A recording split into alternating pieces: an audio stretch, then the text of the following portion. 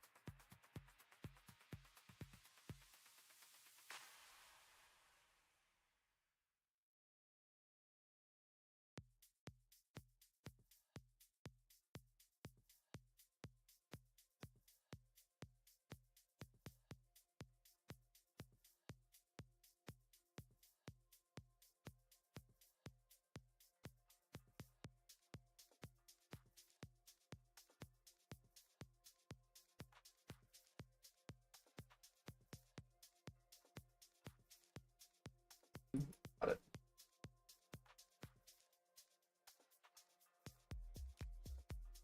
You must have had me muted on Discord, Maldito. Thank you for letting me know.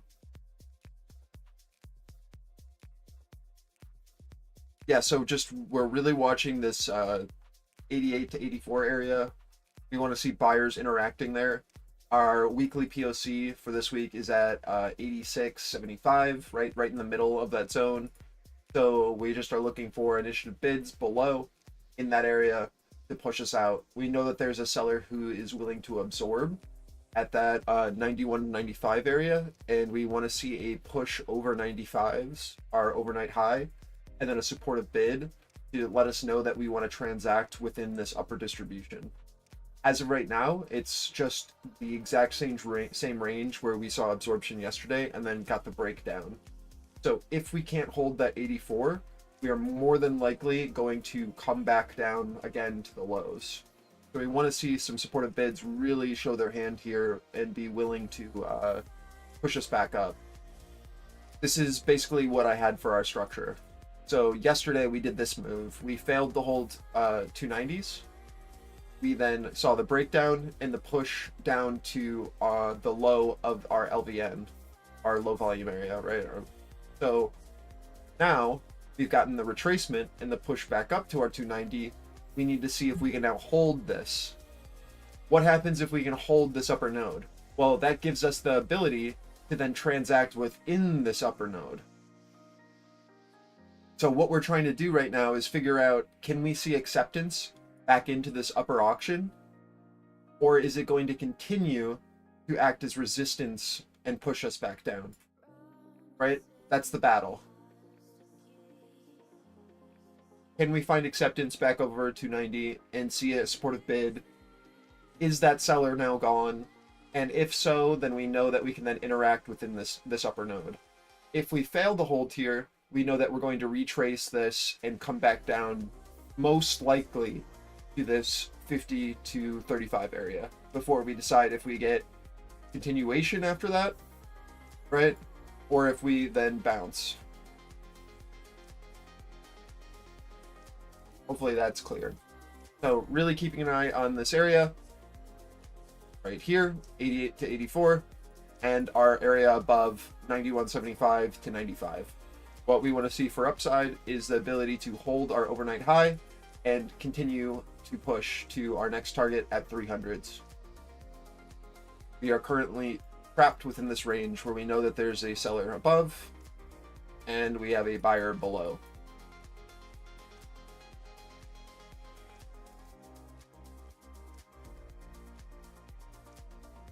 Any questions, guys? Or did I answer everything?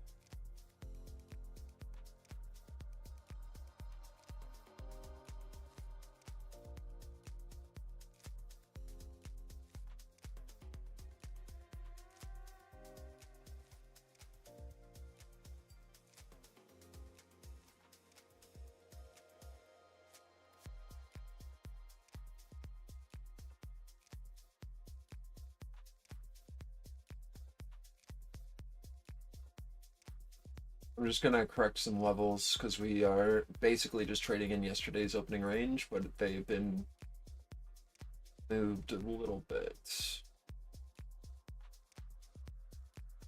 Yeah.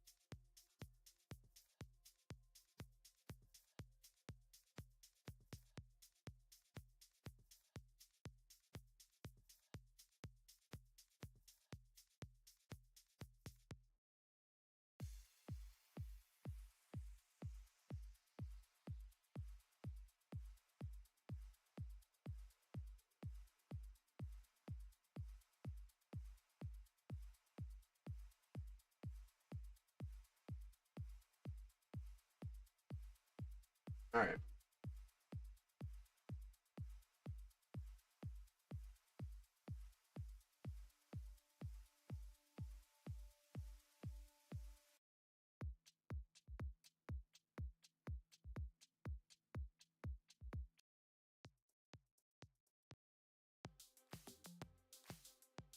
All right, let me pull up chat.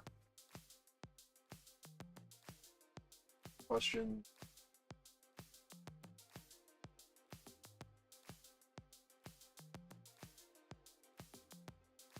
Yo, okay, there. Morning flex.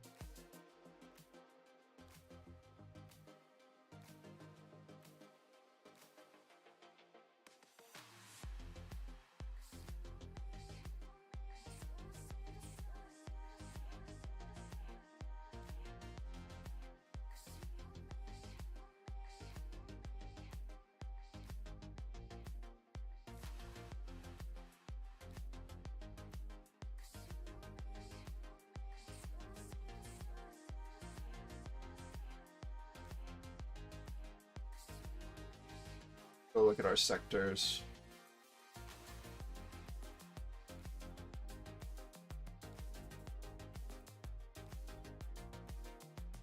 So semis are really the only thing holding us back right now. Everything else is positive. Well, looks like Russell really carrying the market here with our regional banks,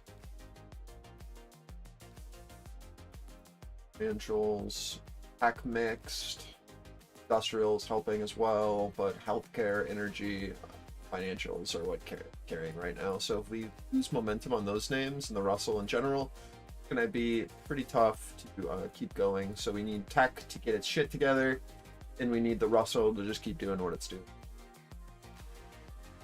And we can see that in our indices right now as well, right? We have NQ going for the gap fill, right? Gap fill is down into the 70-75. We're seeing that right now. while the Russell is maintaining its opening balance. So ideally, as NQ comes back down into this gap fill, we see a push, right? Russell remaining where it is, NQ fills gap, we see buyers interested, and then we get a continuation. If that fails, we have tech leading down on the day, and any weakness in the Russell is going to result in more downside because we no longer have that upside pressure from our financial names and our mid and small caps, right? So as we fill this gap, just keep an eye coming into our low now. Look for, see if we're going to get any buyers here into our 84 on ES. Failure on that, then we'll probably be coming down to our next target below, which is 78s on a failure at 84s, most likely. So just keep that in mind. If 84s hold,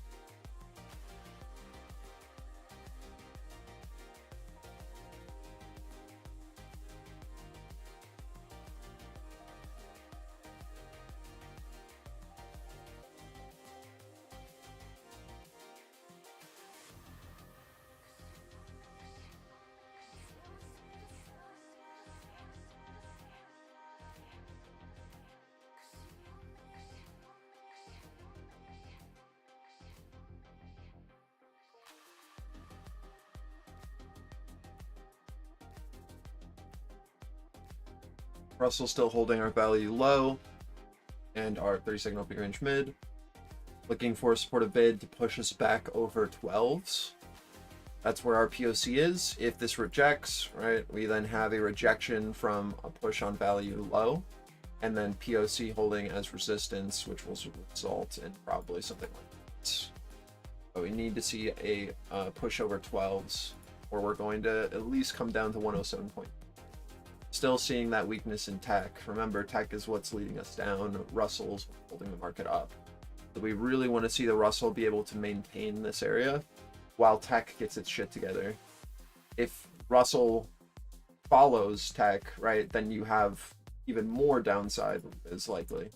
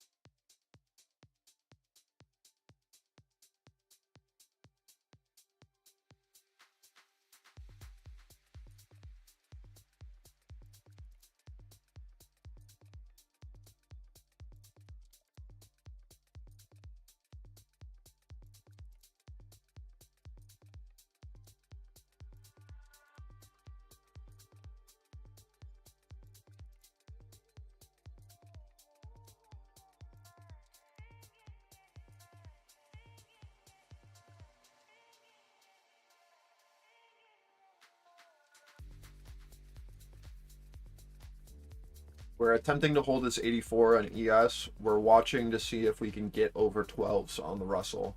Again, if the Russell fails at POC here, and this area continues to act as our seller, which is what should be expected short term.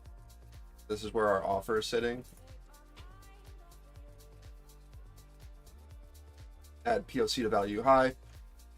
As we push into this, if we see a strong rejection, what we're looking for is to see if this then pushes below value low here at our ORM.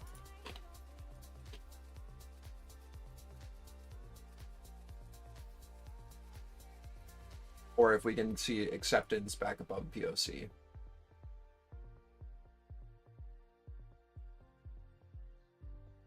What you're looking for on ES is off of this hold of our 84s.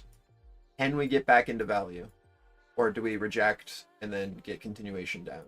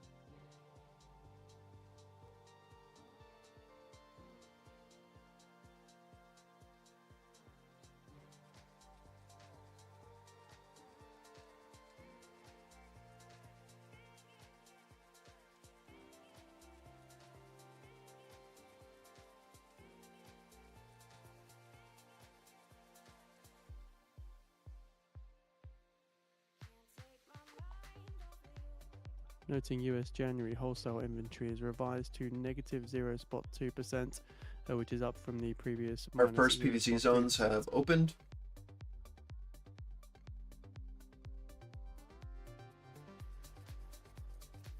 And US January wholesale sales revised to minus 1.8%, which is revised down from minus 1.7%.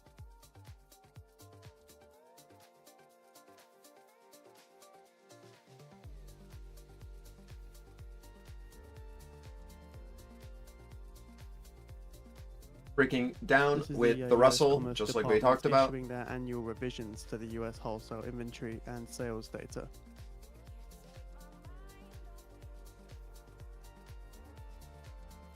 Watching a Russell into our ORL here, 107s. A good first risk off on shorts, so just move stops down.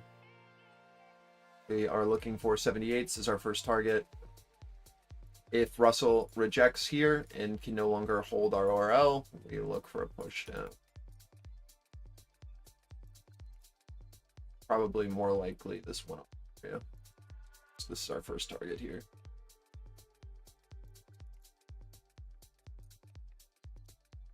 If we can't see it, push back above 107.2. Here is 78s. Good first risk off. It is.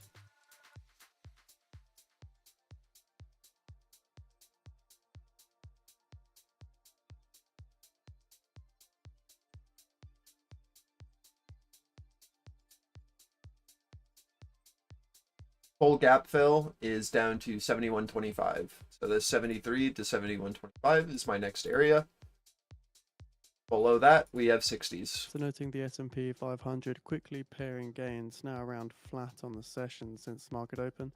So again, just up 0.07% now, close to flat.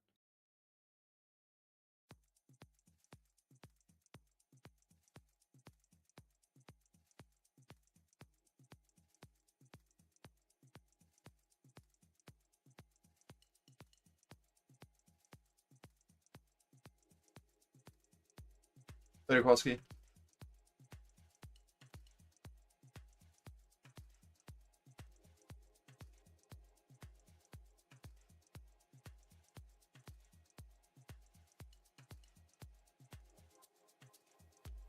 Now we're looking to see if 78s are resistance for continuation down. Next target is full gap fill, and then we look to see if buy side interacts. Note that NQ buy side did not care whatsoever, but ES they might on the full fill. So just keep in mind as we approach this 73 to 71, what we're looking for is the recovery of 78s for a push back up to 84s if it does hold. A failure to hold on gap, right? We're looking for our overnight low to become resistance for a continuation and push down to our 60 target. So this just becomes a pivot to risk off and then look to see if buyers initiate on full gap fill. This is our target now on RTY as we approach this 102.9 to 101. Or again, just the previous value area low. Full gap fill target will come down in this 95, 96 area.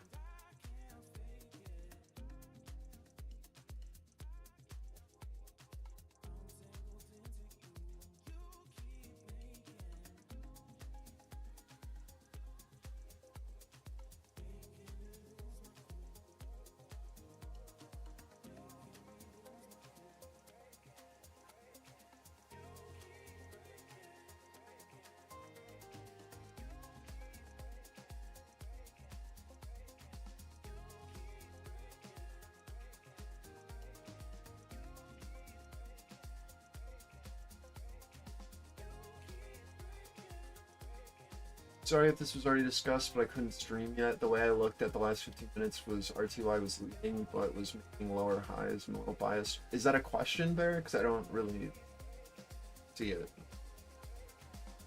I don't really understand.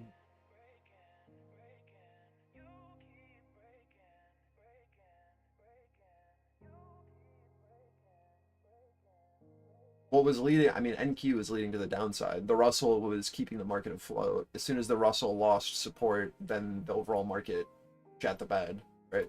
That was the narrative.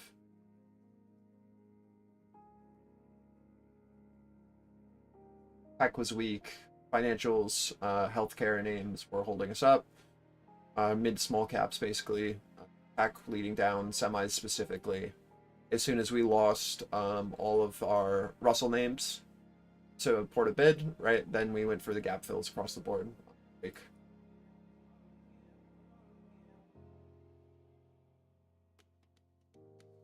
But tech was definitely, you just got a full market push to the downside as soon as we lost anything that was keeping them afloat. And you can easily see that by just looking at what sectors were red at the time, right? The only sector that was red was SMH. Everything else was green. The things that are going red now are what? XLK, which is tech. Communications, which is tech. So all of our tech names are the ones that are carrying us down, with the rest of the market being neutral to slightly green still, unlike RTY.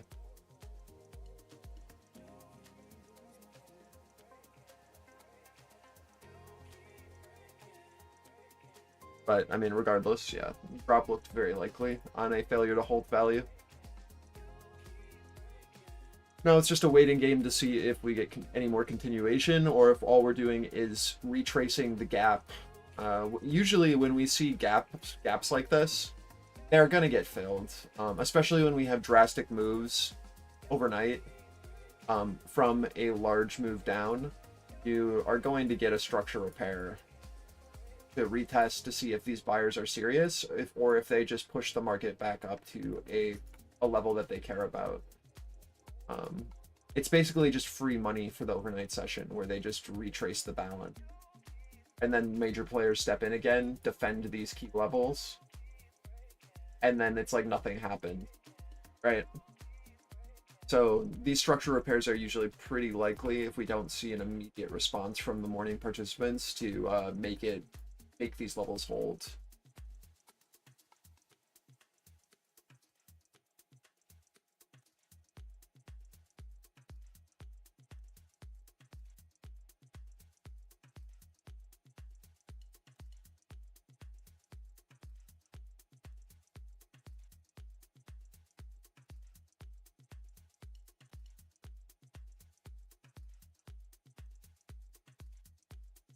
delete this now that this is played.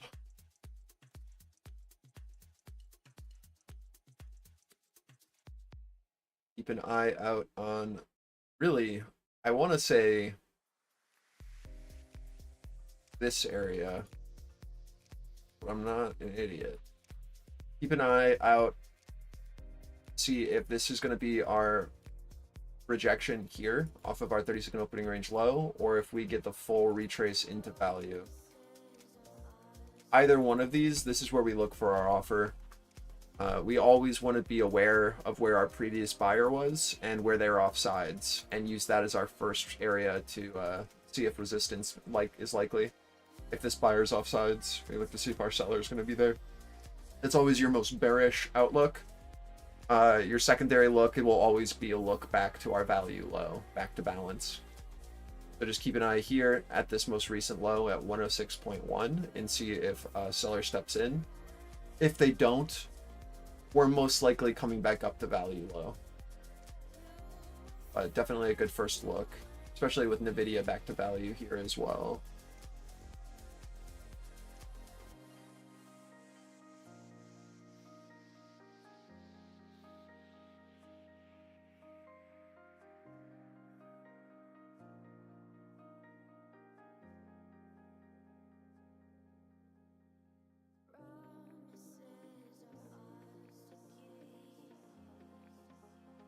As long as the Russell has a bid, we are more than likely either going to stay where we are or go up, right? Nothing has changed about that kind of narrative. Russell has momentum, tech isn't selling off, we go up until these things stop. So as we come up into these levels of resistance, just keep that in mind that we're just looking for basically a seller to step in. Potential for another leg down. Until we recover value lows across the board, it's not a great, there's nothing really bullish. It's just a mean reversion before a next leg down.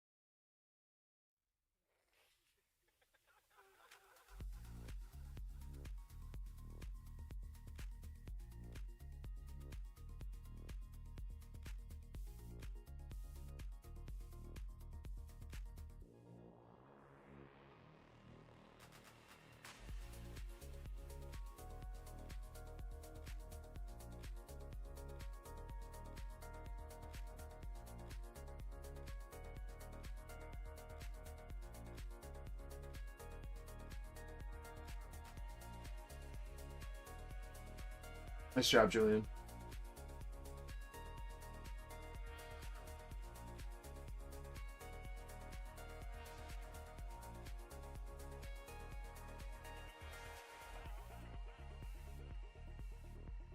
So far, NQ rejecting our value low.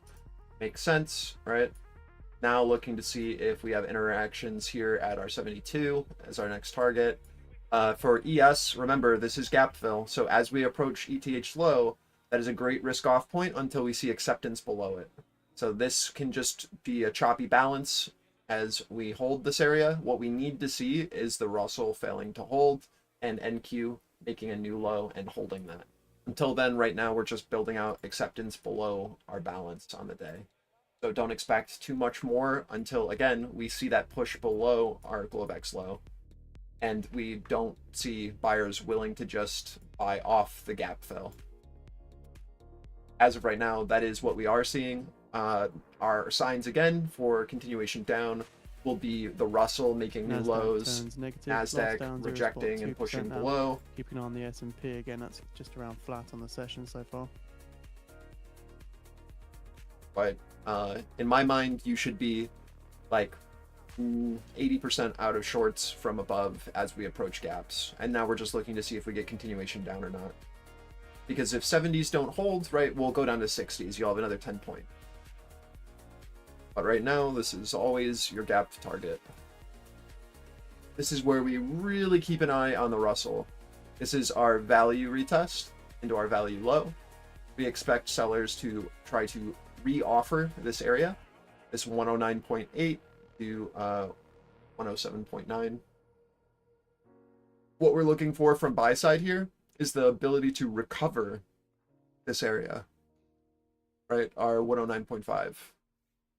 This is key. So can we get back into value and build this out before it push back up? Or will it act as our seller to push us back down?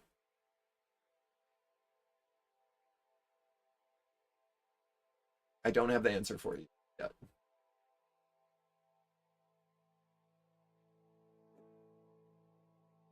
All I know is that if it was going to reject, it would be here. NQ retesting our value low, trying to build out this node.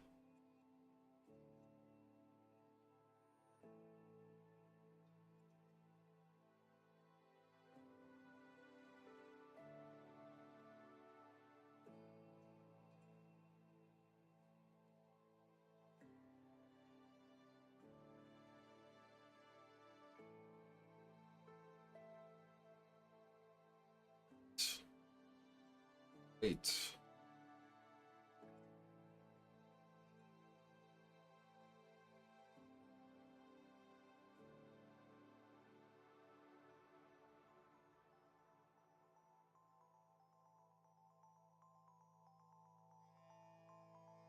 Big move on NVIDIA here, back into value. Big move on the Russell, back into value. What we want to see for bulls is the ability to build here on our value low. Pop, push back up to our 12s to retrace the range. If this fails here, we will then follow this idea to the downside, most likely. So just keep an eye here at this 109.8. Either buyers are now willing to defend this, or it will become resistance. We look for the breakdown out of value. ES and NQ both retesting our value lows. NQ, you want to see buyers find acceptance here at our recovery of our value low, where these previous sellers were. We want to now see a supportive bid step in to defend. Target above, first target, of course, will be 42s, where our previous buyer was, for a push up. You want to see a break below value and then a push down for continuation. Just gonna mark this. Trying to be as fast as possible for you guys, but like we should understand these concepts at this point.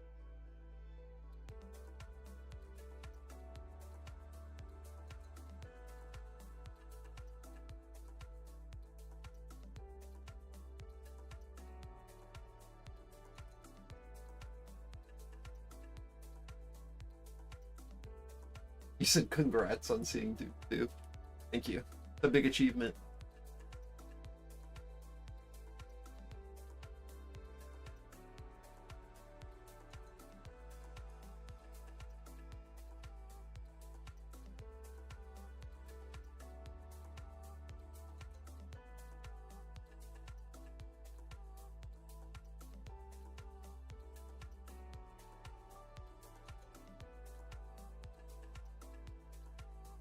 Yeah, that AVWAP hold might be solid here. We'll have to see. If we can get the shift with our value hold on NQ, there actually is potential. If we push below it and this becomes resistance, that'll be that definite idea for downside. Keeping an eye on both the Russell and NQ, trying to recover that AVWAP and our value below at the same time. Definitely a big area here.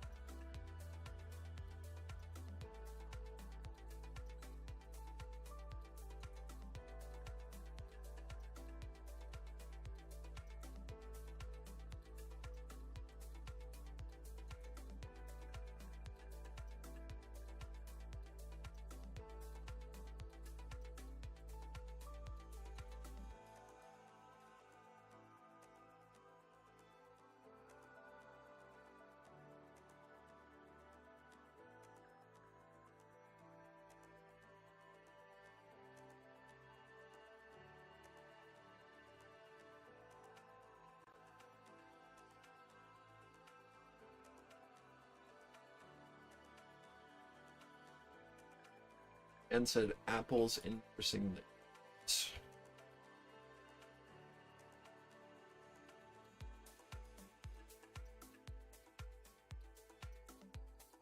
So It's we're just looking now to the sideways. fear and greed index, 69 out See of what 100, happens. which indicates greed, while the crypto fear and greed index is at 83 out of 100, indicating extreme greed. We're keeping an eye on the VIX as well, which is currently flat on the session now at 13.23.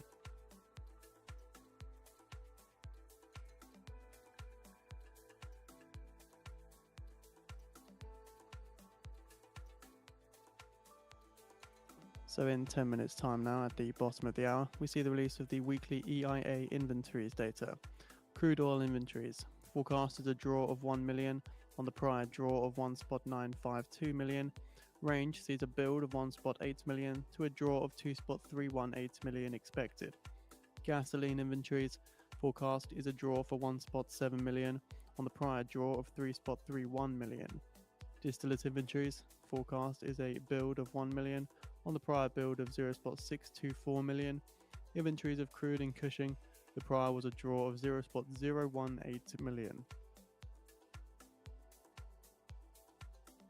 There's not a ton here. I mean, So there's just definitely a making note of buyer the trying US at the API crude 77, oil stock change, which was 78 released area after the bell yesterday. on ES, API crude oil coming in at a build of but 9.337 very million much yesterday. a two-way auction right now. So don't get caught. I think we just wait for the Russell and NQ to let us know. Definitely rejecting value though on the shorter time frame.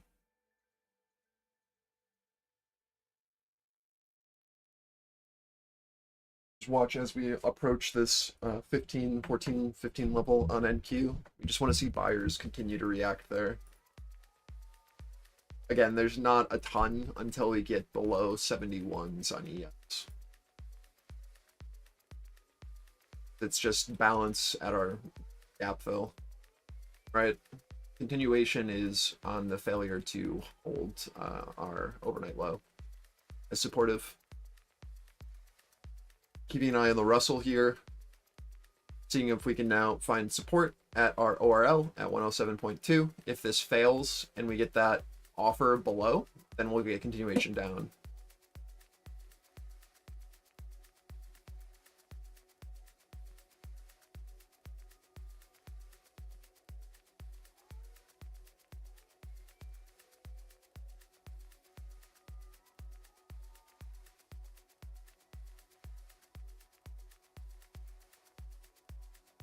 There's definitely a seller who is trying to push price down with size aggressively.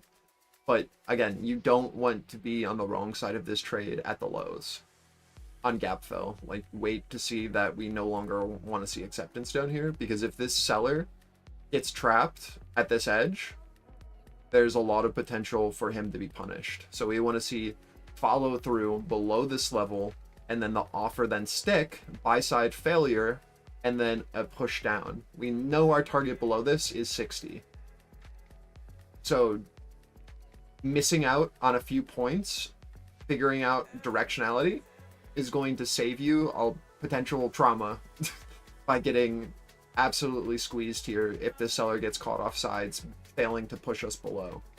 I just want to reiterate that because I know a lot of people missed the morning move and are now looking for continuation, but wait, I think, unless you're going to play off of the high, right? Like, you either play off of the edge high or you're waiting for the edge low to no longer show as supportive. Trying to short the bottom is going to feel terrible if you're on the wrong side.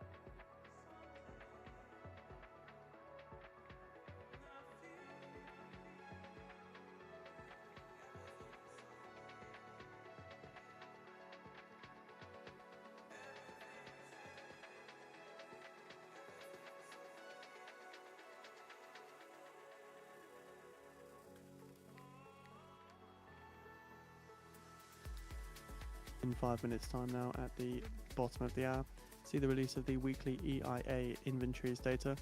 Crude oil inventories, the forecast is a draw of 1 million on the prior draw of 1.952 million, with a range seeing a build of 1.8 million to a draw of 2.318 million expected.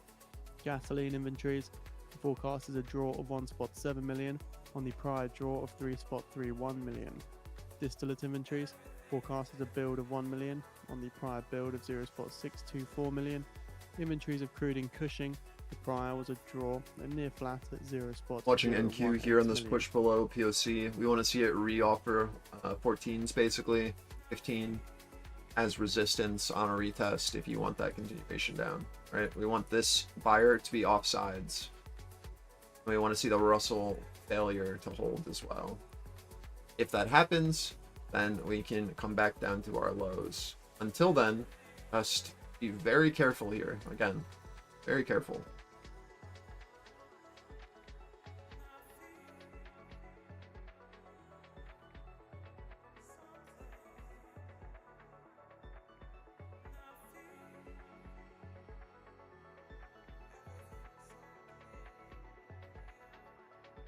Russell maintaining our opening range low here at that 107. Back to our PVZ at 109.8, our opening range mid. Nvidia holding a higher low. And ES still maintaining our range.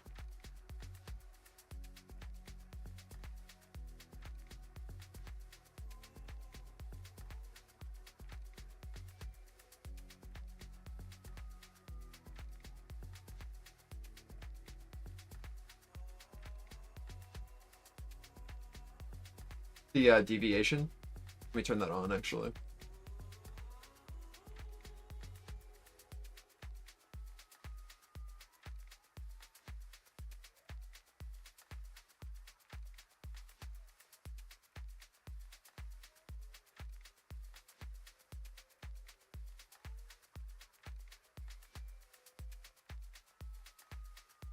If sellers are serious, you'll see them step in here in a second and try to push, sweep the spread as we're testing the lows here on ES. You'd want to see them basically interact at this 76, 77 area and the offer basically hold there. That'd be your most bearish, is basically just this area acting as resistance and then sweeping us down below 70s. On any sort of test in, actually gonna change this to a, we have good volume today, so I can go to a smaller time frame for this.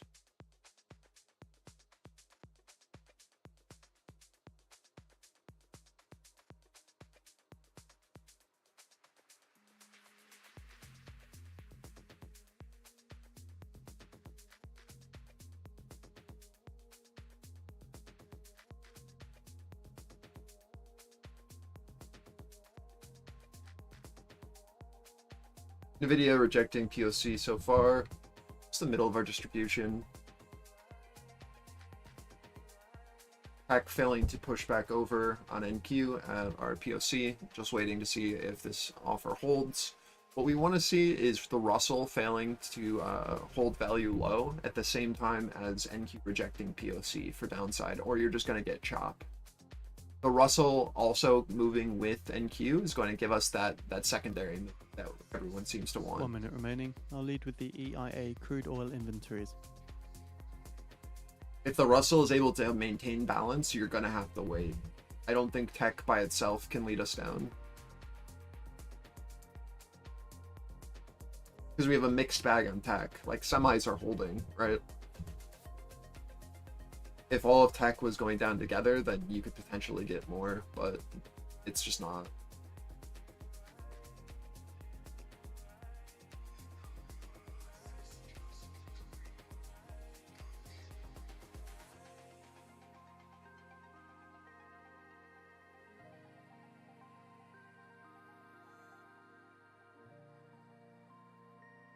Ten seconds. This is probably a bit more useful, honest.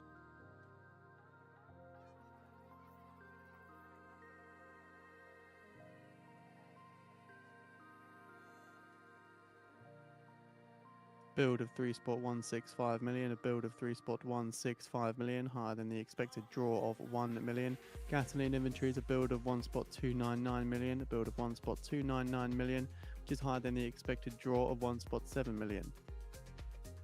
Distillates, a draw of 1.185 million, a draw of 1.185 million, which is lower than the expected build of 1 million.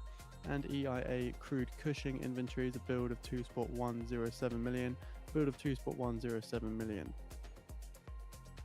If we see acceptance over 21s, right, we'll come back up to 41s. If we see failure here, we're going to push back down to the bottom of our fixed range at 400. It's really that simple.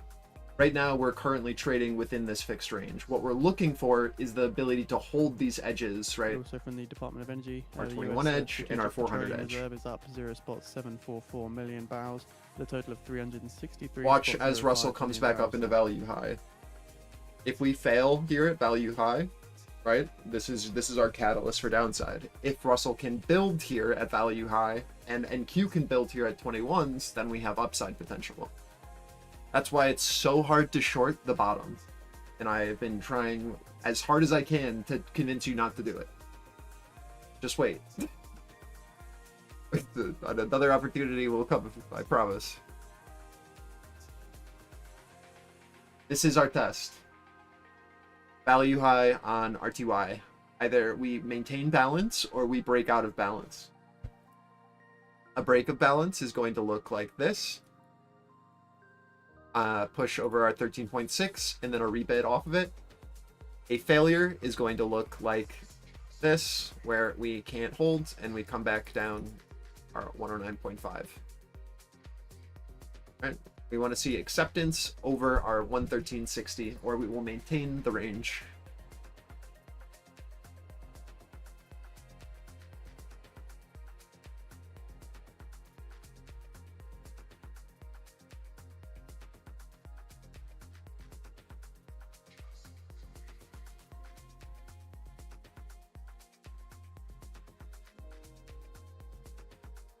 If the Russell rejects here, that gives us the catalyst we need, back pushing down. But we need to pay attention to that 400 edge. So watch our retest here into 13.5 on NQ. That is our POC of our fixed range. We want to see sellers stack there for a push down to 400s. That is the bottom of our fixed range.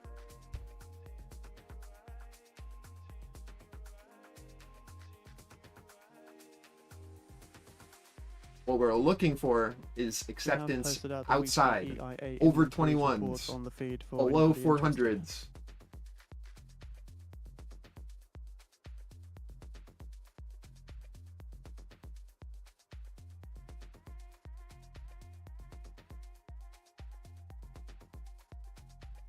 Until the Russell loses steam, you do not have a great shorting opportunity. Ingrain that in your brain.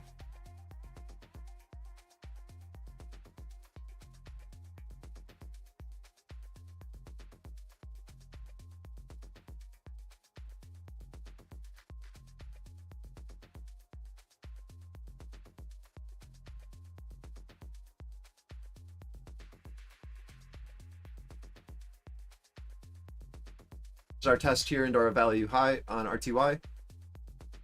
Can we build support above this 13.6, or does value persist?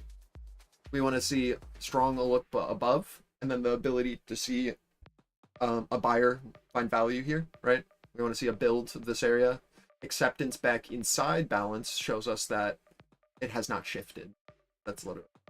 So we want to see acceptance above. Same thing on NQ here at R20. We want to see buyers willing to push and hold.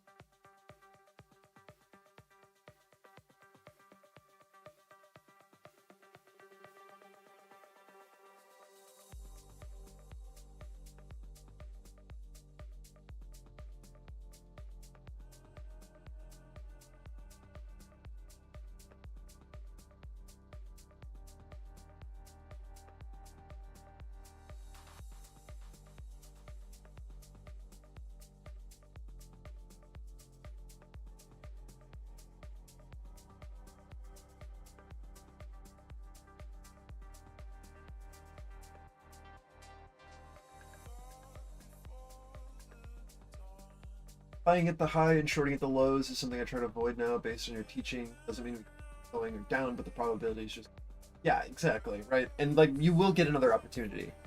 Like, there's no problem shorting a lower high and lower low, right? Like, trend is trend. But like, when we come into a basing structure and we have filled the gap, like, just the odds are just not into your favor. And it's something that you have to like just accept. It just doesn't make sense. And until we see that break below and the willingness, the want to continue, if we can see that out of participants, then we can get directionality, right? But until then, like, we have to know where value is. And until we see a shift where buyers no longer want to participate there, and we see sellers now showing that level as resistance and not supportive, like, there's nothing there. Don't get caught shorting the lows until we see a break and then buffer. It's just such an easy way to avoid god-awful trades. Like, okay, yeah, you might miss a couple rotations, but what it's not going to do is blow up your account.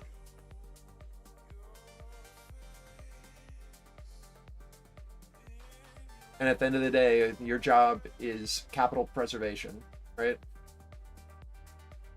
Not about the what ifs, it's about taking trades that make sense and have solid risk to reward.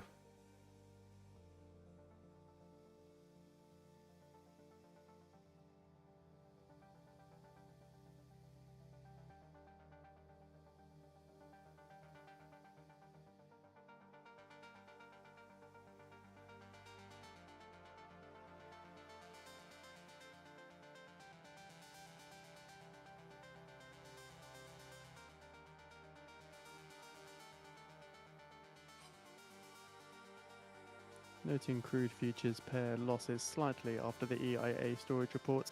Brent and WTI futures down by 0.2% now.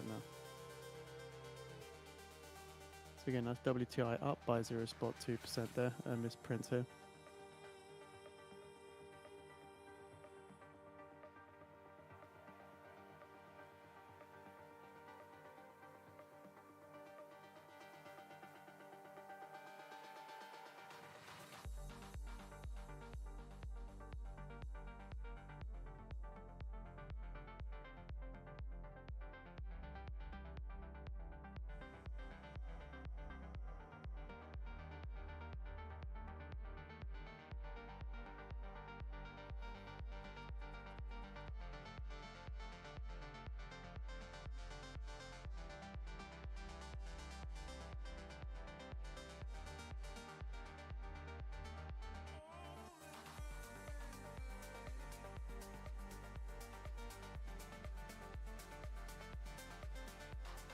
Your full first move here on NQ from the hold of our 21s.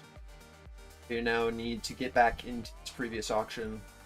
So what we can see here is we have a LVN, right? And then we have another node that's formed here. So this is our resistance point until we see acceptance back in, and then we can trade back up to the high of this area. Until then, this is your first target. You don't know what's going to happen in this area.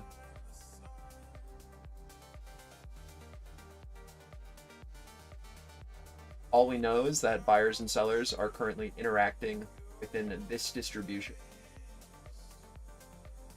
And this is the tail of that distribution.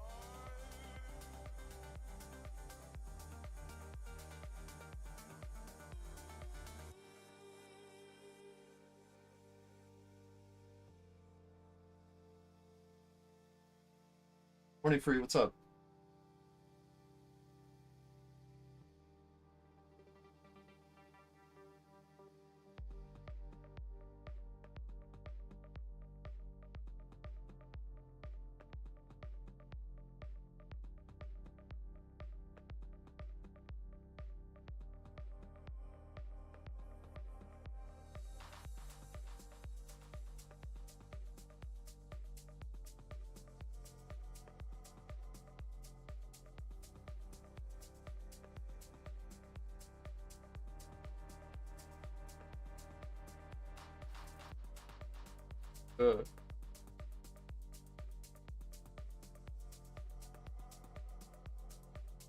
Yeah, man, you should be.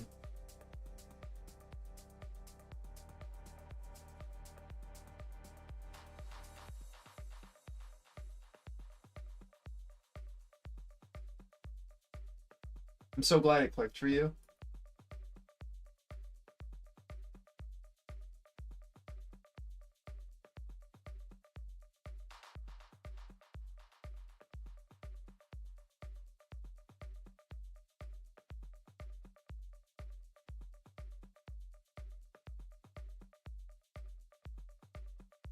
Where's view up? What, like 275?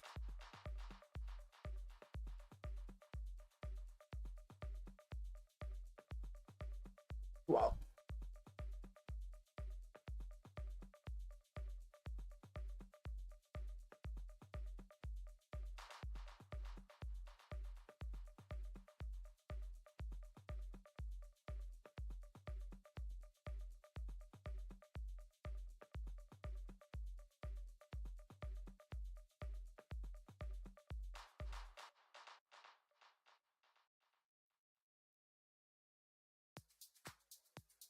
A big test here on the Russell as we push into this 118, 119.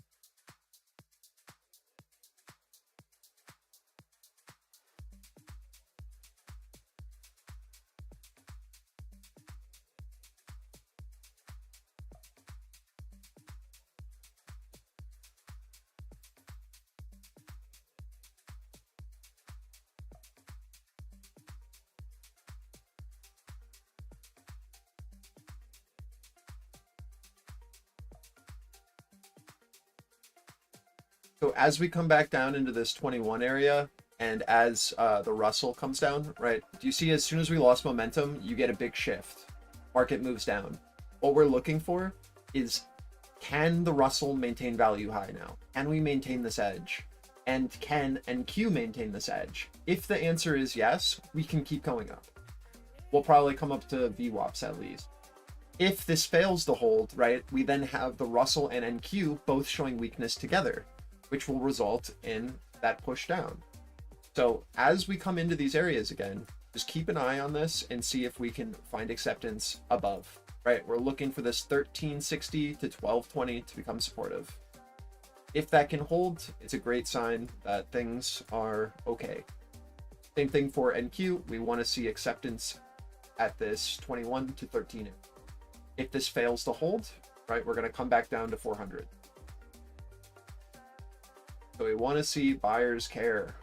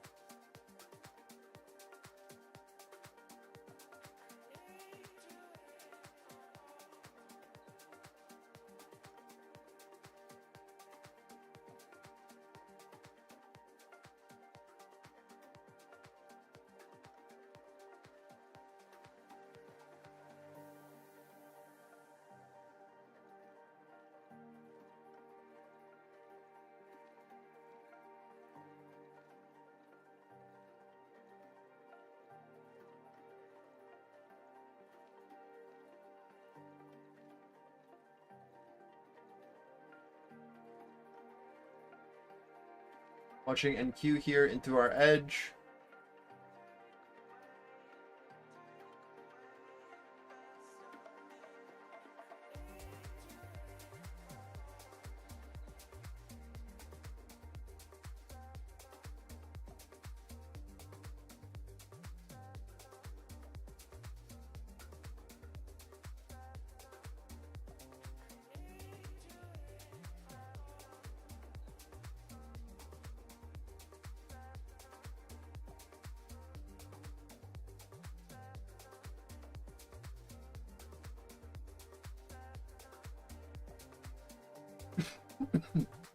Good bounce so far.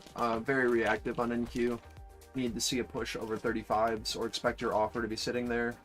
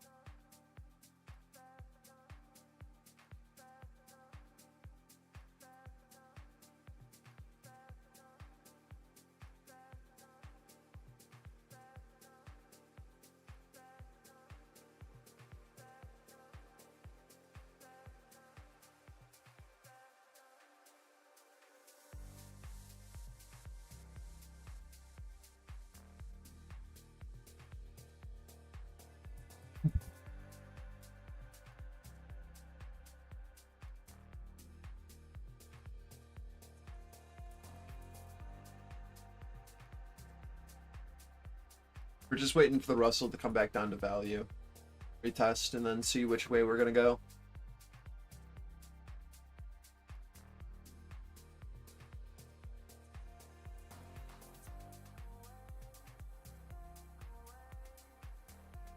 The way that this works is we either see RTY flag here, right, on our value high, and we see acceptance outside of balance, or we will probably retrace our full balance.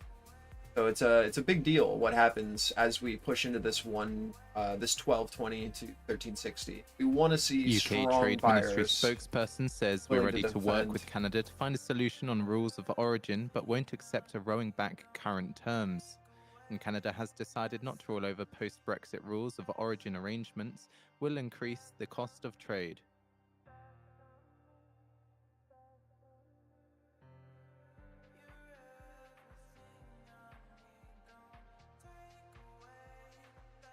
This is ES into value low, ETH low, and Russell into our 13.6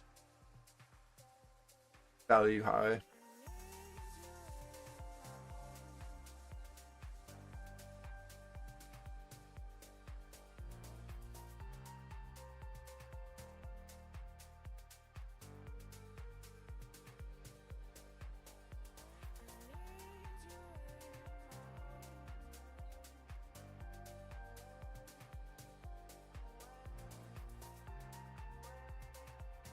You're good, man.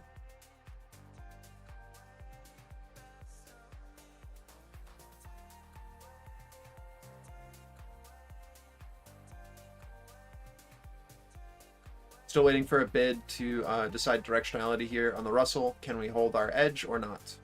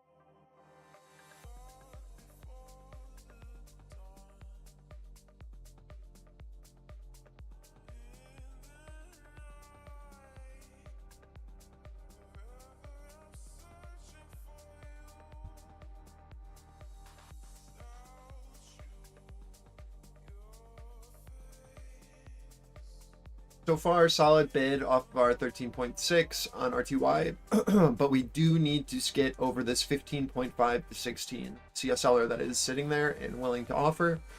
So need to see that break above, or this really doesn't mean much as of yet. Not seeing too much of a bid care on NQES as of right now. I'll just mark that level for you guys just so that you have it. See a seller sitting here.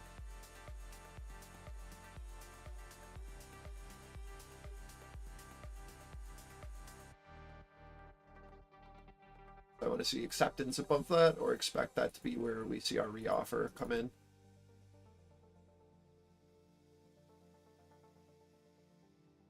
So far holding value though.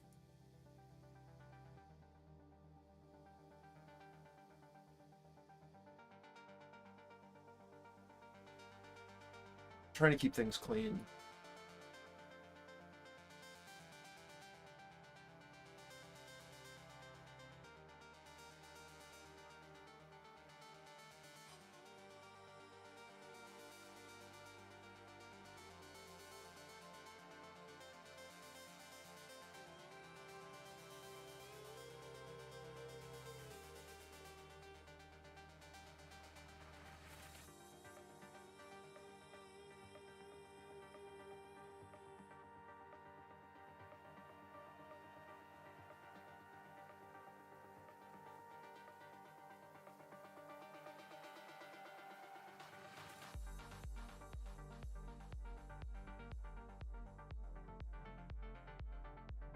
Oof.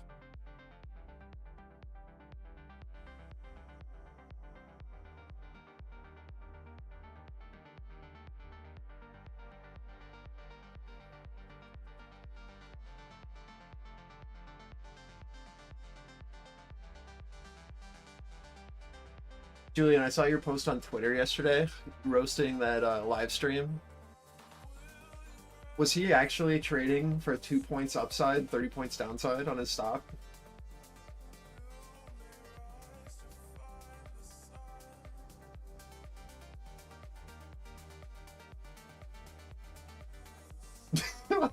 That's wild, man.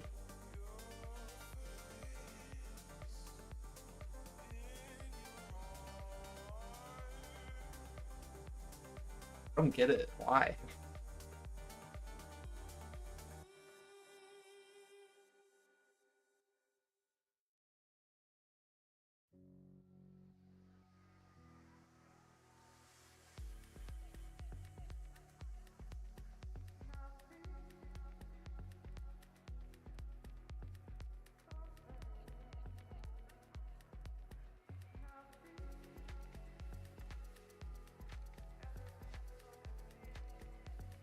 You think he's like a plant just to like he's like blowing up accounts on purpose to get more prop firm affiliates?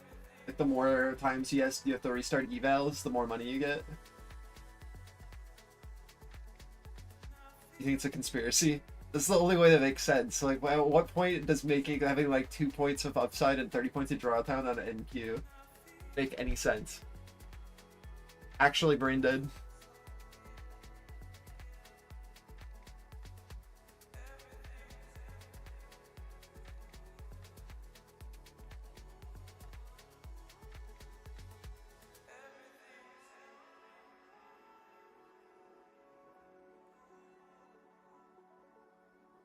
This area has a lot of potential in both directions, so I'm not a huge fan until we see the Russell show a bit more movement.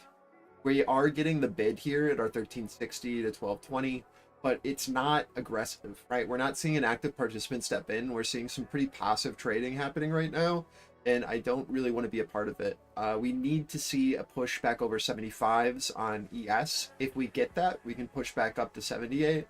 Right now, though, we are just holding POC as resistance, trading in the lower tail of this distribution, right? So, like, again, there's not a ton here.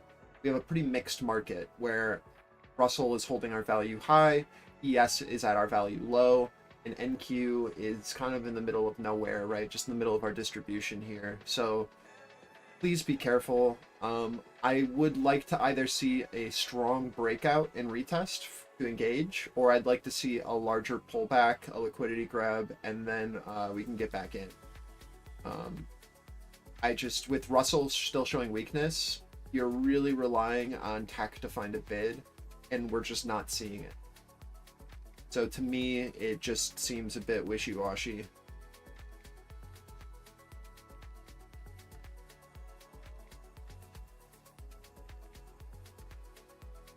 Like, things are doing what we thought they would, but they're taking way longer to occur. And when we see that, it's just something that I don't like engaging in, because I don't want to be on the wrong side of the trade for 15 minutes at rotating around 2 ticks.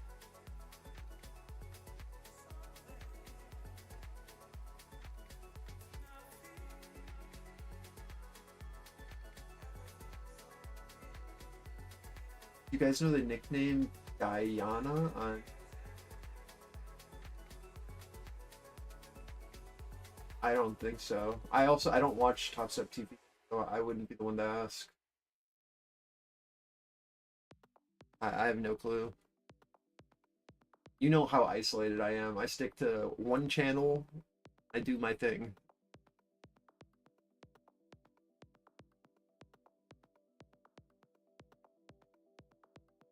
Should I know that name, Flex?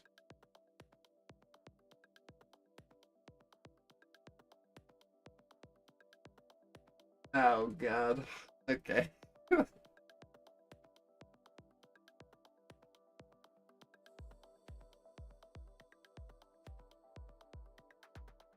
He's a crude trader.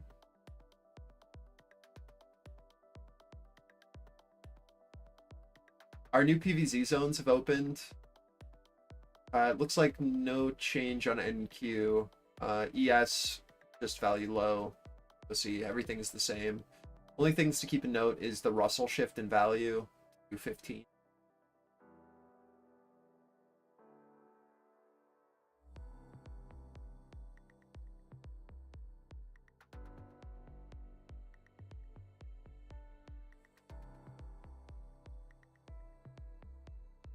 Here, actually, let me turn off my crayons so that we can just see what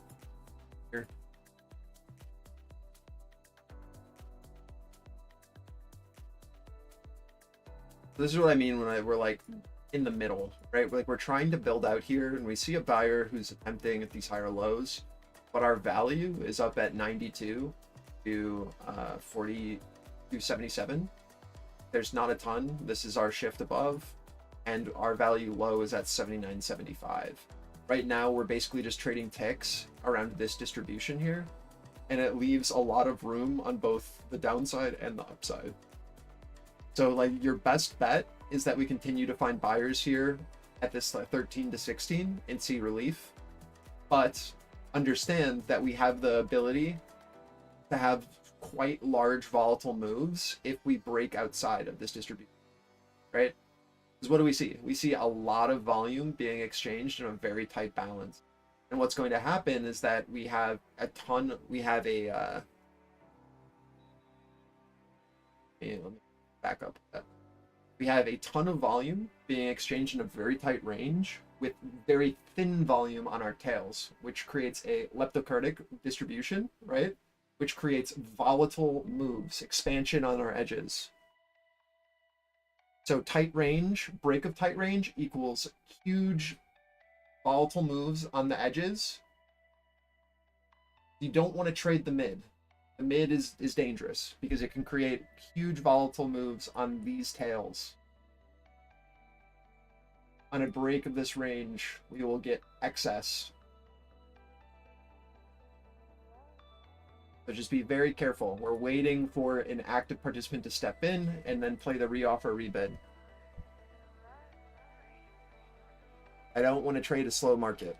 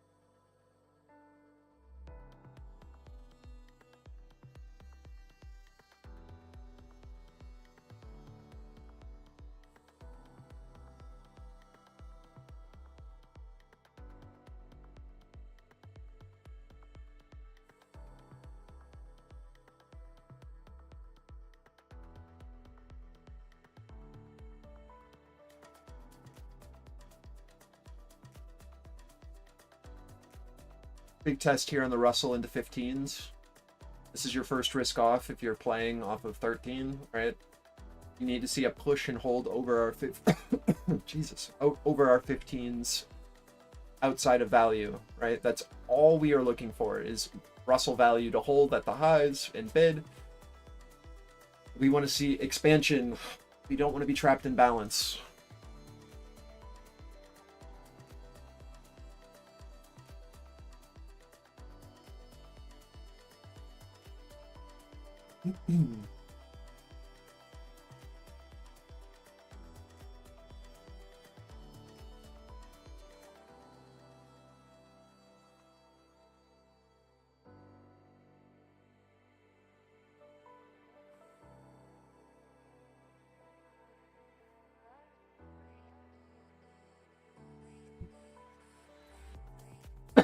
I'm losing my voice already today. This is bad.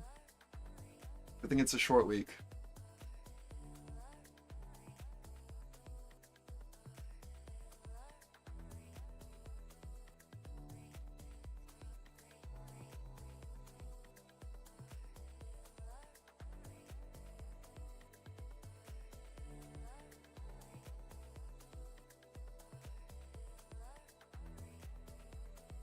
Let's take a look at our higher time frame chart, just so that we can see again what's happened. We have once again failed to break back into our over our 290 and hold, and we have filled the gap to the downside, right? So right now we are just trading, rotating ticks, waiting for directionality here. Are we going to be able to hold the gap? Can we retrace back up to 80s? 85s, right, back up to this node edge? Or does this node edge right here, right, do we hold? Does this seller hold and push us down? we are at a decision point and we are rotating ticks. We have a wick to the on the low, wick on the high, and we have a doji. Right? There's nothing here. We are waiting for a decision to be made on a break of this area and a participant to step in and show both directionality but also speed. We want continuation or a reversal. All we have done so far is filled the gap and then stagnate.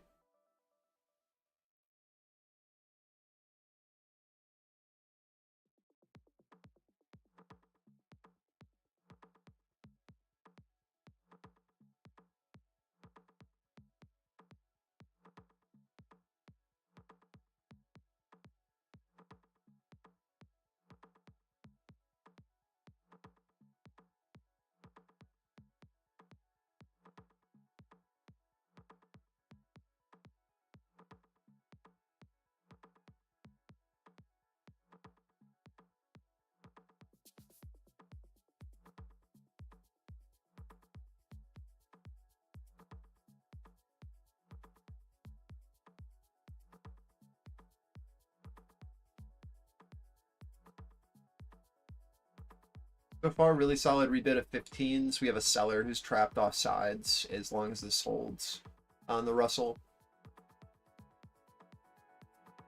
We want to see 1550 now continue to stay bid, ideally, if that seller is going to stay trapped.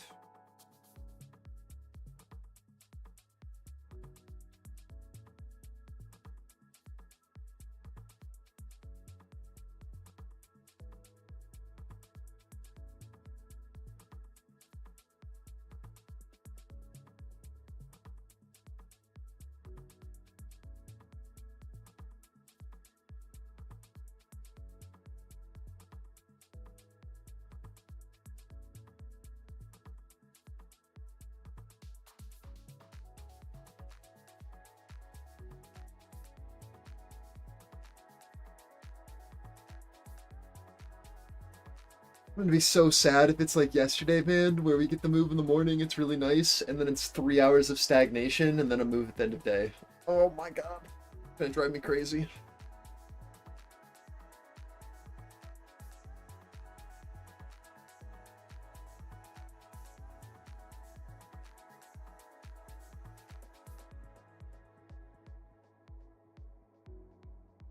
Is there a stock I should be looking at today?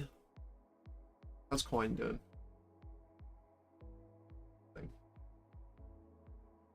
Apple doing nothing. Tesla, it looks a little bit better. Break a value high. That's something.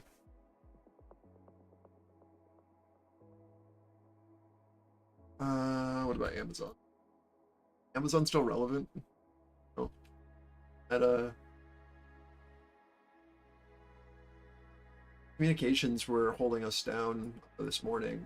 This retest here at value low at 90 could be pretty solid if this rejects for kind of a continuation down. We want to watch to see if we can get back into this distribution here, or if this will be our rejection point. Look at our sectors again. Yeah, XLC is still like one of the only things that's red. Everything else is flipped back green. So communications with Meta being down is looks like it might be potential catalyst to let us know directionality. I think if Meta can't get back into value, that might lead us down. If Meta can get back in value, that'll probably be our sign that the market wants to push up, because communications is the last sector basically at this point. Go. Let's actually switch to XLC. Ew, they still have FB symbol in here. What is this?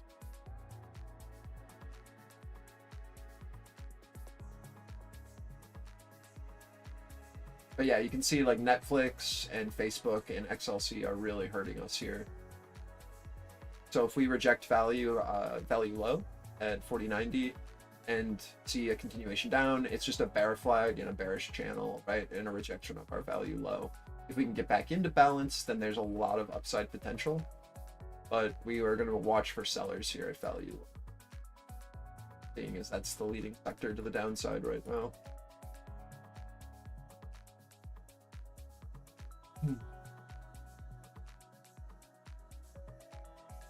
Again, tech just dropping sideways, building out this node. Russell trying to go for its highs.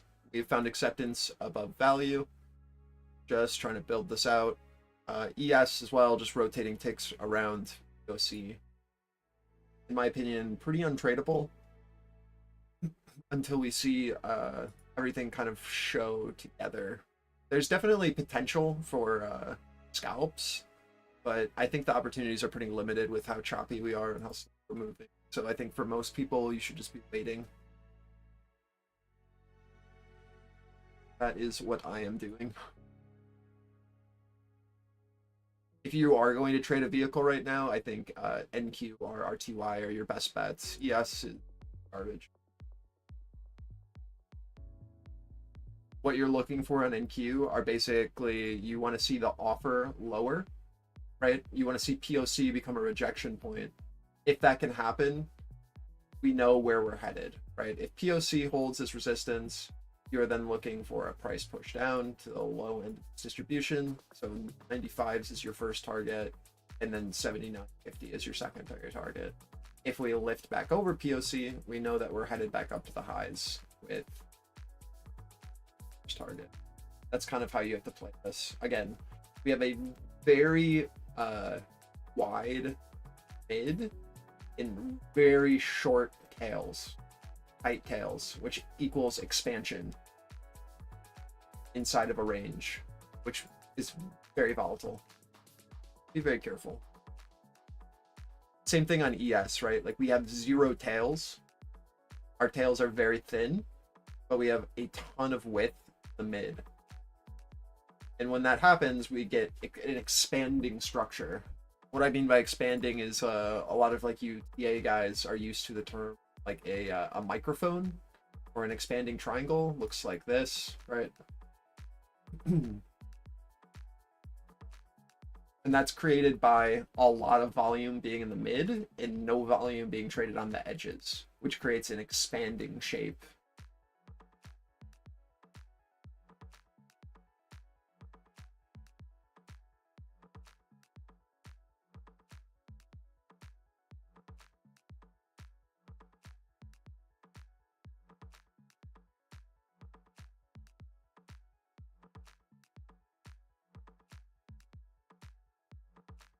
The seller is still offsides on RTY down at 1450, 15. Need to see a push over POC on it though.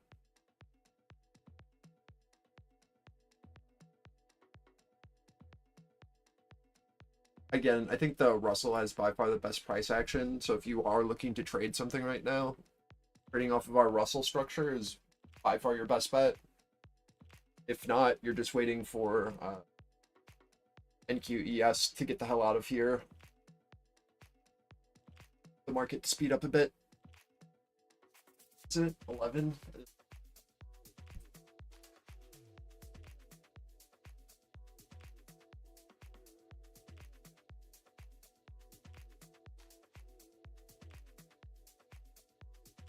No.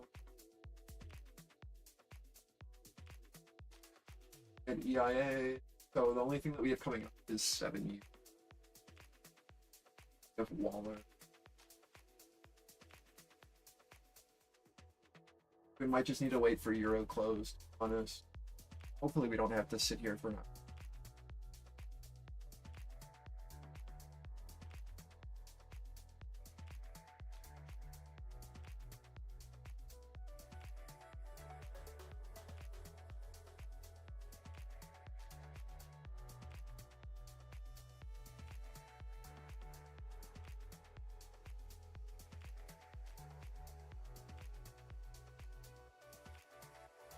Yeah, I agree with you there. I think the Russell looks by far the best.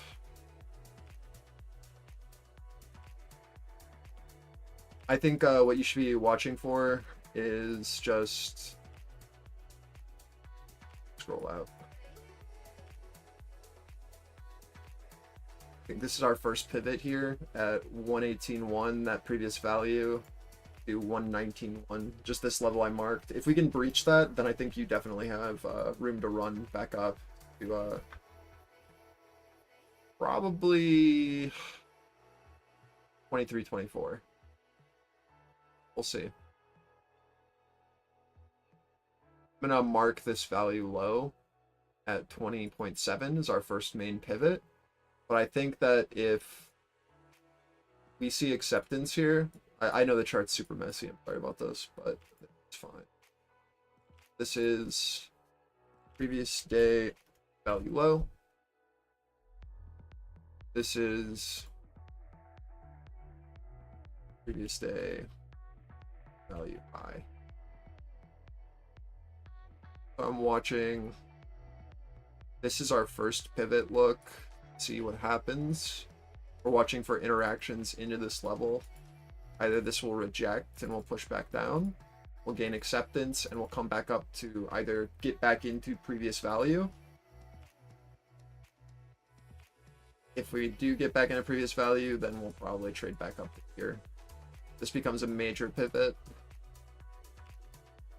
This is our local pivot. This is our major pivot. 20.7 is our major. And then our local pivot here is this 19.1 to 18.1. Let me bolden this just so we have that as a reference.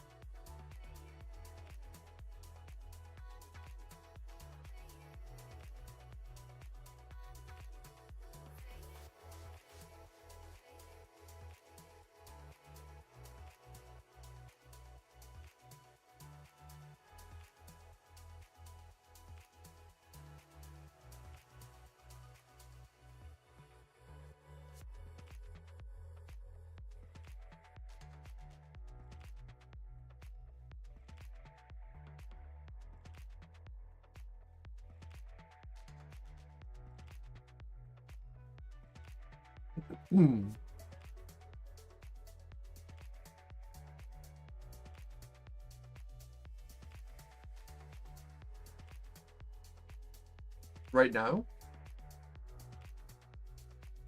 the this line.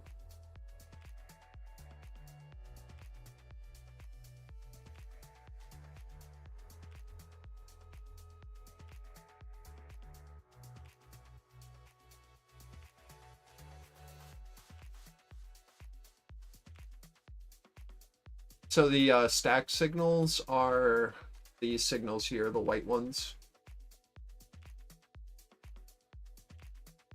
These are just price action based signals.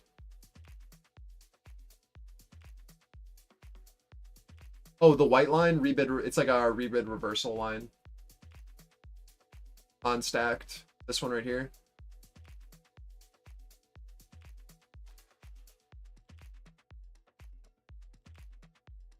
That's what we've been referring to it as, because it's a really good way to know. It's basically like the max area you would want price to come down in current trend.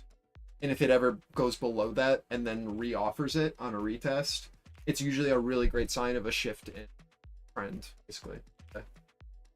Yeah. So the way that it works, we haven't gone over stacked in forever, so this is good. We go to a 1 minute chart. So the way that stacked works is you have a trend cloud, the orange, and then above that you have a stacked, the stacked rebid reversal line. So this will only print unless you have it always on, which I have. It will only show up in its default mode if we break above our trend cloud. You see, this is what it looks like in its default state. So it'll show a line basically in the sand. So on a break above our trend cloud, we're looking to see if we can get over this price point, or we expect this to be a resistance. So until we push over this level and show it as supportive, you expect profit, or basically your seller to be sitting here, and we shouldn't expect more.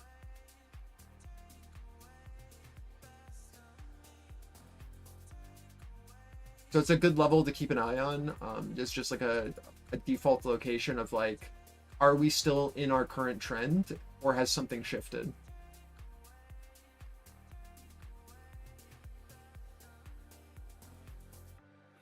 It's a really nice visual aid for people who have trouble seeing trend, knowing when like they're kind of offsides. It's the same thing here on like meta, right? We push above our cloud, and our cloud is showing us that we have a downside trend, and our reversal line, right, is above that, showing us where we want to see a break above for a break of our current trend. As of right now, we are still holding that as our resistance. And what you're looking for is basically price to hold that level, push back below our cloud, and then continue down if it's going to, right? That's kind of the idea. So it becomes a pretty solid level to basically have as tight as possible of a limit order on, or a market order, and a stop right above for invalidation, because you know you're wrong almost instantly if that level doesn't hold as resistance or supportive.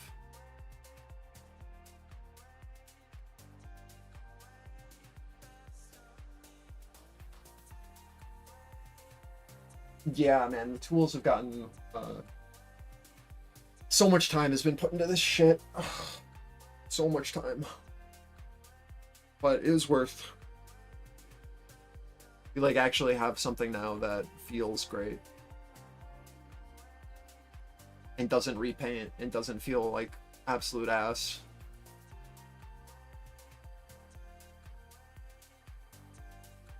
So many useless tools out there right now that are like promising you $1 million returns. Like, no, we wanted, like, the whole point was like, how do I put my system into the chart and make it do it, like make all of the drawing automated for you. So like if you're on mobile, you basically just open up the app and everything is in front of you, and now you like understand how to trade our system, and all of the information is presented for you, so you know immediately if it's something you want to be taking. But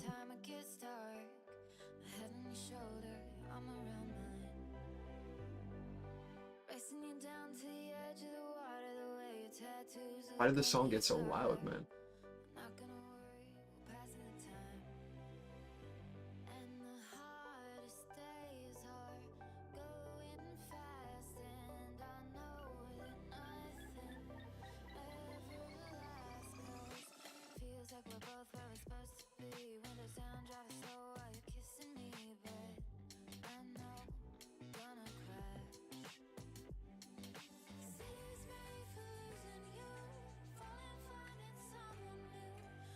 Holy shit, get me out of here. Dude,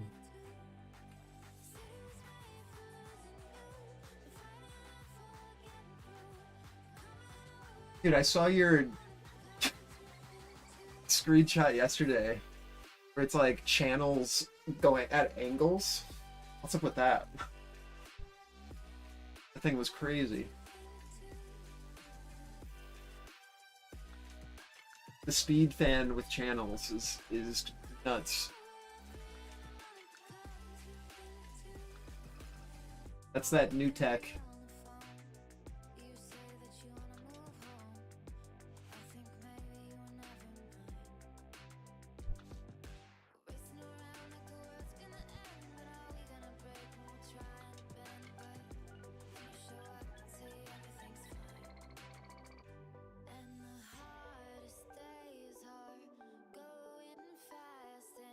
How long are they gonna keep Bitcoin at this 70K, man? Jesus, get me out of here.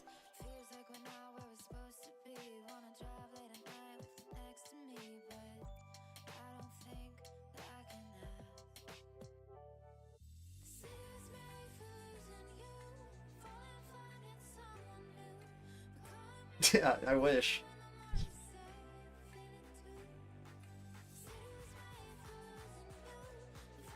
Maybe when BlackRock's done accumulating 90% of BTC.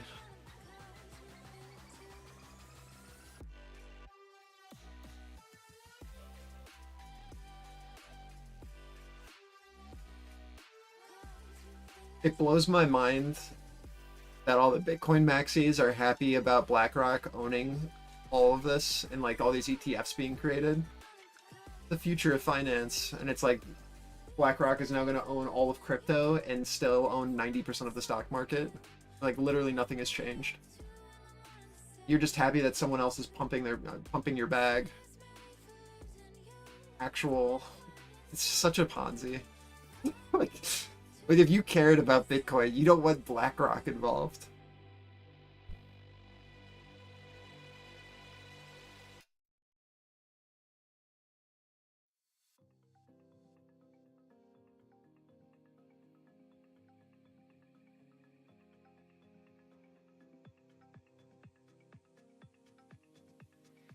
Data's fine for me, Ty.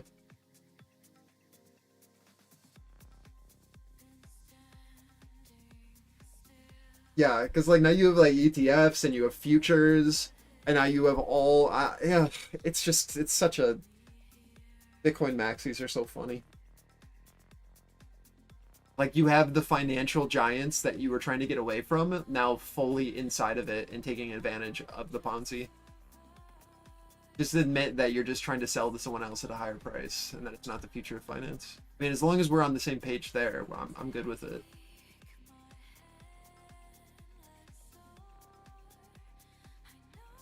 Just call it for what it is. We're watching for a potential 3-bar on the 5-minute on RTY. That'd be nice if we could get it. I'm just going to switch over so you can see what I'm talking about. We know that there's a seller above. We know that there's a buyer below. We're just waiting to see directionality here. If we can hold the body of this candle, awesome. If we can't, we'll probably come back down to value here at 16.4. Just seeing how this 5 finishes.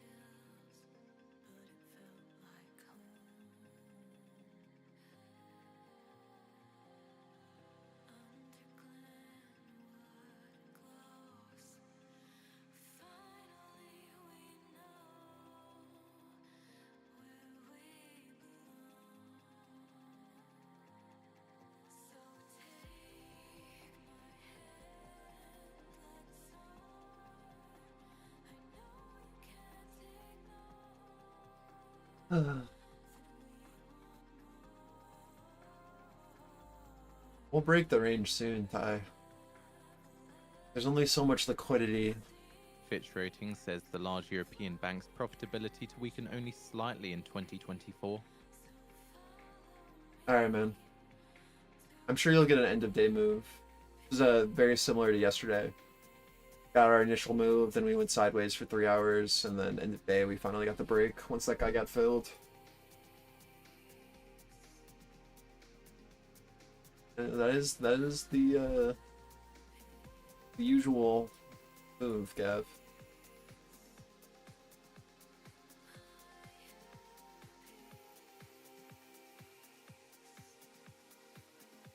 To me, it looks like everything's going to come back down to value low, while RTY retests value high.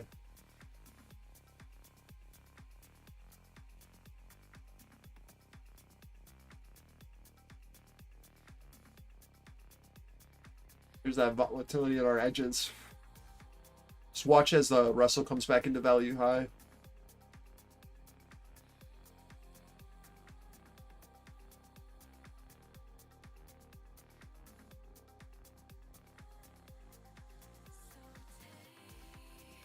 That seller got immediately absorbed there.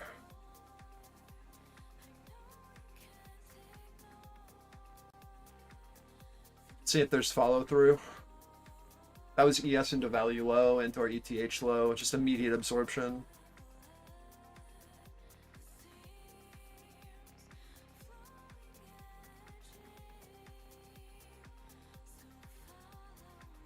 If they can follow through, this guy will get punished pretty hard.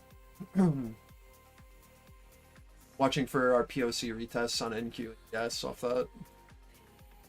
If seller's serious, he'll slap this thing down one more time to try to not be offsides.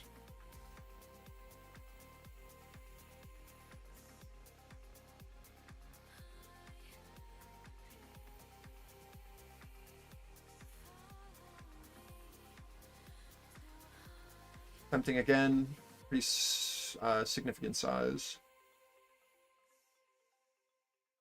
Watching Russell come back into value high here at our 17 and NQ in our 79, 75.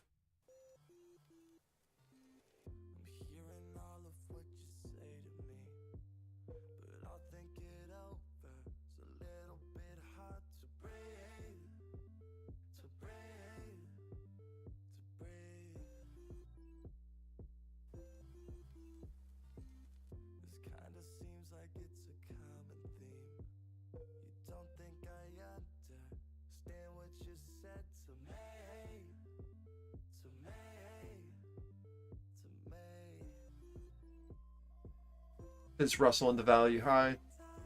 Yes, holding value low and our ETH low. NQ kind of in the middle of nowhere here.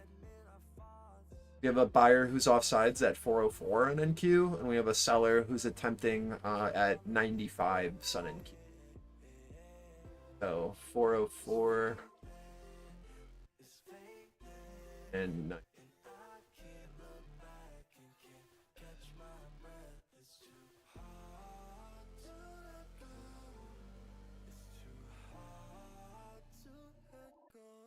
Battle between these two players. I forgot how over the song. Listen to me speak, but just say what you want. What was will you keep? The ones that cause us harm. You assume the worst, but that is yet to come. Because you caused it first, and now we've come undone. Caught up in trying to find a problem. Why do we lose our minds, sending us before we try? Fed up with trying to fix our problems. Why do we lose our minds, sending us before we try?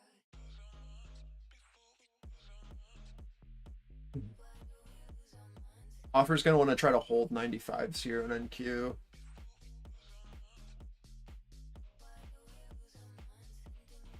Bid can step back up. There's not a ton until back over to 400 to 404.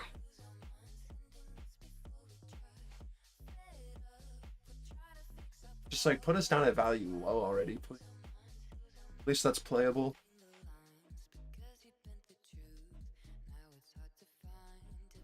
Offer sticks here, or we're gonna lift back up to 410.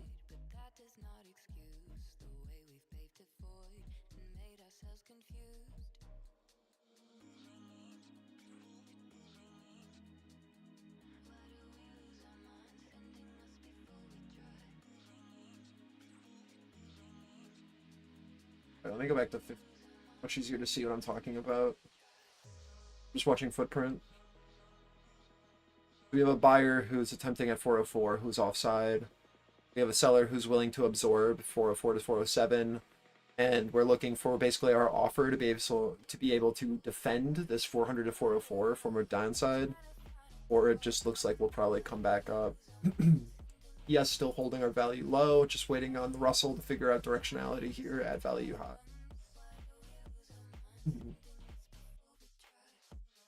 Retesting our buyer here at 404.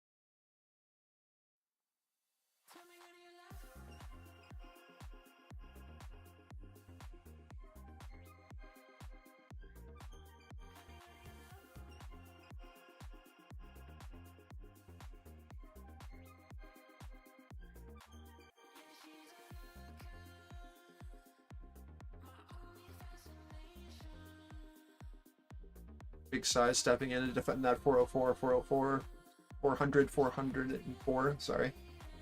Pushing into our 410 where we saw absorption last time. Watch this as our pivot. But nice lift off of that.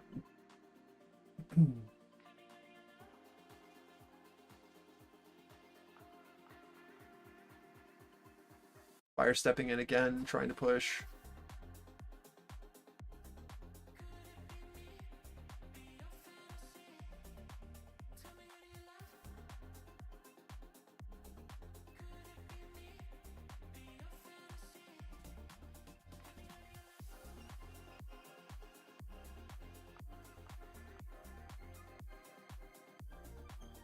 You ideally now see buyers willing to defend 407 to 410. Any lower than that, it looks a bit iffy.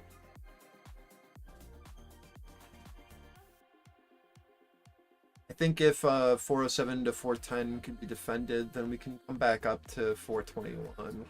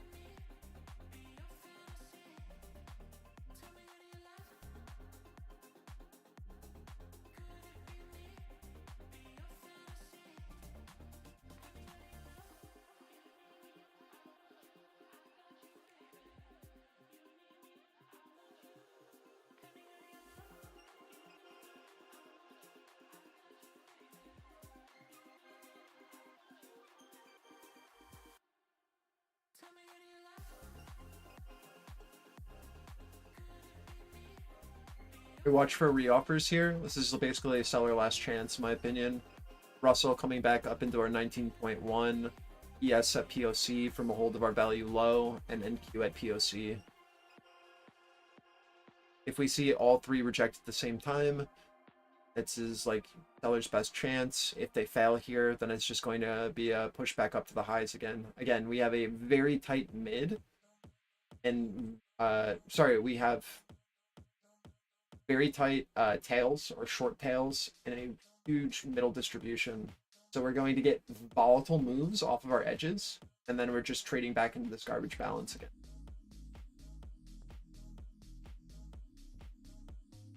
So if a seller was going to change that dynamic, we would want to see them reject POC. If we're going to continue to rotate, then POC will become supportive again, and then we'll test the upper edge.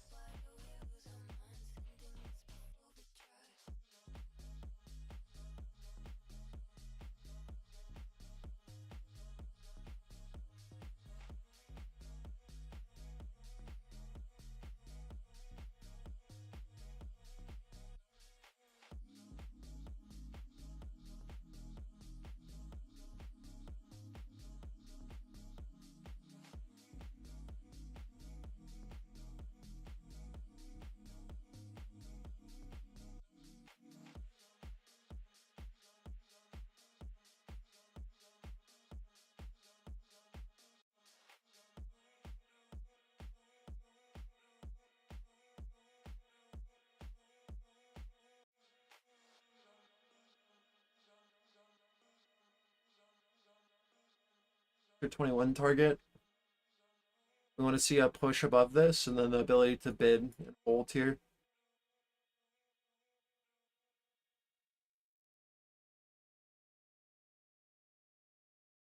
We know that there's a seller willing to absorb at like 28.30 area. But if we can hold 21s, we should be able to retest that.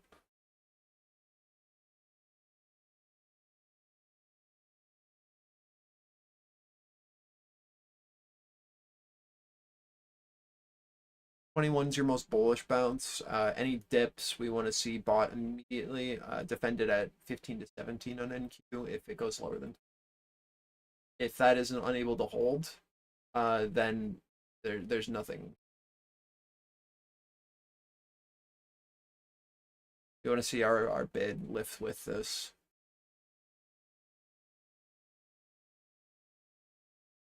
We can get a flag here at POC. Again, 21s holding would be the most bullish. Push back down to our liquidity at 15, 17 is likely. But if it goes lower than that, then it's a very mixed market. We want to see a bullish initiation off POC.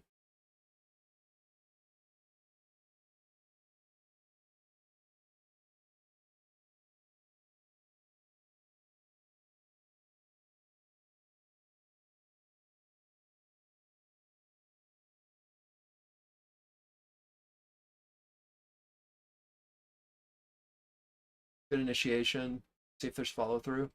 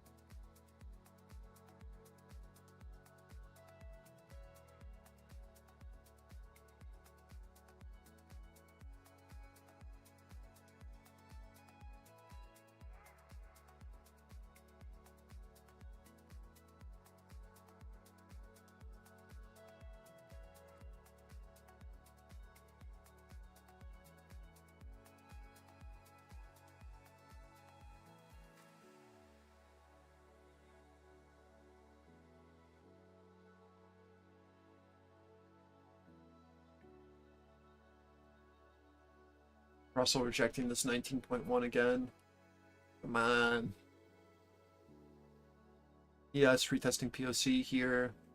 You as well, coming back down to that liquidity, being offered at 17, 15. You want to see this immediately bid here, or it just feels pretty bad.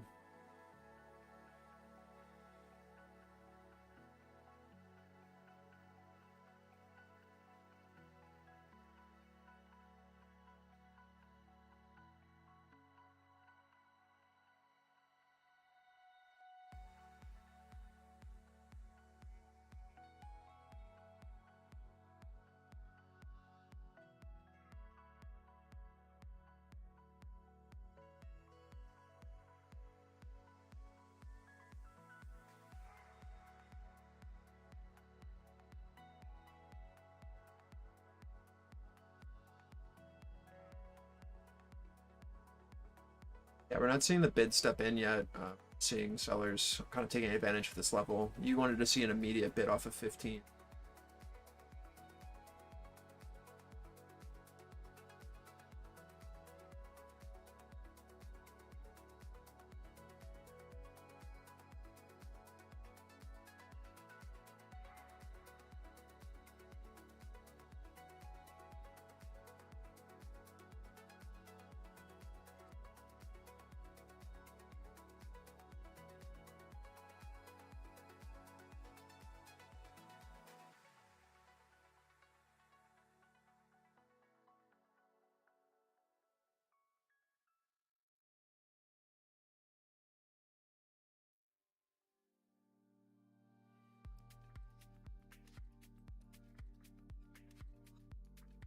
Watching a reaction again. Want to see a pierce above and bid. This is going to do anything. I don't want to stagnate at POC. I'm not interested there at all.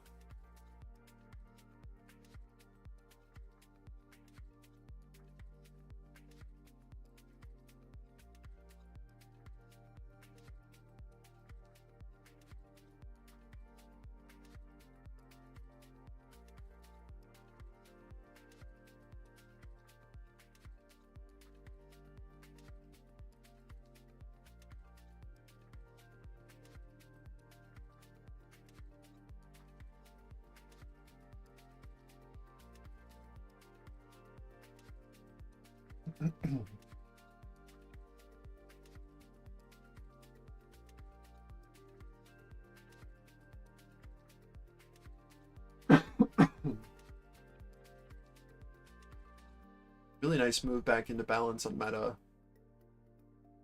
And back up to our value low in POC, our previous value low in our current POC.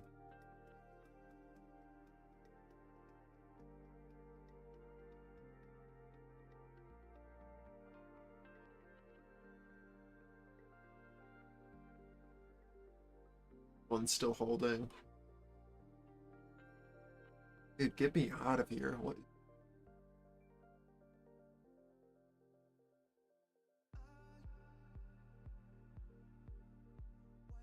I hate short weeks.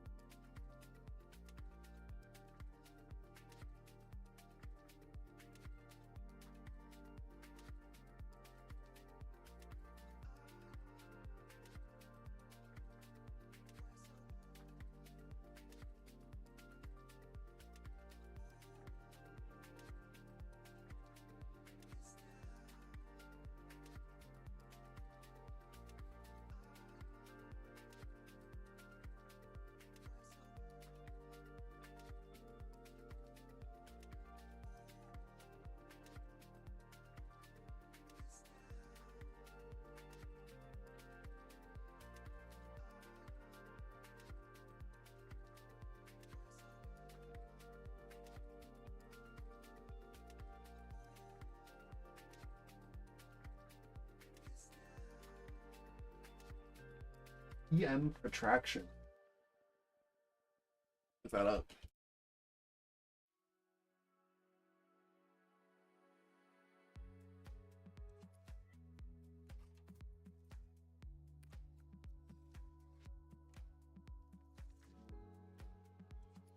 Oh, that's some ICT stuff.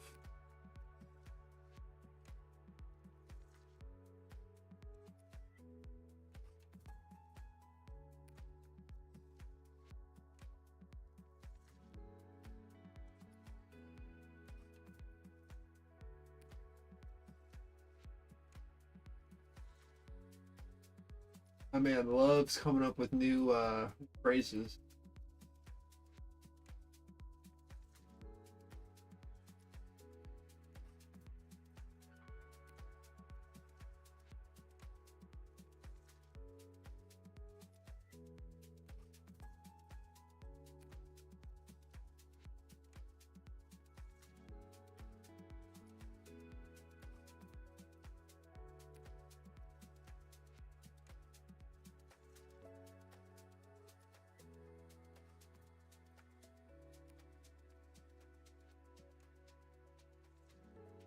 I see.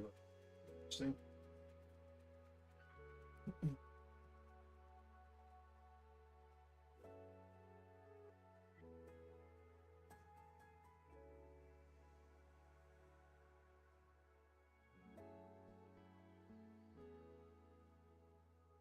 What's more important, price or time?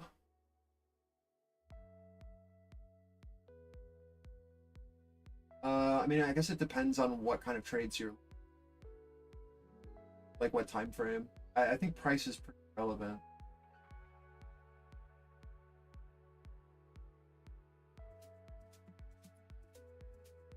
A lot of more concerned about like volume. Price is just like a byproduct of where participants are willing to transact, right?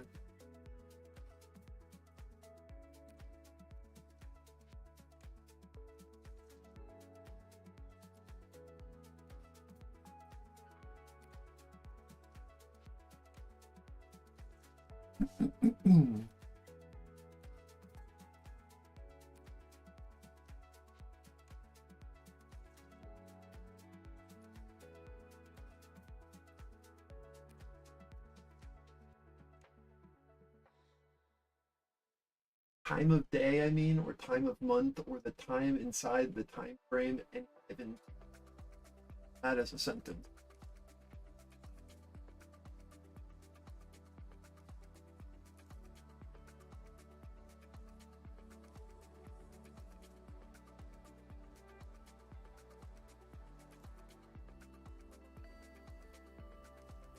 I don't trade ICT.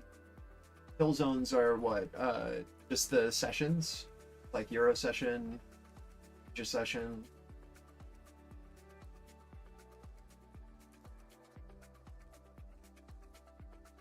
And then what you're looking for, like markets with minimal expansion in those areas, and not trading within them, trading outside of the range, or no? Again, I don't trade ICT. I'm not here, but I know like the general concept. But really, again, like the only thing I care about is where is value, right? And value can be determined by where participants are participating, right? So where volume is currently being pushed, and our reactions from those areas. So I would say volume and time are the most important thing. Again, I think price is kind of just a byproduct of. It's just, yeah, I mean, it's just a number.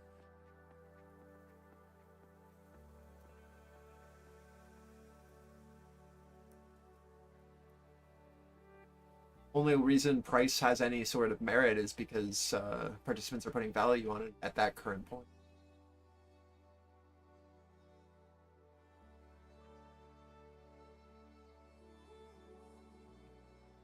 Like, I honestly, like we'll do like some bigger picture stuff and look at higher time frames, but like personally, like I don't really care what's going on in the market. You can always find levels to play off of because we can always find participants who are showing their, and then we just play around them.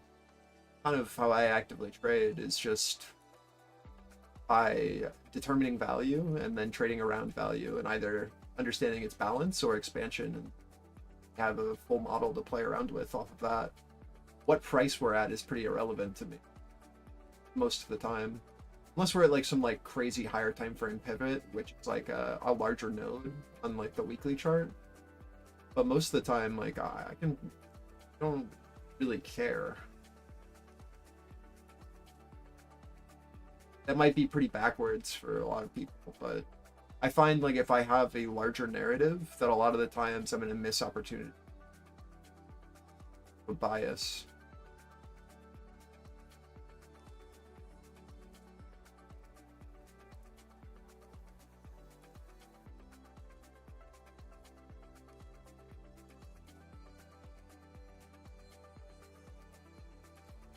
It mattered quite a bit more when I was an options trader mostly. So we had to know what was going to happen more than a day period. But these days, trading futures, we can be so much more flexible.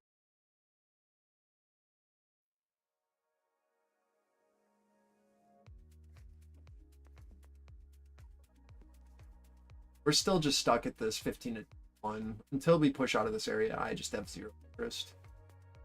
Be very careful with the Russell pushing into 20.7. That's our previous day value low. We need to see acceptance above. If we see Russell failing repeatedly to get over this area, and NQ and ES both at POC and failing to show a supportive bid above, it makes a lot of sense for us to come back down to value lows. We're just seeing a complete failure from buy side to care about the upper edge of our distribution.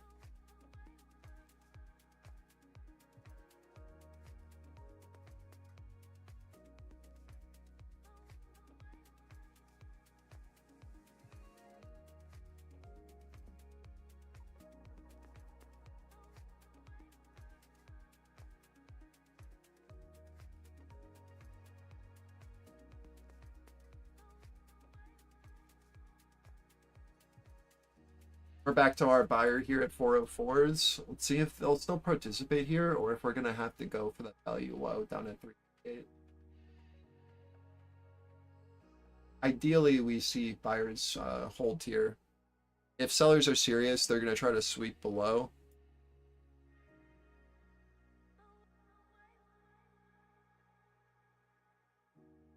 Just watching ES as we come back down into value lows off of the rejection of POC.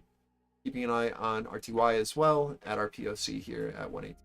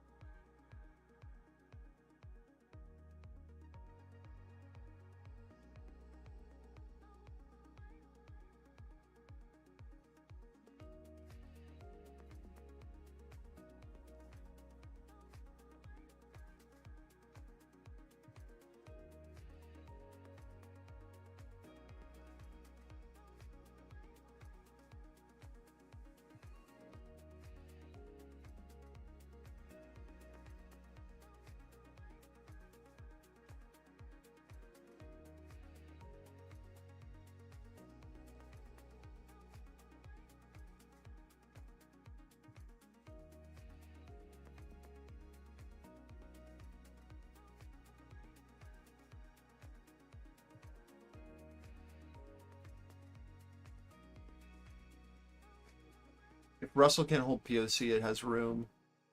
That will cause us new lows on ES and Q. Keep that in mind. Very similar to yesterday. We need to see the Russell maintain its bid at POC.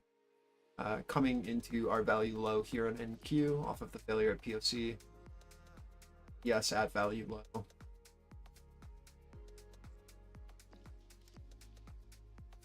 The Russell being able to maintain POC level, where we're this node which we're holding on, is key if we're going to maintain value lows on ES and NQ. If we lose POC, we will lose value low on ES. So big test here across the board.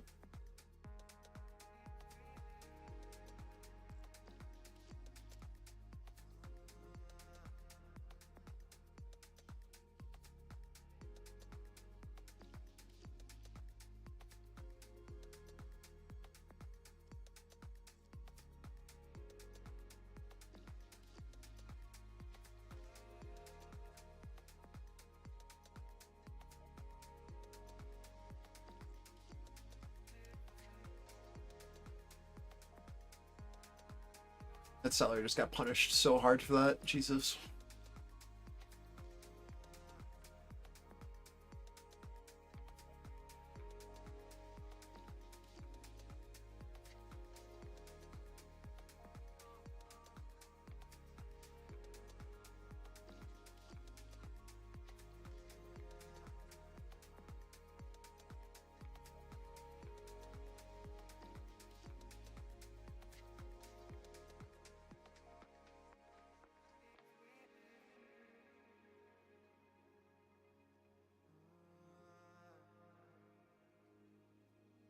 You have Waller speaking later, but I think it's at close. I think it's at, or maybe 6 p.m. Eastern. Either 4 or 6 p.m. Eastern. I don't think we have any Fed speakers other. I could be wrong. Yeah, 6 Eastern. So the markets, the only thing that we have left are bills, I believe. Bills and bonds. just like the normal stuff on the day. Yeah, 7-year note.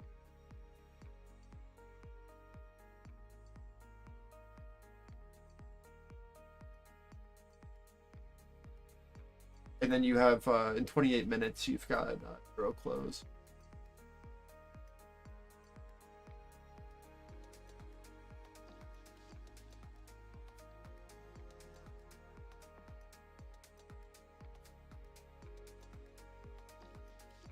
Don't give me PST. Surf. No one uses PST. Fake. Everyone knows that.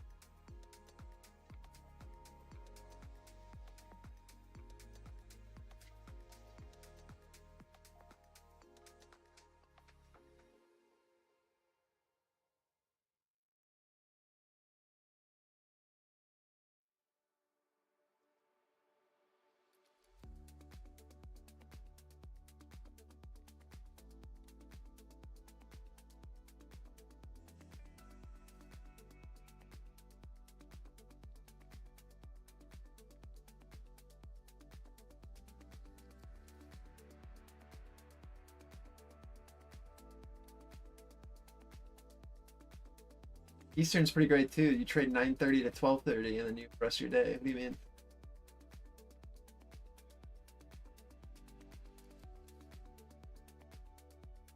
What? Sounds better.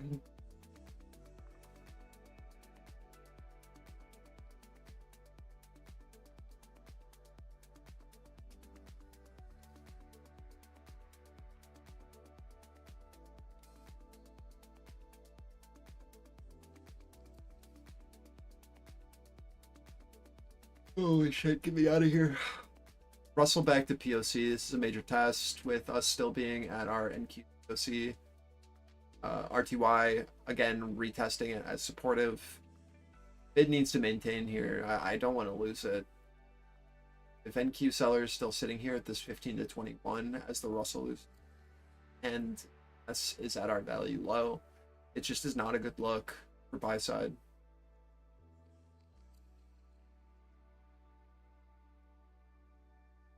These Russell higher lows are what's keeping the market low, right?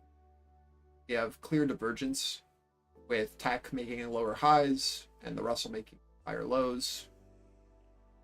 So like whichever one of these breaks is going to be our catalyst, right?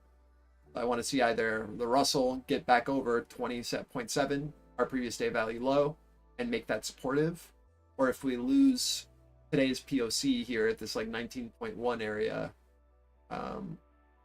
and we no longer can hold this upper distribution, then we're going to come back down to 15.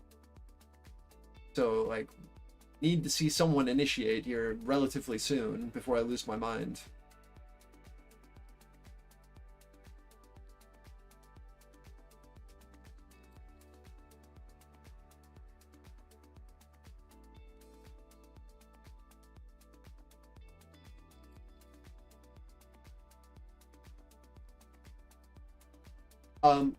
We're not putting this into effect this week, but I'm just letting you guys know because this will be our last free session this week. Next week, the Discord will be completely open.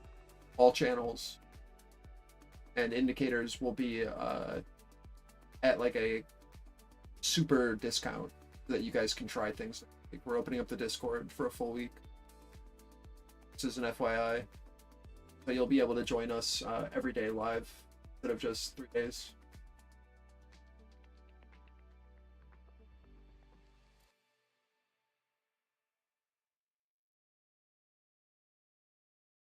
Keep the freeloaders out of here. Oh, we'll be here for a week. You can check it out, and if they hate it, they hate it.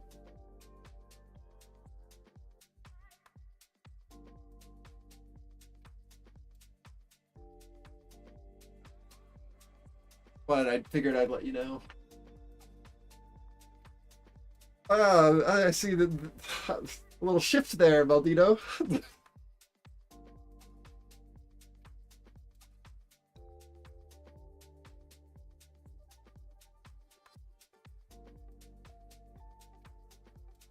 So hopefully next week isn't absolutely garbage price action wise.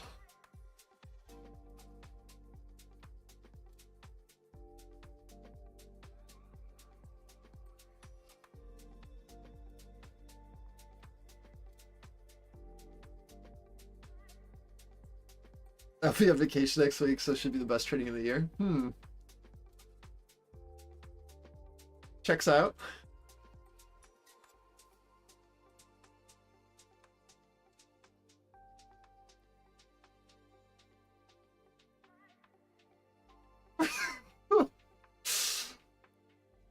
Maldito, you're taking fire in YouTube chat, man.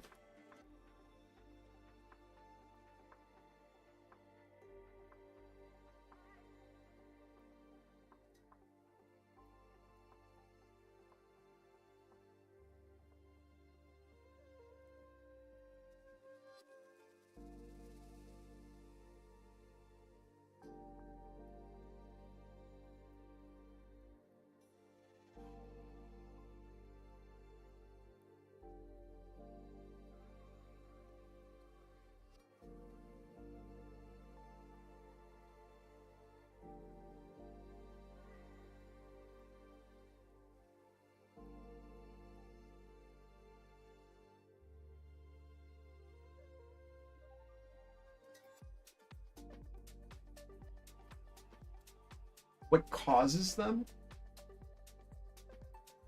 We have a brief explanation in the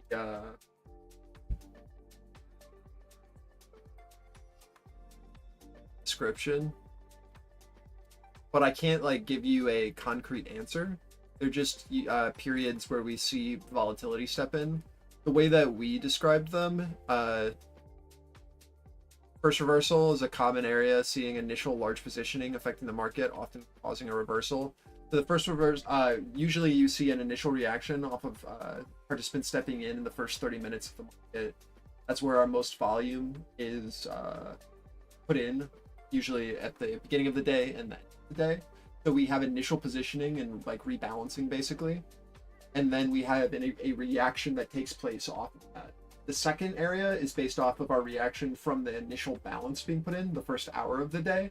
We usually then see a reaction off of that area and volume stepping back in, volatility stepping back in.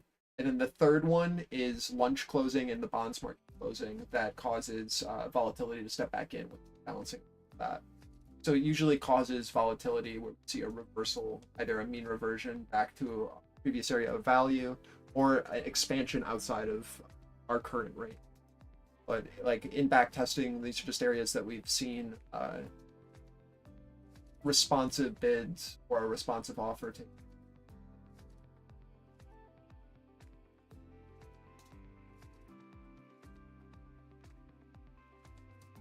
Over all instruments.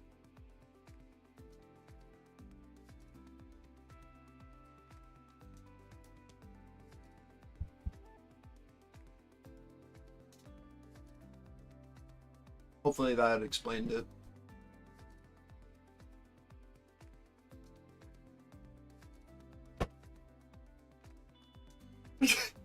A good response.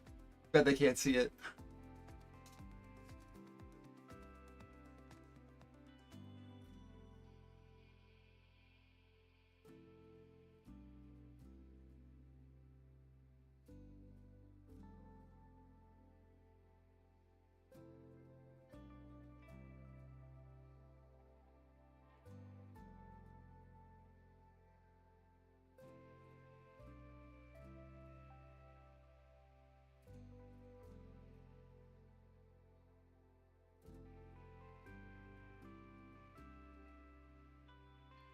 Russell weakness is just not a great look.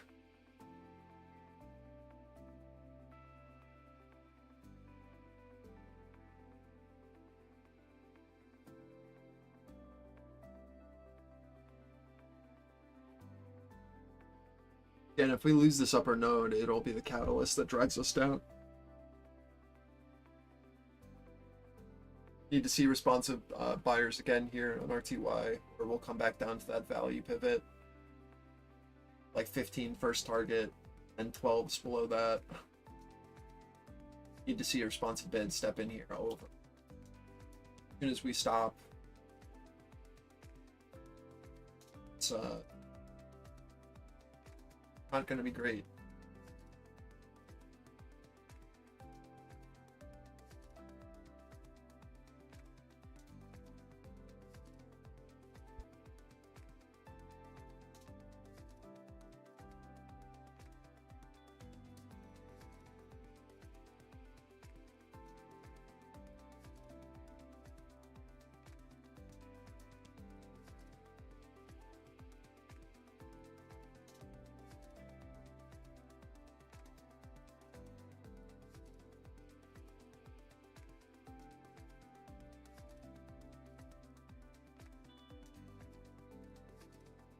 Sectors. It's molasses market.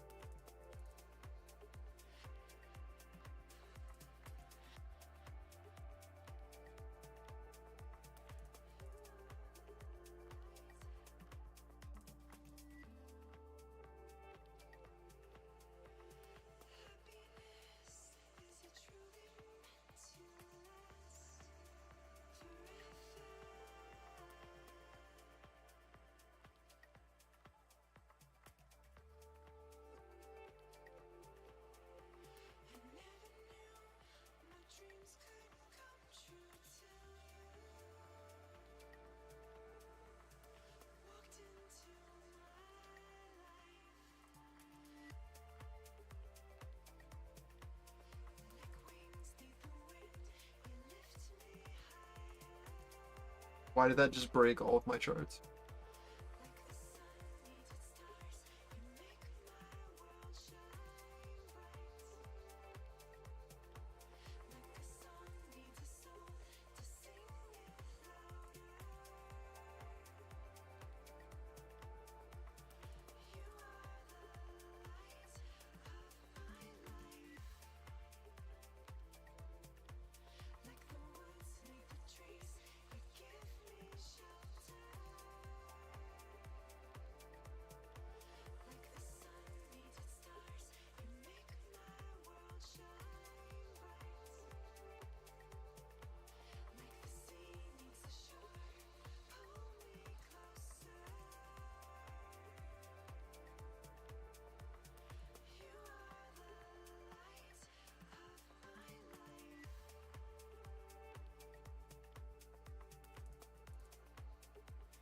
This meta into target here.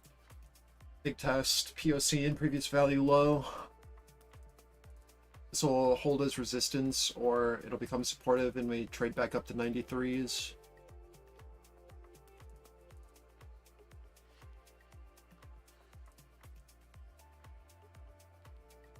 ES still holding our value low. Russell still holding this upper node.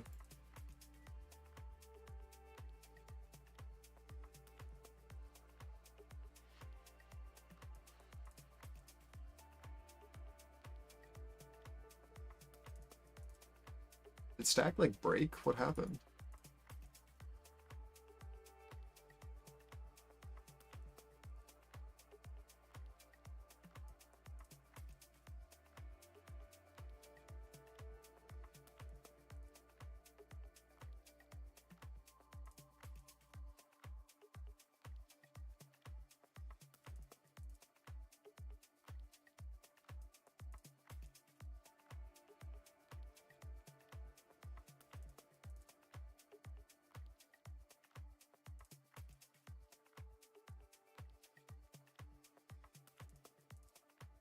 Trading view is acting up. What is going on? Garbage platform.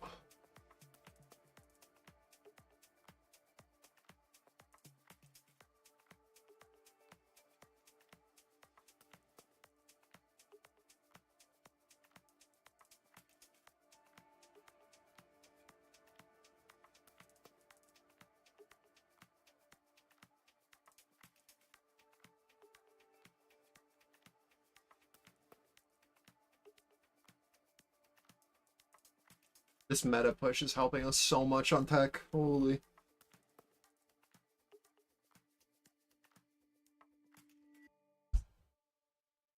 Back up to the top of our range here on NQ. Remember this like 28 to 30 areas where we've seen sell side absorption. See if it sticks, if we maintain this balance, or if we can break out. ES still below POC here at our 74.75. Russell showing weakness with lower highs from our value high, and just holding our low volume node at 17s. 17s continue to hold, or they will become our reoffer point for a push back down to 15.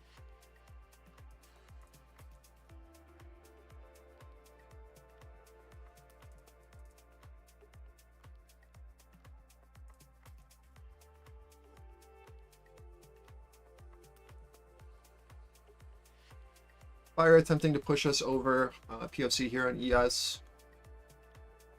We want to see ideally 25s continue to bid here on NQ. Would be awesome. Having to fully retrace this bar is just not a great look.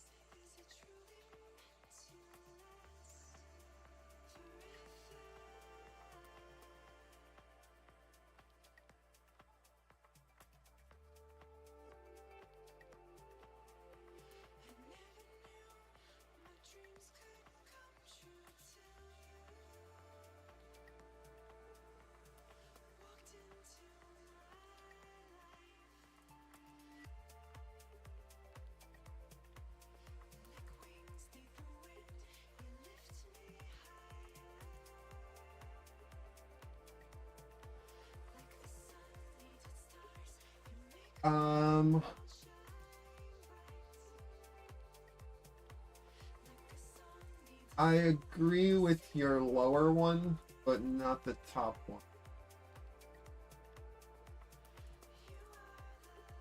I think VWAP might be our rejection. That's our mean reversion. So until we see a supportive bid above VWAP, there's not a ton there. But if we see that 460 think that's what that level is. If your VWAP becomes supportive, then a push back up to your opening range low and our PVC there at value low is probably, if we can recover VWAP.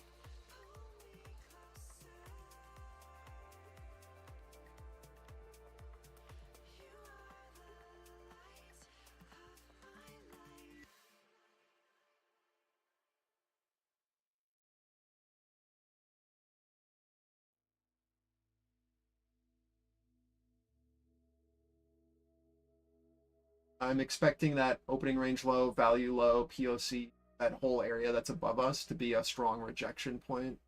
So until we see a push above, that'll probably be where shorts reload. Just because VWAP is so close to value area high, yeah. Well, because we're in a downtrend and you can see our previous reaction from VWAP off of your blue line that you've got there, you can see that there's a seller who's sitting on VWAP and basically just loading a position on. So you can think of that as like a sell side VWAP. You have to remember that algos position off of VWAP, TWAP, and our like 30-second opening range. And so when we're below it and we're pushing back into it, it's an optimal entry for them to average into a position for their client.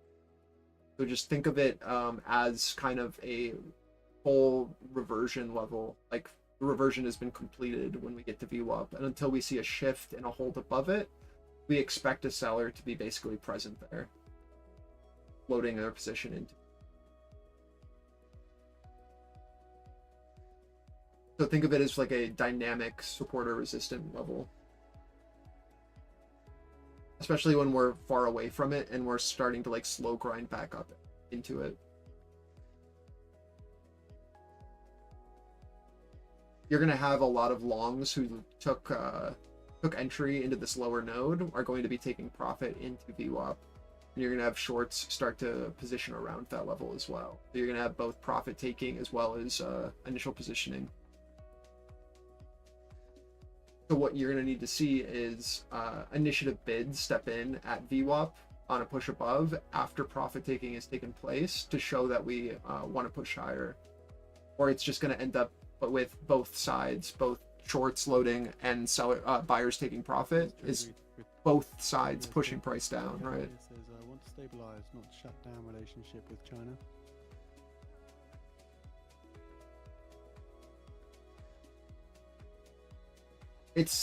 This market is really hard to trade if you're not willing to scalp balance, because that's what we're currently trading.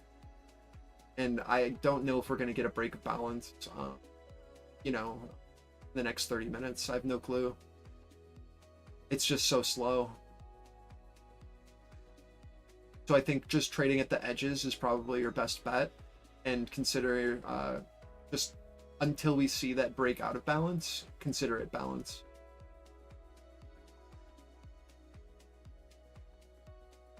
I think this Russell pivot up at the high is incredibly important. Let me turn on my drawings again. This is our previous day value area low at 20.7. We're looking for acceptance above that. The Russell's been leading us up on the day with tech weak. So either Russell continues to carry us with regional banks, financials, all of that kind of pushing. We can look at our sectors here so you can see that. We have a lot of our mid and small caps holding up the market right now. So that if that continues to persist, we will slow grind up. But as soon as those names come up into like a local pivot and we don't have the Russell holding up the market, we're solely relying on tech name. And we have a mixed bag on tech. It's neutral to bullish on tech right now, but like with our communication sector and tech kind of slightly red, right? Very neutral. Semis as well, holding us down. We have a mixed bag. So solely relying on tech at the current moment just doesn't make sense. So just finding Russell's kind of resistance is key. Let us know when this trend will end. That's how I'm viewing it. I'm not really willing to take a trade until either we see a break above and hold, or a strong rejection. I think if you're looking to play ES, it's very viable to just be playing off of our value low, understanding that we're in balance. But taking trades up here, if anything, this is just our risk off. There's not really a great long here.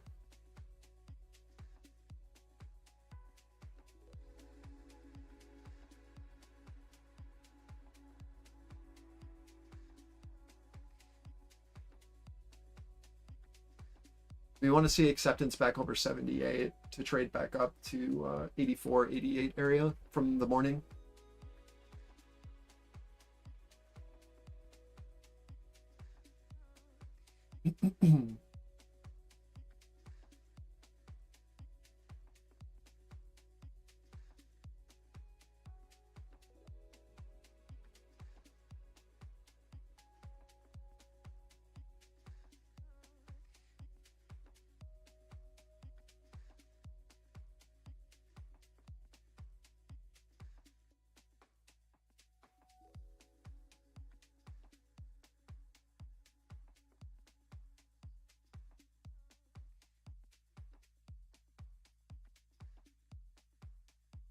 I don't know if that confused you more or not. I'm sorry.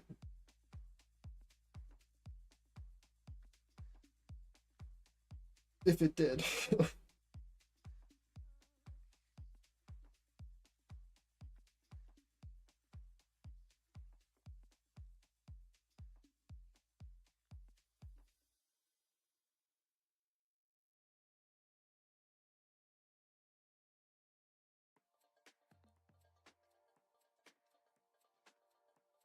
Here's our Russell pivot, 20.7.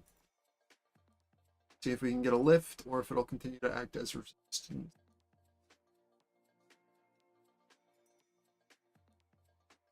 This is ES into our pivot as well. Again, the 78 level is what we're looking to recover. If we can hold 78s, we can trade back up to that 84, 88 area. Till then, it's the tail of our current node. Same with NQ into our 42s.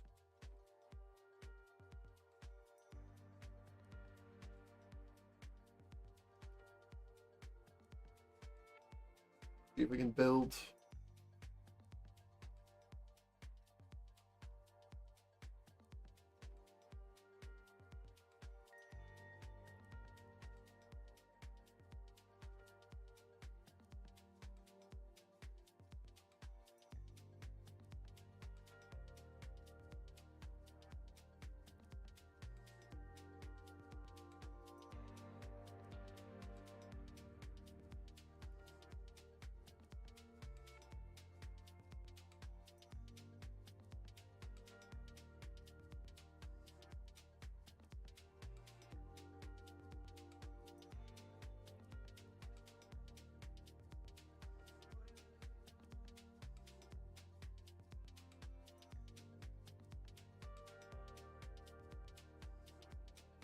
I should probably mark view up on this chart for you.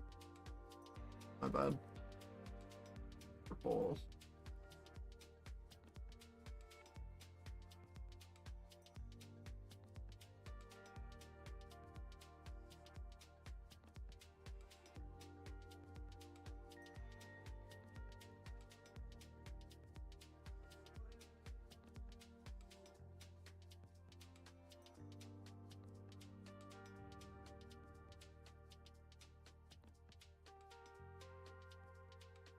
This is meta into value high, full balance retrace.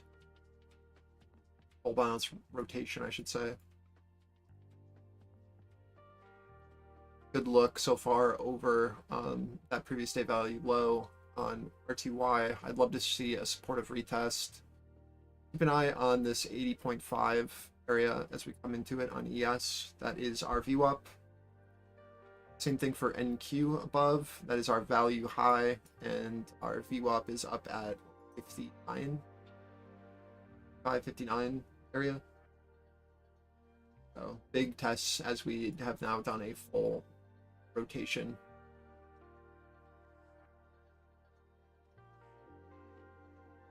This is where we'll see if sellers are going to step in again to defend these levels, or if we make them supportive.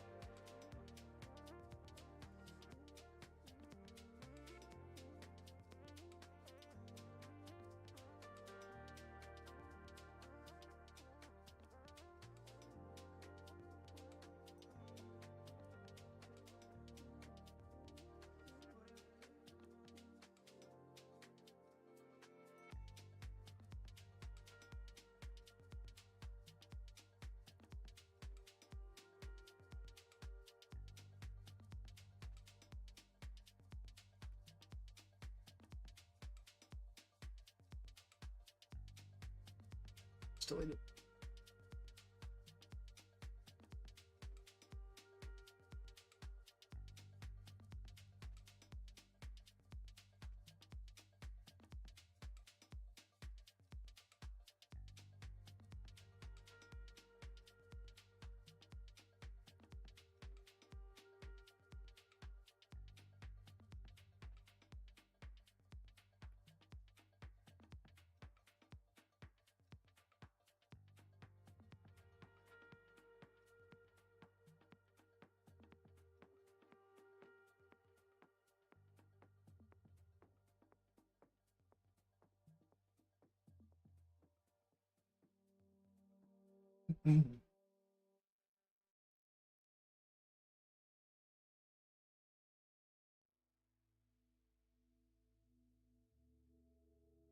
Back showing weakness. Russell coming up into a potential pivot here. ES at VWAP.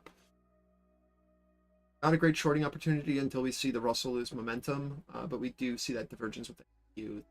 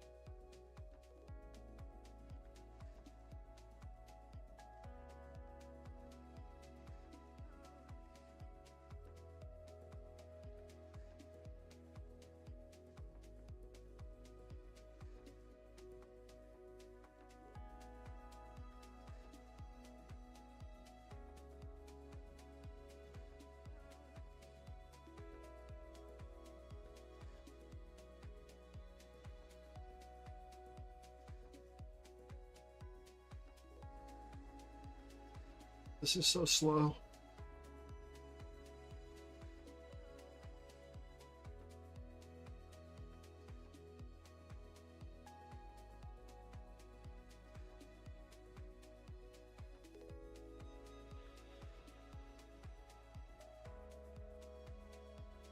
They're flashing liquidity on Russell back down to 7. See if we can hold here and just continue to bid, but they keep flashing this liquidity back down 21, 20, 20.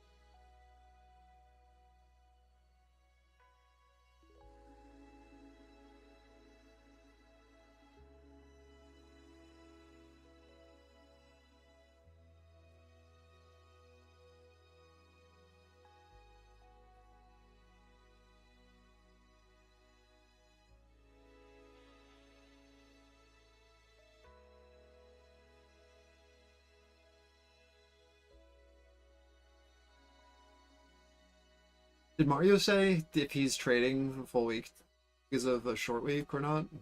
For you guys? I don't remember.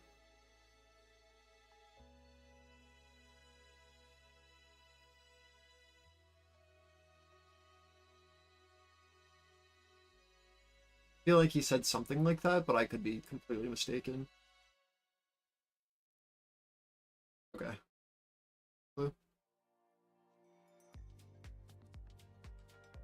I'm actually gonna have no voice by the end of the stream.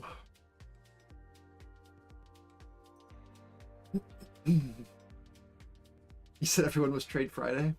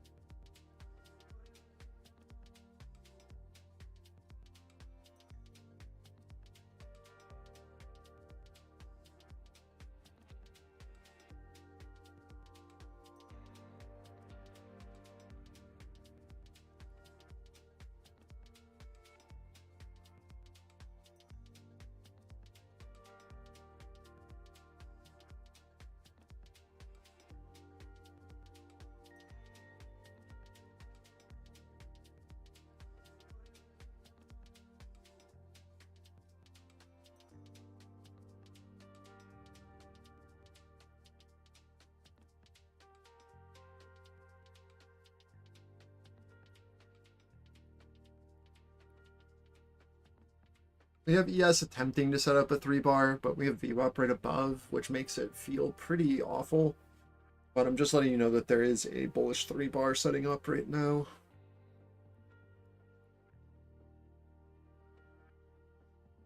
Just keep in mind that VWAP's up at that 85. Pushing into it now.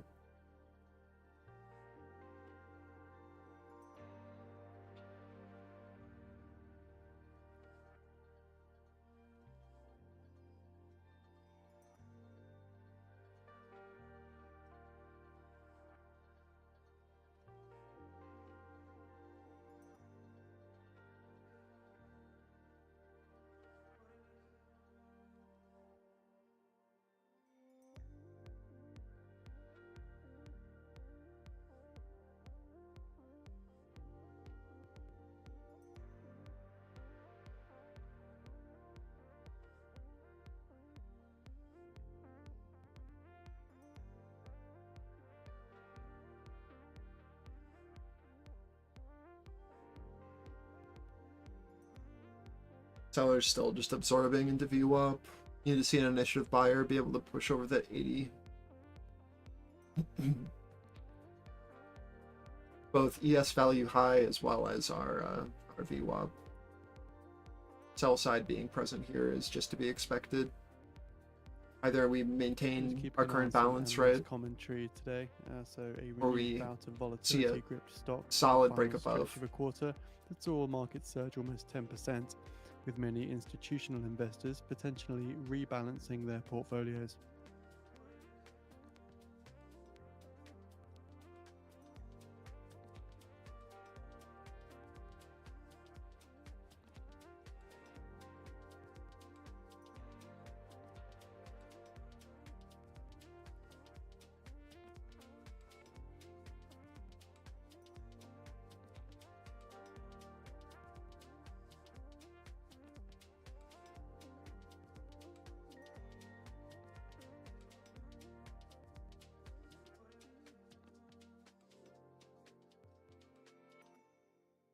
Why did stacked like actually stop working?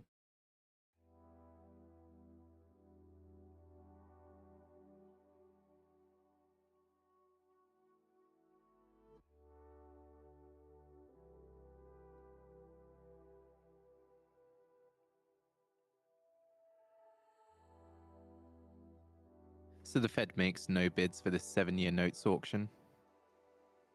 There you go.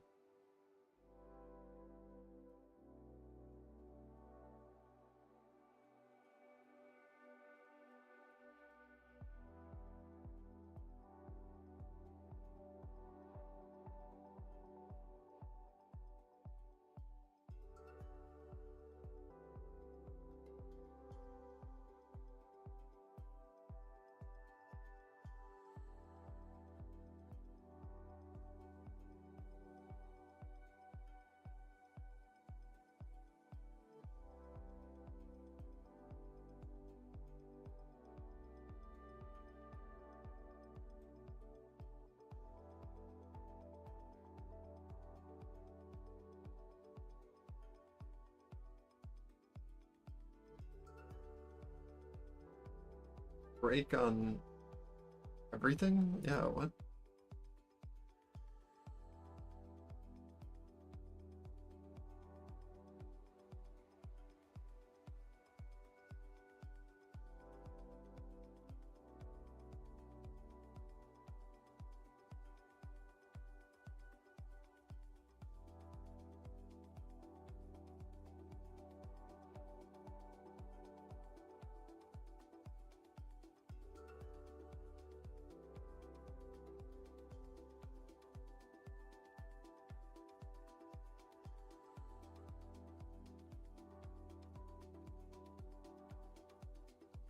Keeping an eye on the Russell here.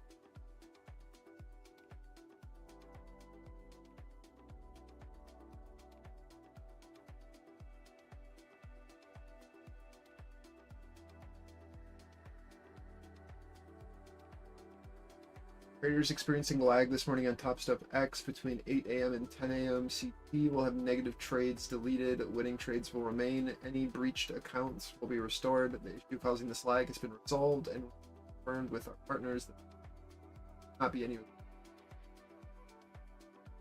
If you believe you were negatively affected outside of this time frame, please reach out to from Top Step. Yeah, it would make sense that it's a trading view issue.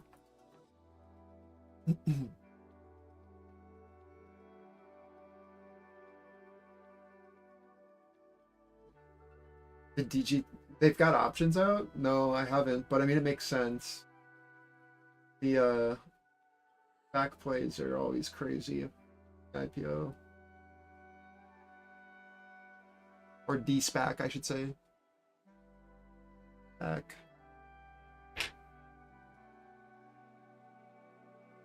Are you playing DJT, Flex? It just seemed like such a crapshoot to me. I didn't touch it. It was either going to go to the moon or it was going to go to zero. And there was no in between.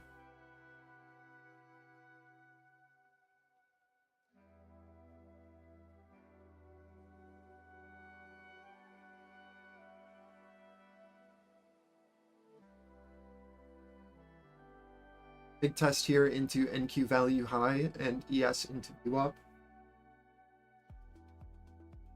We're looking to see if sellers are willing to position here, if the Russell can maintain the flagging formation it's doing while holding this high. We're looking for acceptance outside of value, or for our value highs to be our rejection areas, right? To maintain balance. So big area across the board.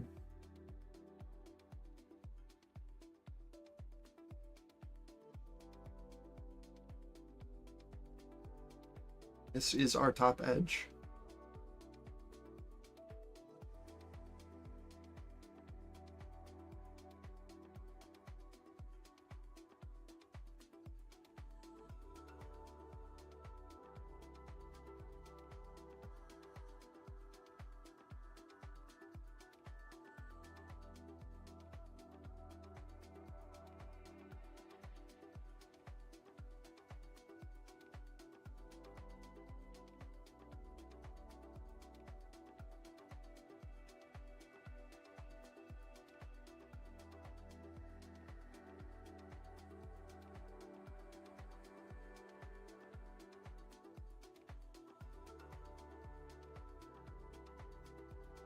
At 1 p.m. Eastern Time, the US sells $43 billion in 7-year notes, prior bid cover of 2.58 and a prior high yield of 4.327%. Looking at some analyst notes ahead of this, despite potential for month-end demand, JP Morgan strategists see the auction as requiring additional concession, given rich valuations along the curve and a turn toward long positions this week. Primary dealers' position in 6 to 7 year sector was net long $24.9 billion in the week ended March 13th, the most since 2019, and versus $18.3 billion average over the past year. Latest CFTC positioning data shows speculators net short 574,000 10-year note futures, a potential source of covering demand at the auction.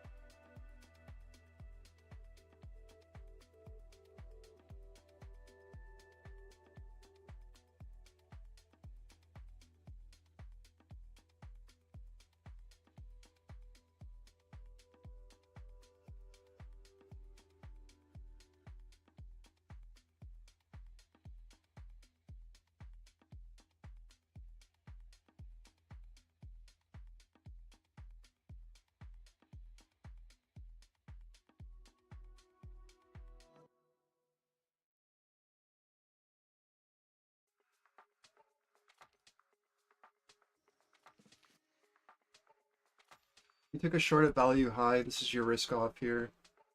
We want to see if buyers can maintain this low here at 30, 35 on NQ. Russell leading down with the stack signal, pushing back.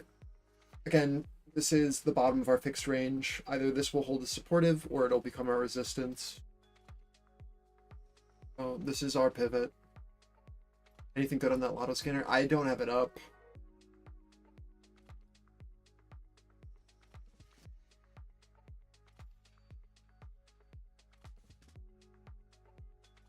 Flex, anything on your lotto scanner, man?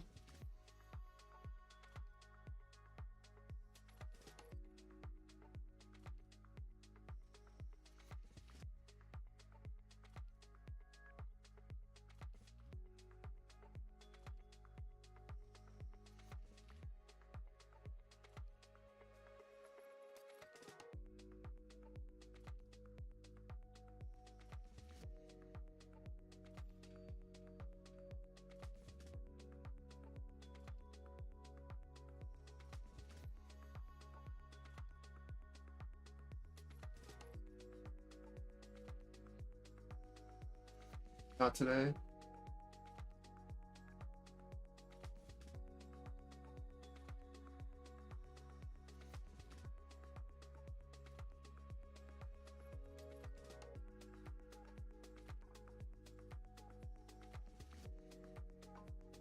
Watching our push here into 43s on NQ, top of our fixed range off of the hold of the low. Need to see acceptance above, or this is where you expect your offer to be sitting. If we can see a supportive bid over 43s and the bid stepping up to defend that level on a look above, then we can trade back up to value high at 53. Yes, retesting VWAP. Again, keeping an eye on the Russell. It's leading down here. We need to see if we can hold this rebid reversal line or if it starts that push down.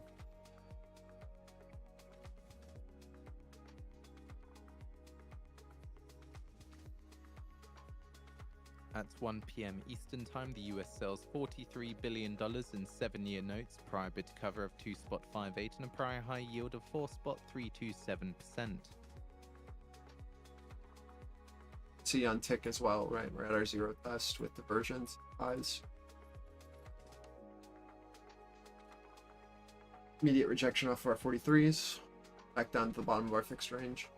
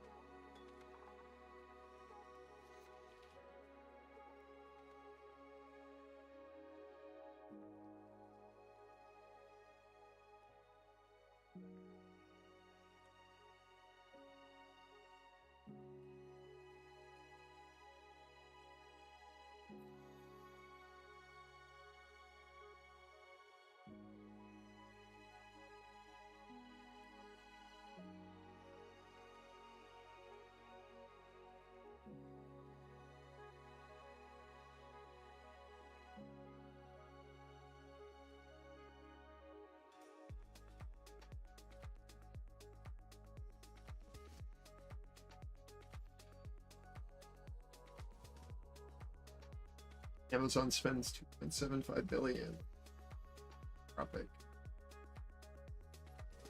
But finally, some Amazon AI news.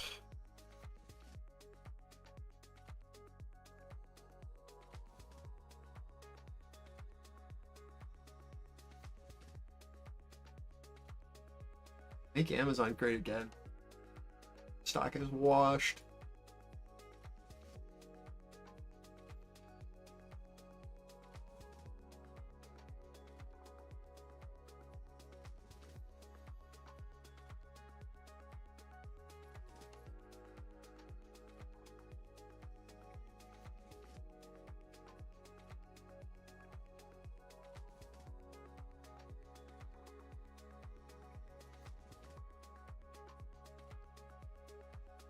Same as before, 35 to 43. We need to see acceptance over 43s and a bid to step in if you want anything more. Until then, you have the range in which we're trading. There is not a ton more until we see that bid step up. Once we do, we can then look for a push back up into this 50. Well then, just keep in mind that we need to see an aggressive bid step in here for that pushback. We're attempting now. Russell still flagging. Yes, at VWAP.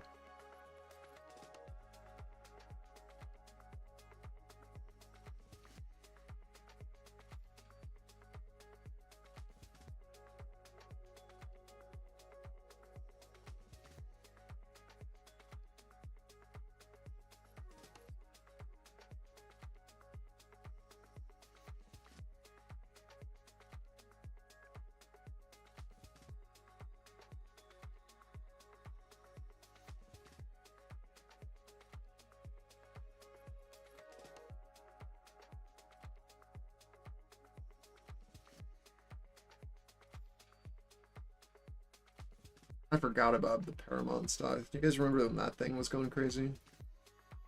What a meme.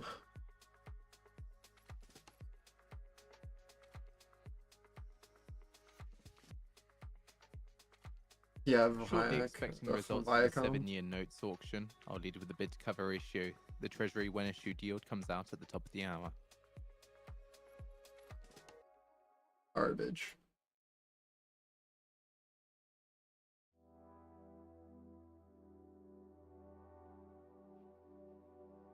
Brother Huang. With his YOLO.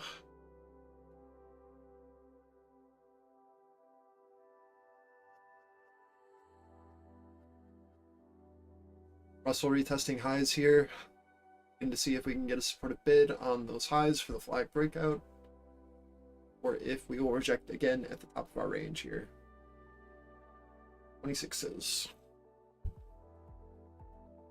NQ still holding our fixed range. ES still holding VWAP as resistance. Looks like market's just waiting on Russell, to be honest. Treasury when issued 7-year yield 4.193% before the $43 billion auction. Auction should help a bit, but God, movement's so slow.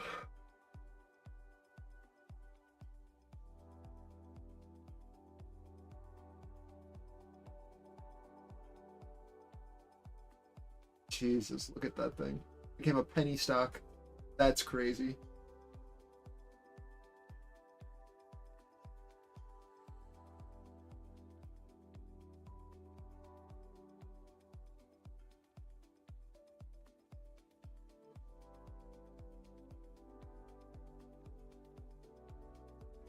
This is initial reaction off of news. See if we now hold 35s as resistance, 35, 38 on reoffer, or if we get back in.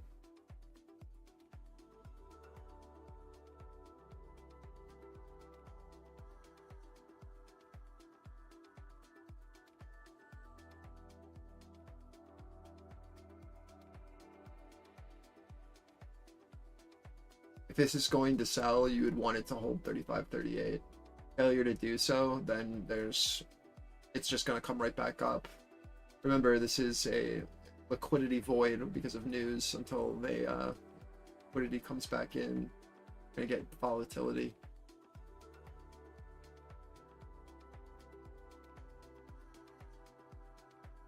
patient.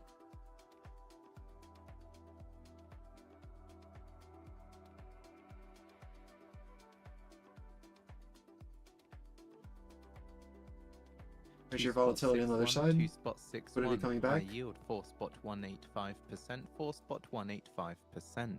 The US sells $43 billion in 7-year notes and awards 63.66% of bids at high. Primary dealers take 12.86%, direct 17.41%, and indirect 69.73%.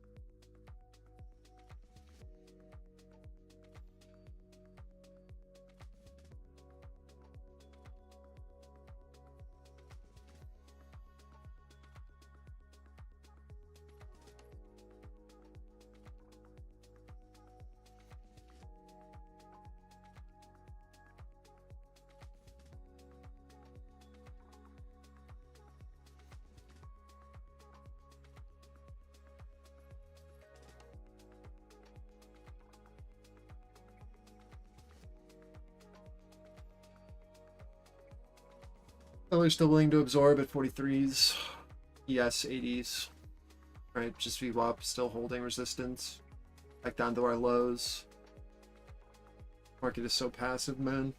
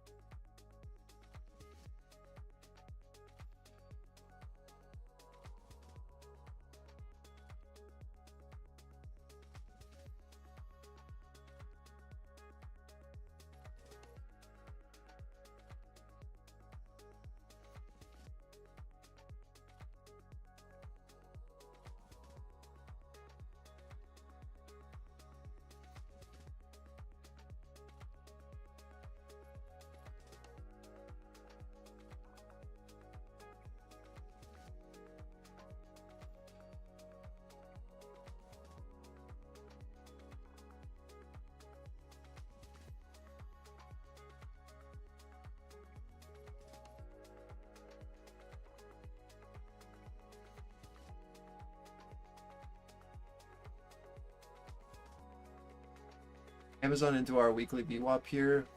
This is resistance. We've lost trend. Right? Could potentially be our topping if we can't break above. I'll lead for NQ down.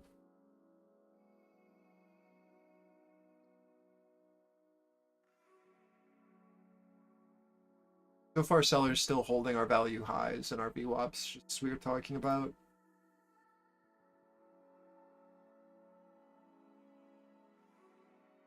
If you are playing short on NQ off of the break and hold below 35s, this is your first target as we push into 40, this 421 15 area.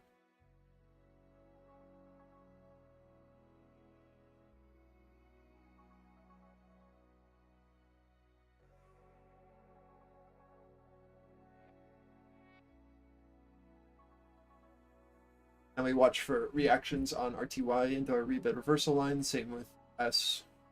So far bouncing 77. Reverse back into our anchored swap mean reversion. Good.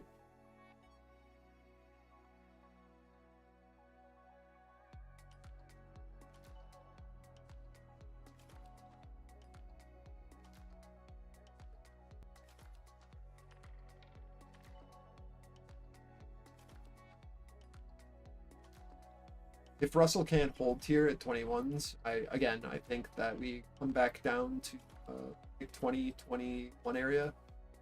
Sorry, I said that completely wrong. If the Russell can't hold here at 23s, probably come back to revisit value high.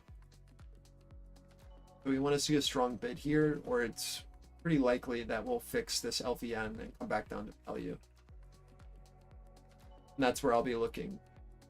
Risk off completely. See if longs have any potential whatsoever. That should probably correlate with ES and NQ back to POC here. Keep that in mind.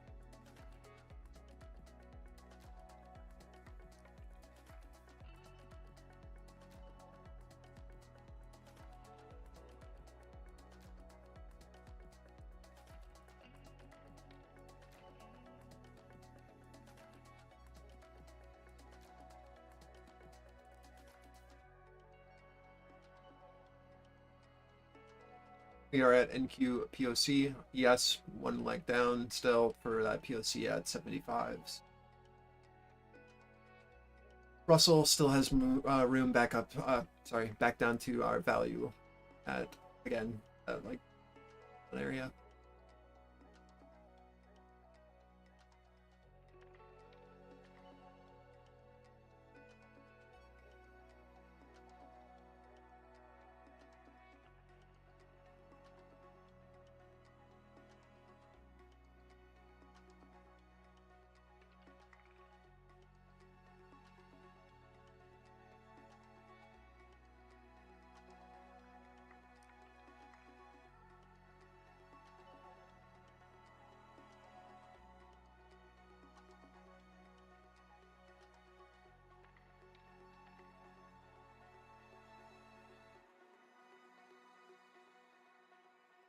Yes to target here, 75s.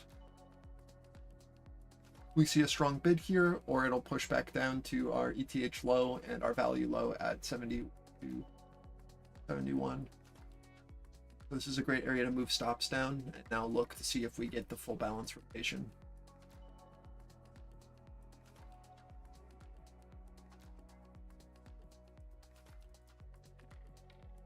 Watch tick as it comes into negative 500 for a potential bottoming, with us pushing down into value.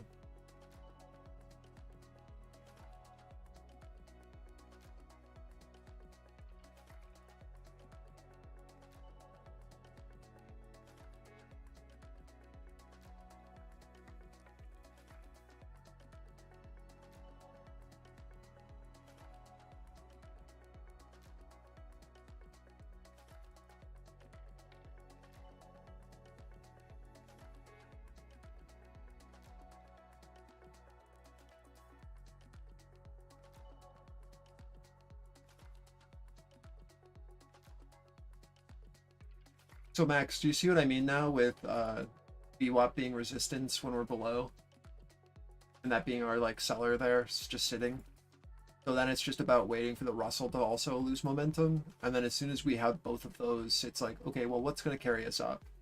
And if we don't see that supportive bid step in, then it's just a reversion back to our balance.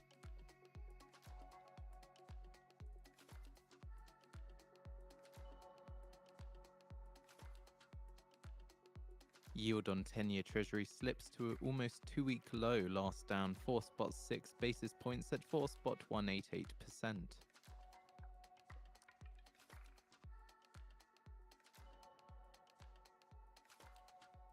There's probably one more leg down here.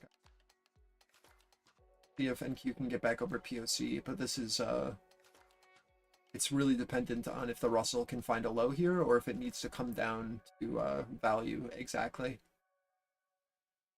We're just rotating ticks around POC now from a rejection of value high. Really keeping an eye on Amazon, seeing it also gets a reoffer, seeing as that helped with the market top. Also trend off of that from traded right into our weekly AVWAP, broke down. Now watching a reoffer here for that next leg down back to 1.5.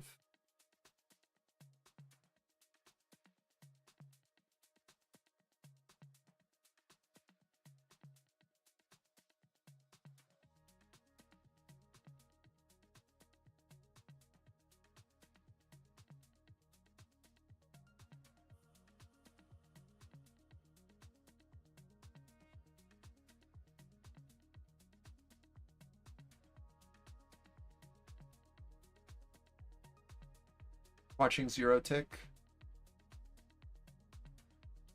I see a NASDAQ. Either it becomes supportive or it'll be our resistance. Should let us know if we have one more leg down or not.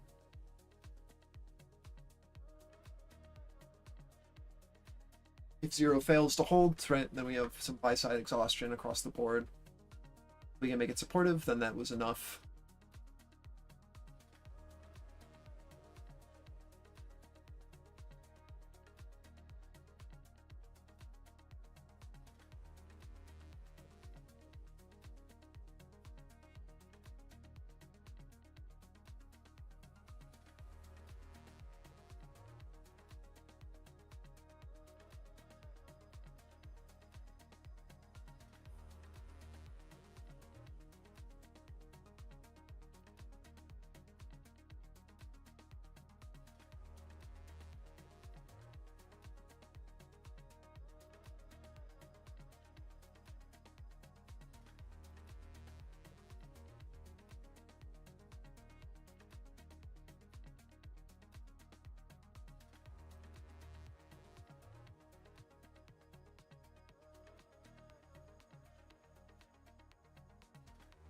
Shortly expecting the results of the Fed reverse repo operation.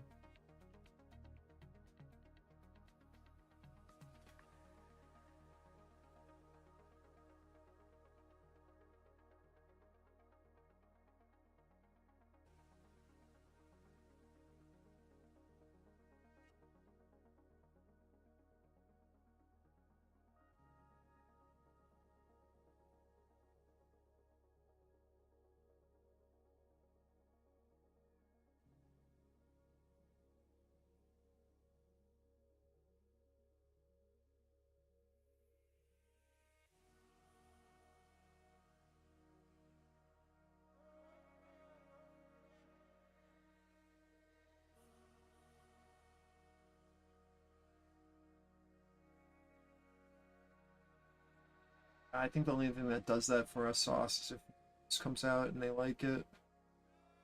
The repos. If not, it just, I feel like it only makes sense to come back to that. See if we can find that bid though. That'd be nice. 83 counterparties take $518.357 billion at the Fed reverse repo operation. Good so far. Zero tick hold.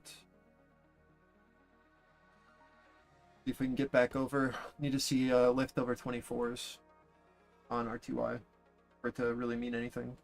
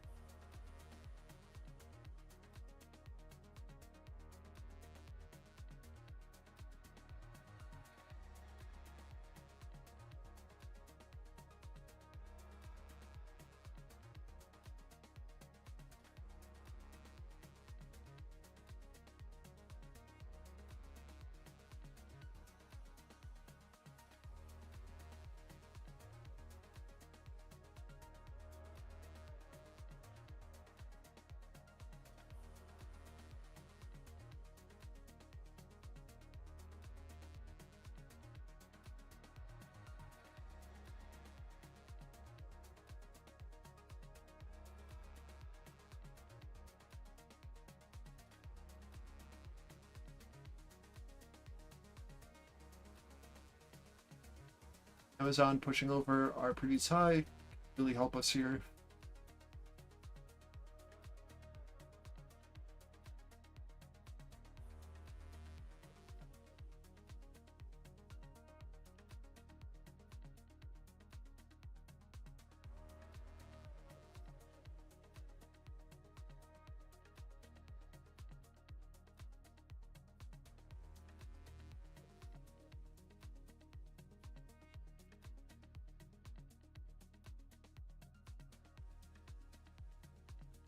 Is our pivot on NQ as well, 32. Look at our LVN here.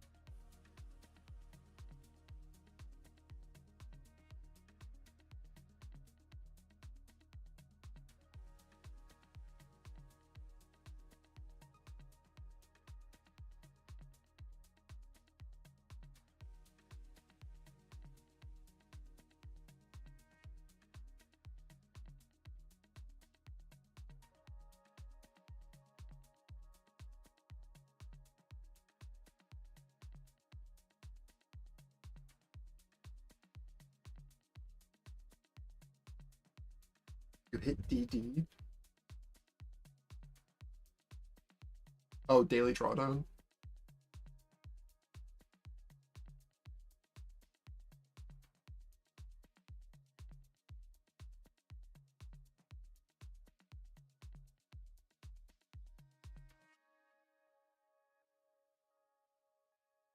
This is our value retest here. Again, guys, like, this is it. Sellers reoffer, or we see a lift over VWAP. So far, VWAP has been acting as resistance. Value highs have been acting as resistance. The only thing that we have going for us here is that Amazon is continuing to trend up in this channel. That can help lift us. We are approaching our weekly POC though. So as we approach this level, see if we see some stagnation on NQ. 24 is still holding on Russell as resistance. We either see acceptance outside of value, or this will remain our resistance on the day. Watching Amazon as it approaches this high. Watch our zero tick to see if we get a continuation of this trend. Nice job, Sauce.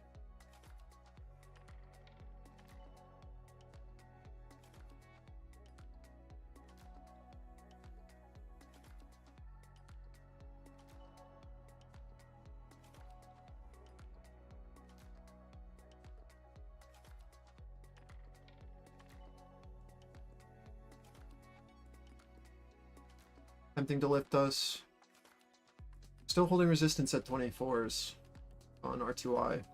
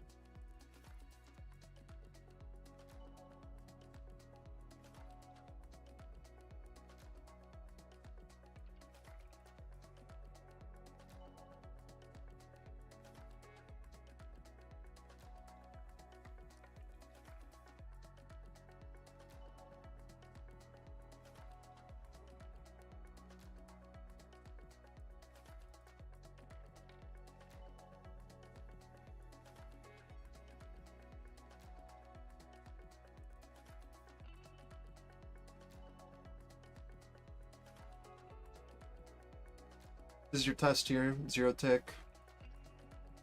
Want to see this Russell maintain higher lows and breach over 24s if you want any more upside, or it just feels like we'll just get absorbed here again. You want to see NQ be able to push over 36s and bid for a retest of value high if this 32 to 36 continues to act as our absorption level. Don't have much, right? So just see if we maintain higher lows. We can build off of our previous resistances.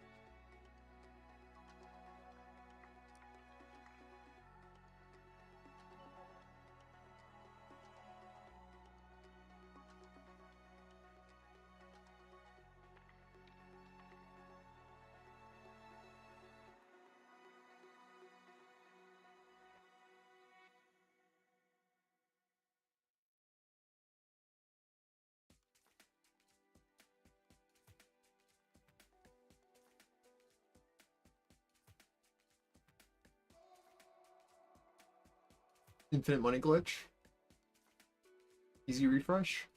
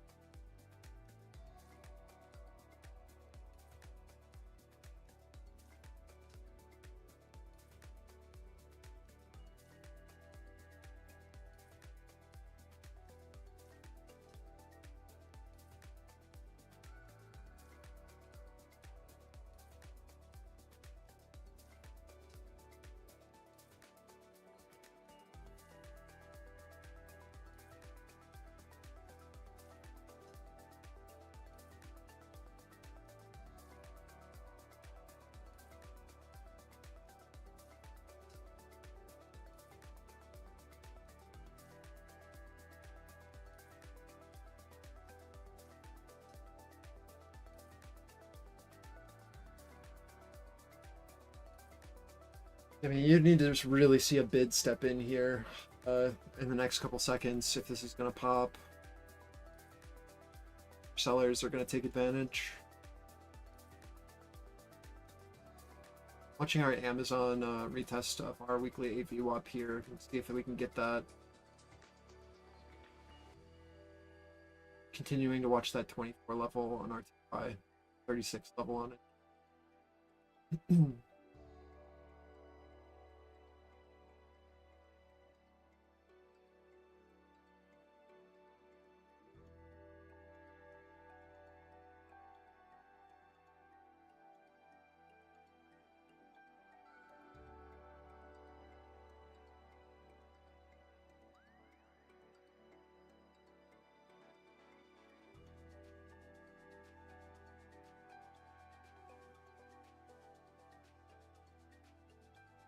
I feel like we're trading Globex, man. It's so slow.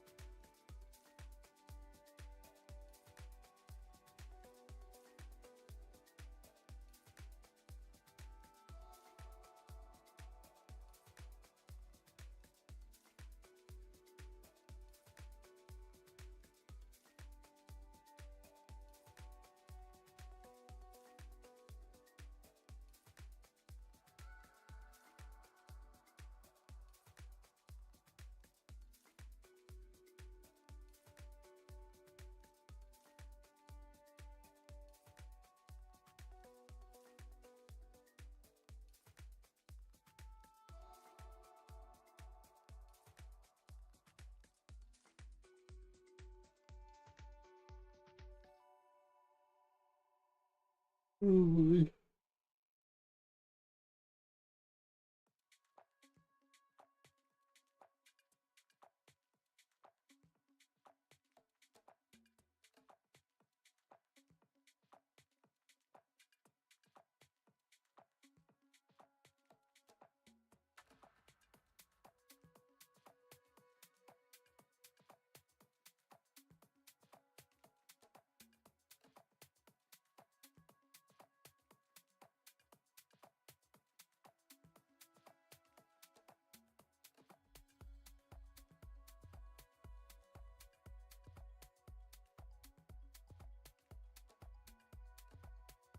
Wait, what?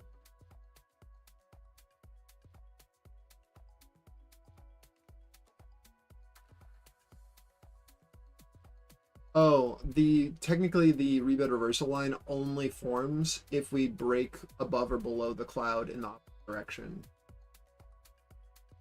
So it's usually like the edge of where it's your trend invalidation for the direction of the cloud. PT for the stack signals is always going to be into your reversion cloud as your first target. Yeah. But those edges are usually pretty solid. So like usually it's like you have an attempted shift over your cloud, and then the rebid reversal line will pop up, and that's where you're looking to see if we are able to break, and you're looking for it to become your supportive level if we do pierce. But until then, you look to it as your level where sellers will attempt to continue to maintain trend, basically. That's why it's like your rebid or your reversal off of that area.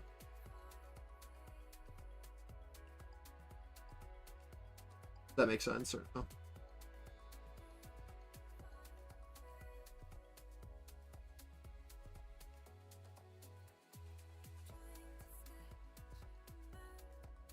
Yes.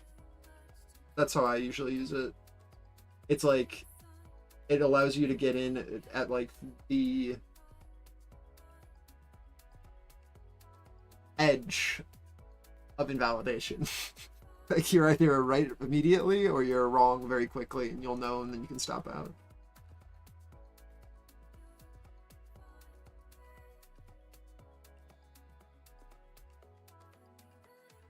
When used with like node structure or like a stacked imbalance on footprint, it could be pretty solid.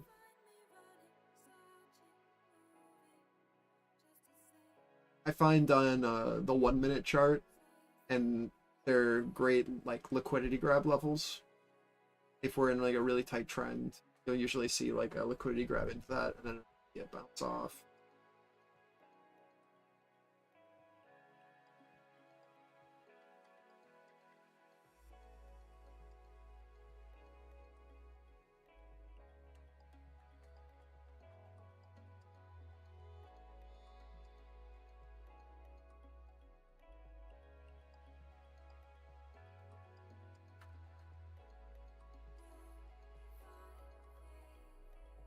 Yeah. Just get good at one part of it, move on to the next.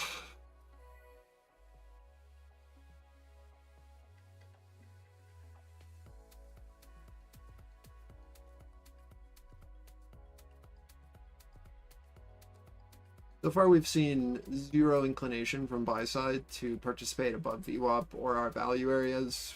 Russell still holding 24's resistance. There's really nothing to say. So our first Pierce below zero tick here, but the market is just moving so incredibly slow, guys.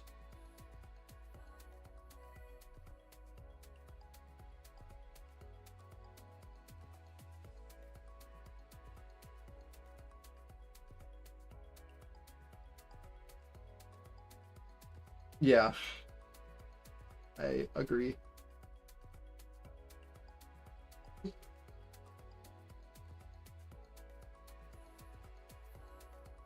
$200 trades are definitely the move. Just little NQ rotations, 10 points, 15 points.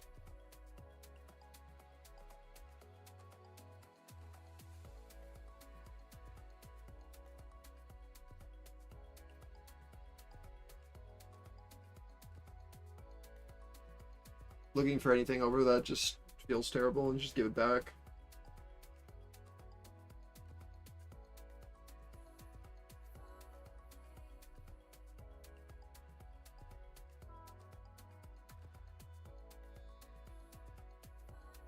Yep.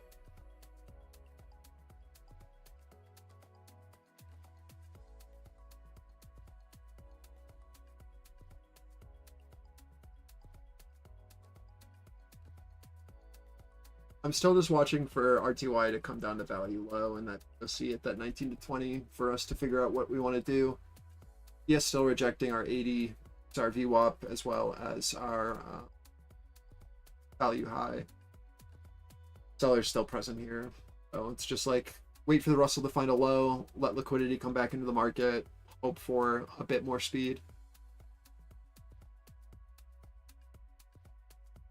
So either you're attempting short off of our high here into value with a failure to break out of balance, or you're waiting for us to push back down to POC value low area on RTY, ES, and Q. Like just trade edges or don't trade at all.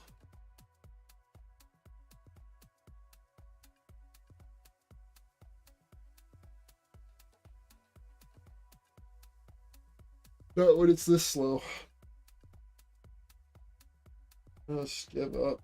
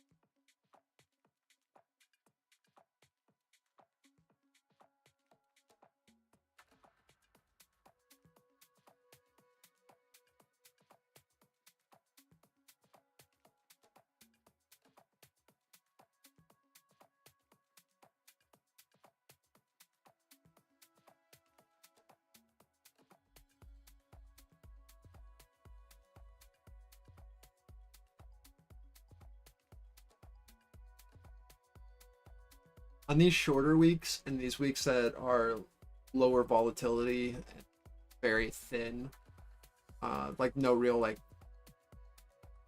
price movement midday, like you guys either have to get here in the morning or you need to just trade like the last 2 hours of the day. It's just so not worth your time sitting here today. I surely at this point you guys recognize that.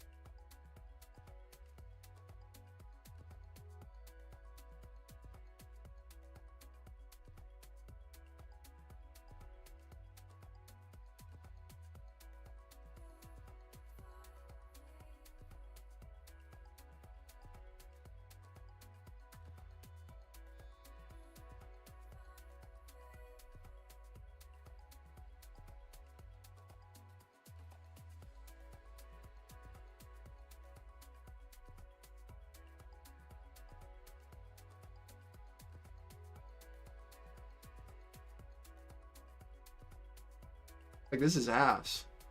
Like, there's no other way to put it.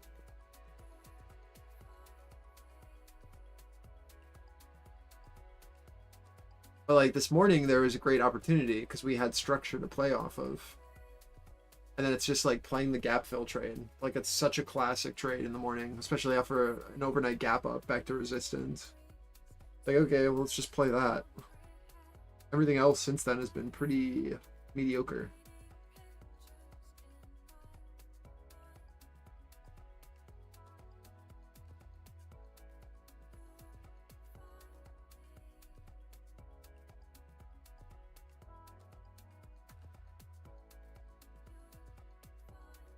Yeah.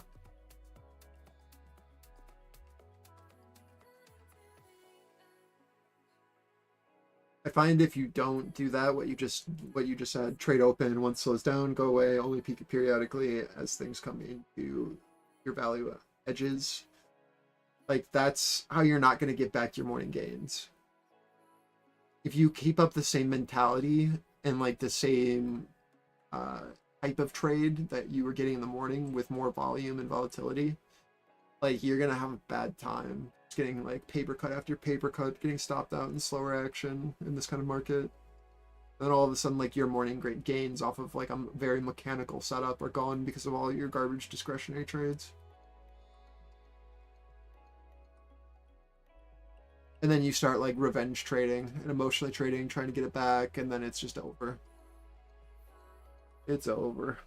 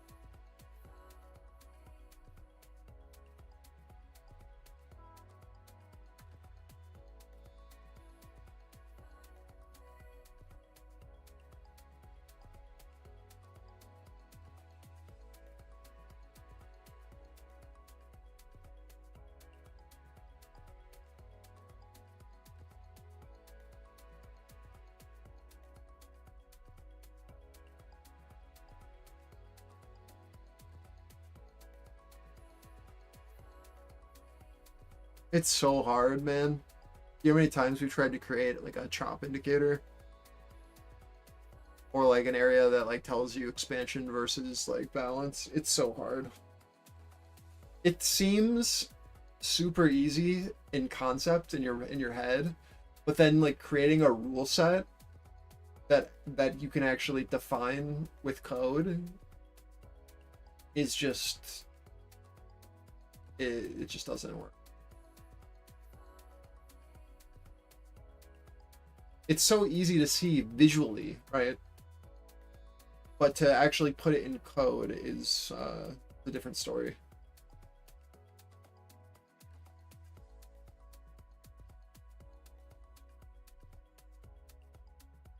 Yeah, like we've tried that. There's so many. Just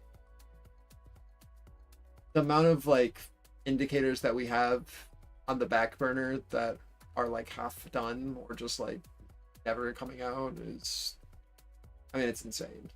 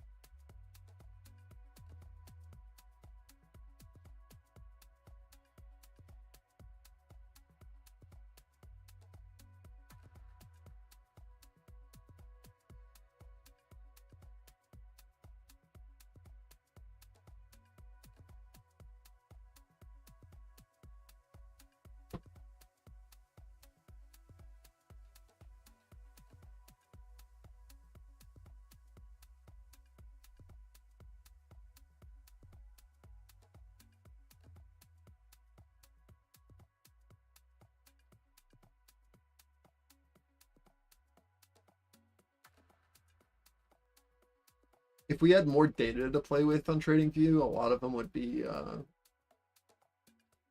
easy to make, but with like limited volume data and without actual times and sales, this like aggregate garbage that they're doing, it's just so hard to create anything that is not faking.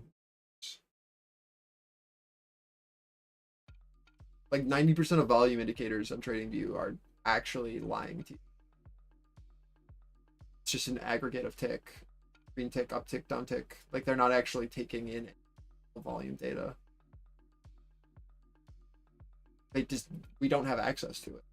The only time you have access to like, you know, quote unquote real volume data is if you're trading a live chart and you have to stay on that chart or the data is erased. It's only cached locally on your chart. It is so bad.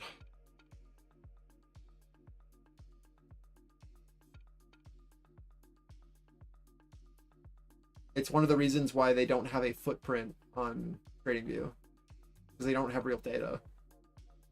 They have aggregate bar data, which is just open, high, low, close, right? On like a very small time frame tick, but it's not actual volume.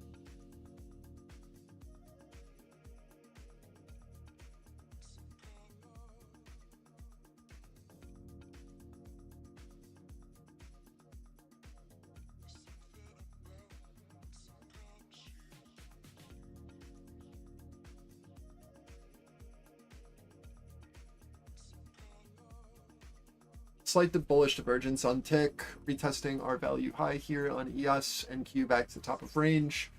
Again, just keep in mind that 24 level and that 36 level on NQ.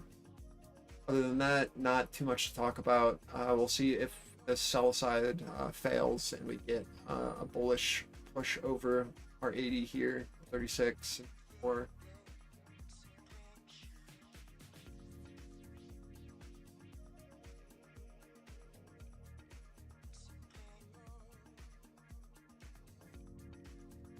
I flattened out. I'm not trying to trade this shit.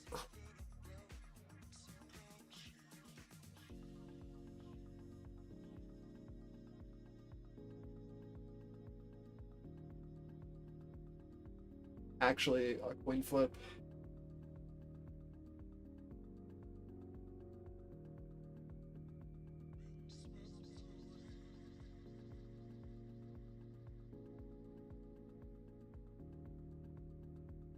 My guess is that bulls win here short term if Amazon can bounce 179. But we're moving so slow that it's literally a coin flip.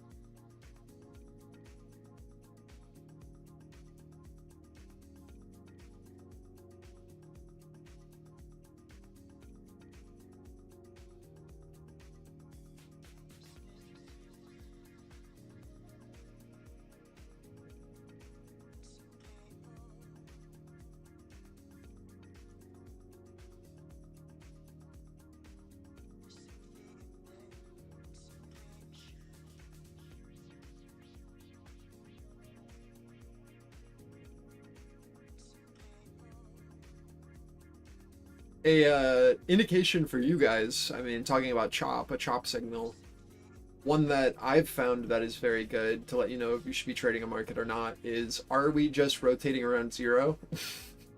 A tick? If so, don't trade it. Absolute ass.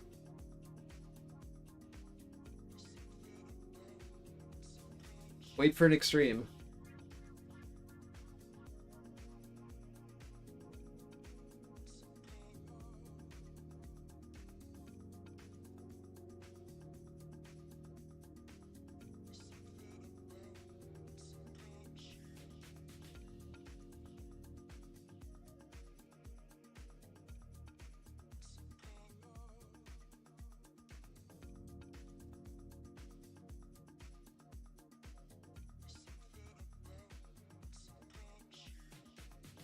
We have our next PVZ zone at in what, 12 minutes?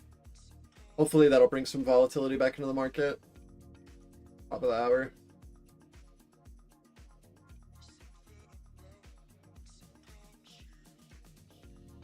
That chart is a perfect...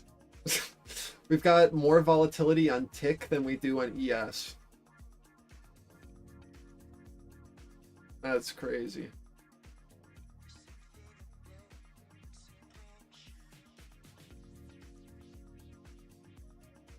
Tick options. Ugh.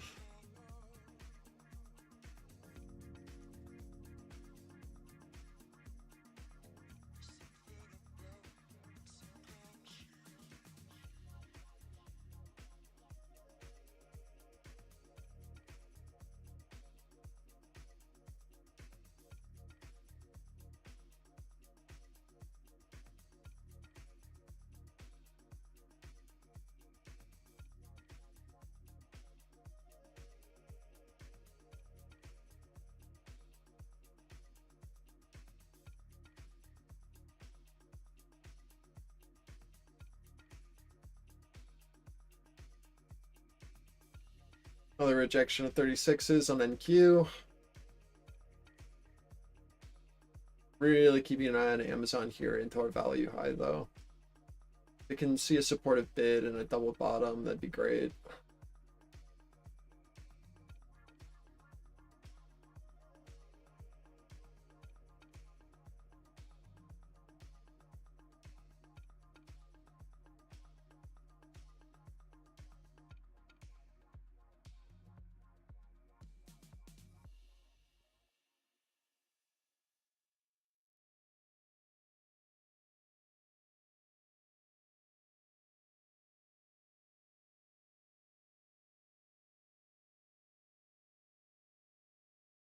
If you're attempting longs up here, please do not take a long into 280. Only if you're gonna try, you try at these wick lows, if anywhere, right? If you're not just gonna wait for this edge. Do not try to long this. This is a short only until we see a push above and then a retest. If you're gonna take a long, you either play the edge of the node or you wait for the deeper pullback. Does that make sense?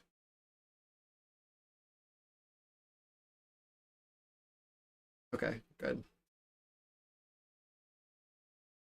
Please don't try to play a breakout at the high. At least wait for the local low.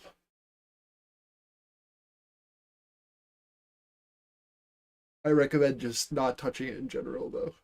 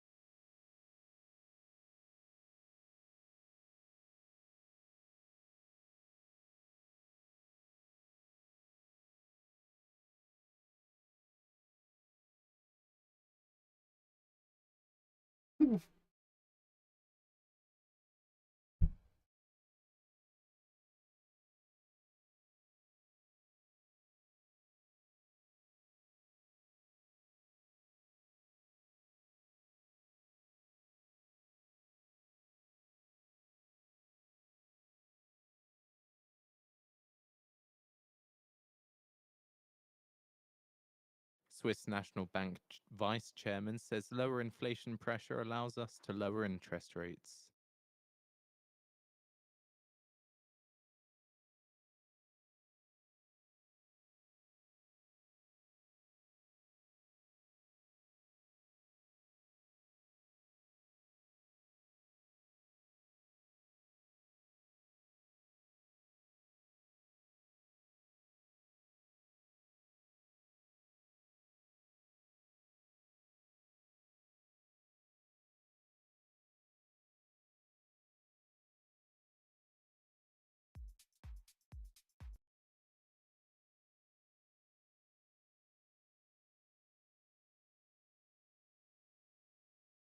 I need more synthwave on that.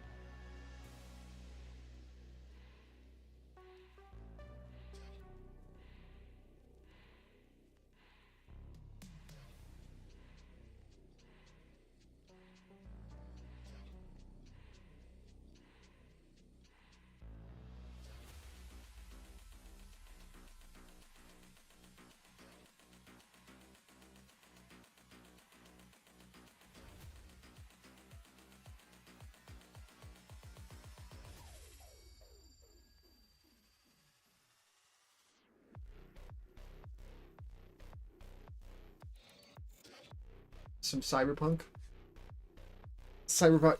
radio, mid tempo.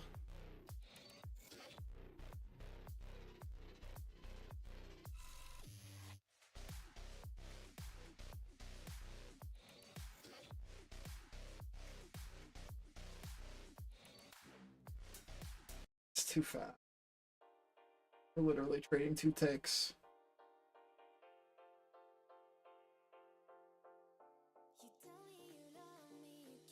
There we go. Some generic pop.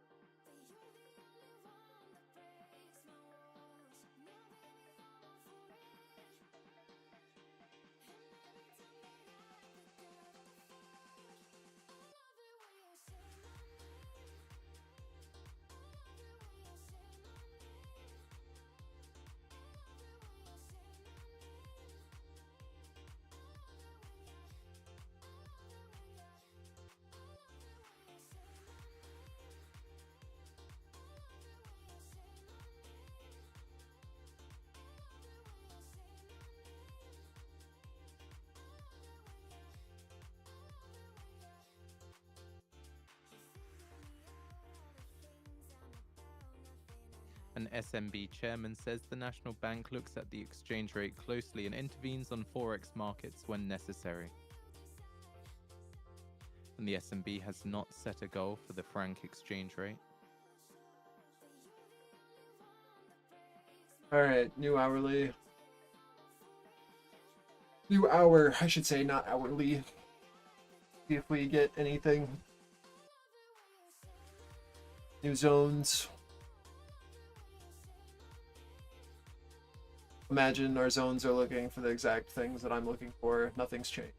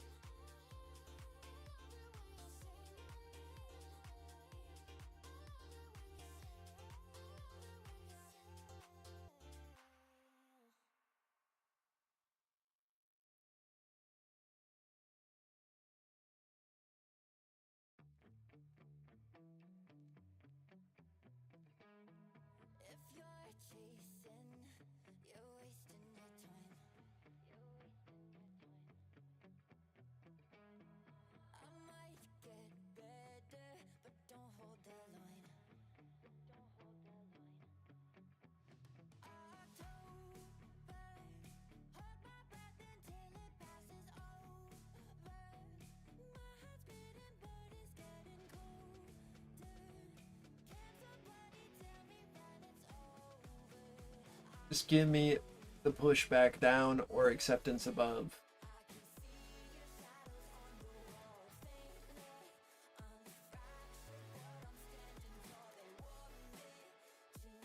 Watch this reoffer into 280 here on ES for strong sell.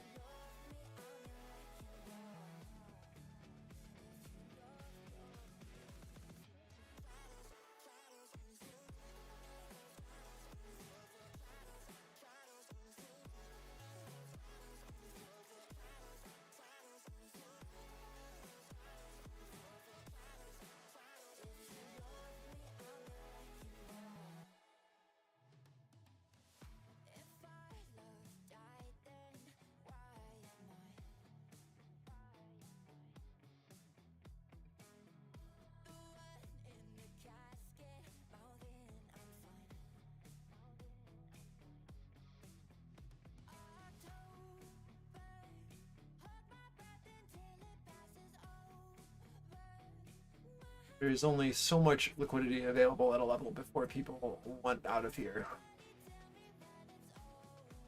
Acceptance back into value and retest of 280 and then rejection would be ideal for a pushback down 70, 74. Give us 8 points. I don't want to. I want to like see some speed, but don't want to get caught in the 3-point chop.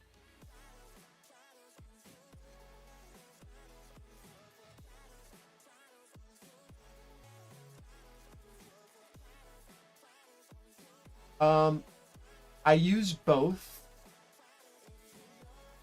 Usually I'm referencing the PVZ values because I'm looking to play from previous balance to new balance and then vice versa. Like if I'll play from like previous value low to current value high or something like that, wherever the value shifts are.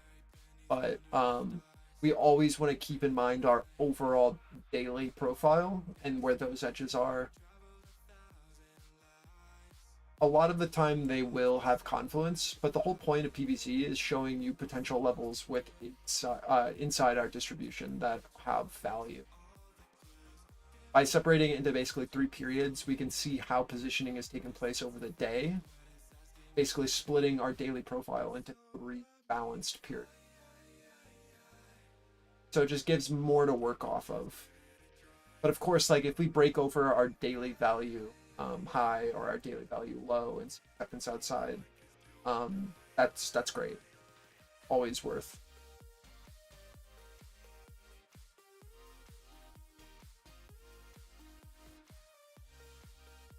But yeah, for my system, I tend to value the PVC levels quite a bit more.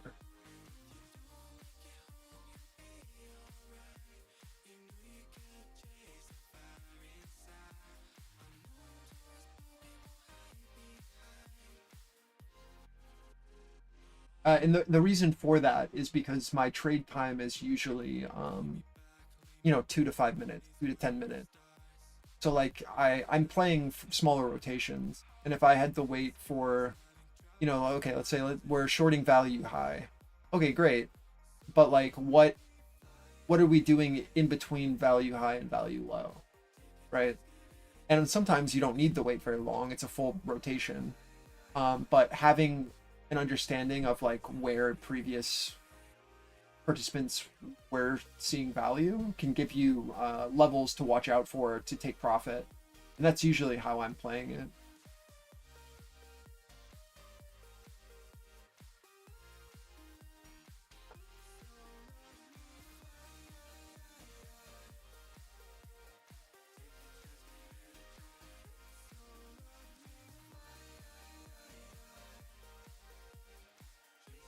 On days like this, though, like there are no tools that are gonna give you great trades.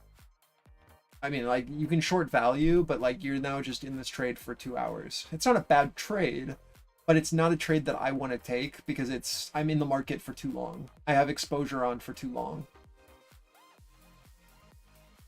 Yeah, exactly, Chop City. Like there's nothing wrong with shorting value high. Nothing. But do I want to sit in a 3-hour trade for the same amount of points that I could get just by waiting for someone to actually show their hand and then get speed? and make the same amount of money. No. Too much emotional stress just waiting for your trade to play out in chop for me personally.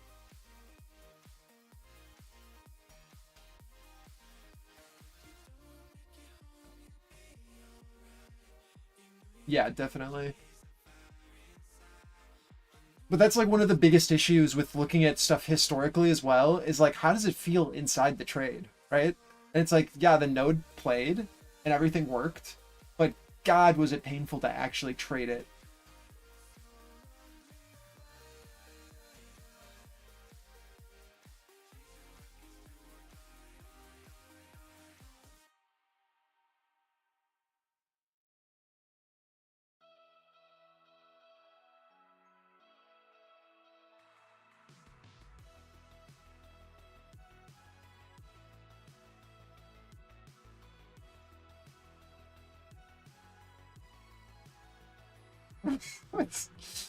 Flex, you've got some quotes, man.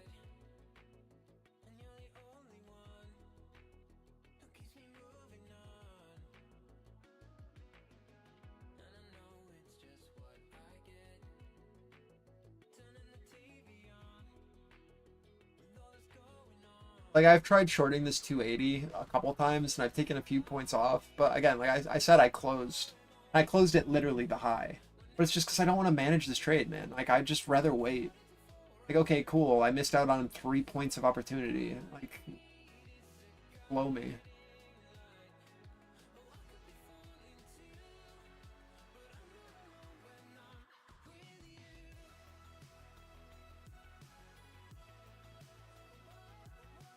Watch our reaction into 24s here on the Russell. We get another rejection. Good sign that ES has one more leg down. If fours reject.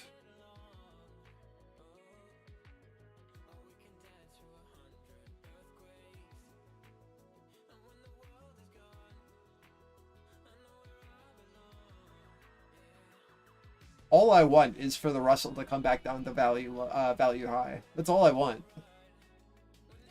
The market will be in such a much like more stable position if we fix this double distribution.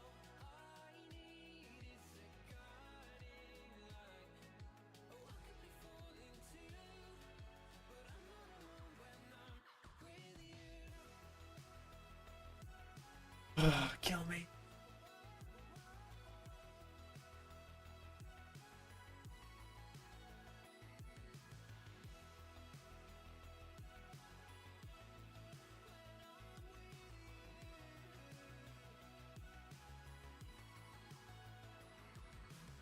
Yes, stack buy signal right into our rebid reversal line. NQ into POC. It's just a relief bounce. I'm still just watching our 280.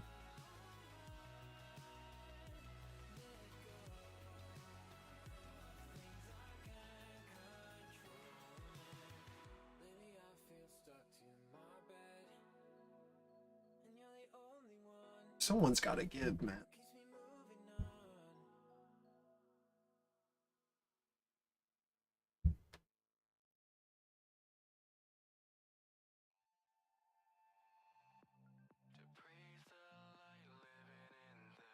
Hmm.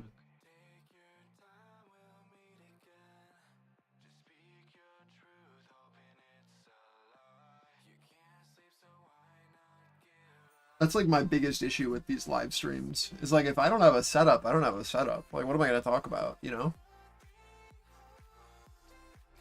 And I've got like a pretty large playbook of plays that I look for.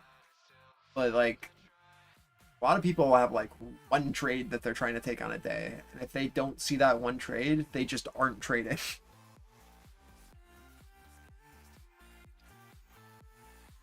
We've got a decent amount of mechanical and discretionary trades that we have at our disposal with our tools. But like, even with what we have, it's still ass.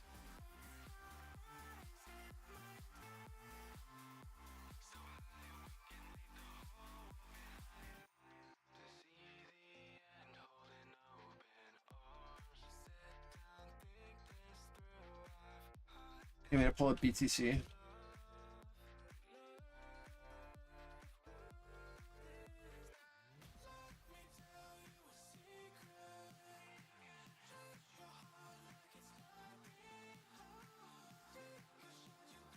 Wonder what exchange has the most volume at this point. Still Binance, or is it just Coinbase now? Probably Coinbase.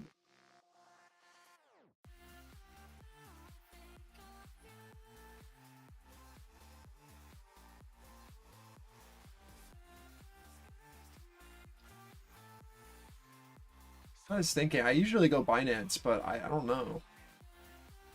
This looks less, looks choppier.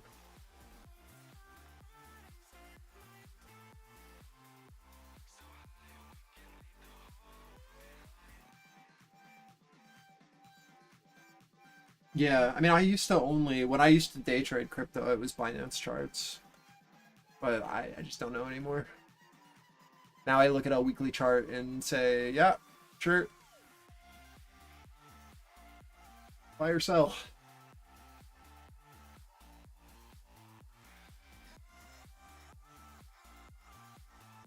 Can't be bothered doing TA on crypto.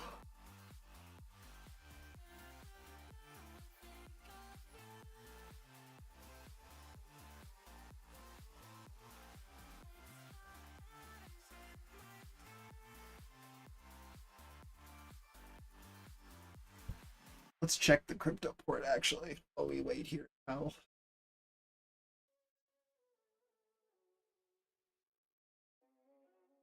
See how my cat girl coin is doing. Huge alpha.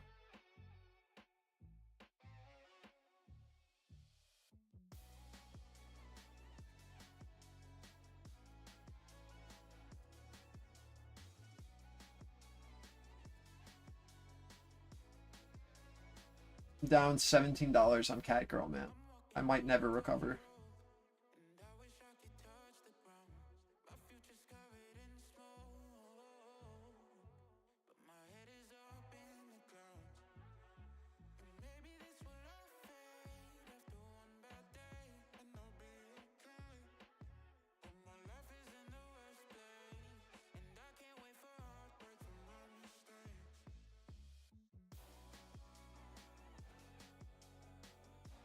You guys still trade crypto?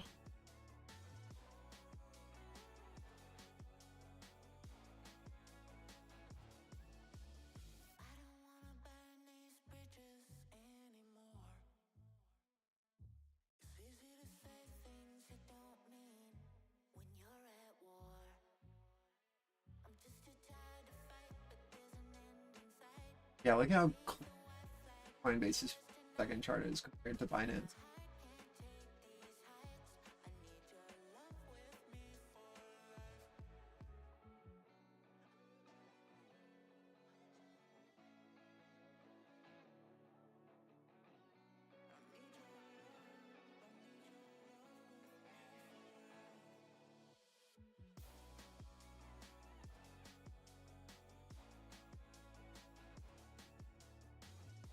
It's our test here. Sorry, getting sidetracked.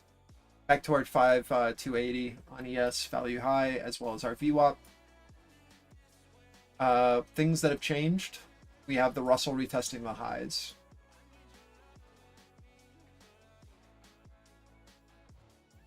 So Russell breaking out with this move. Back lagging. Back to our 500, positive 500 tick. Off of a zero hold. See what happens at this reoffer at 280s. Does the Russell triple top is the question.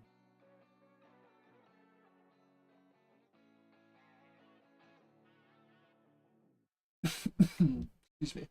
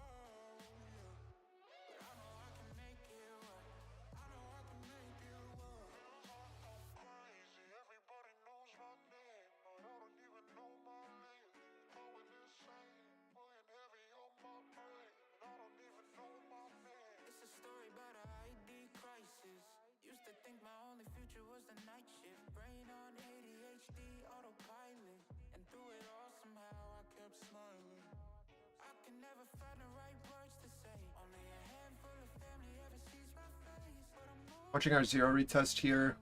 Definitely some bearish divergence on tech in this high. Need to see buyers really willing to lift.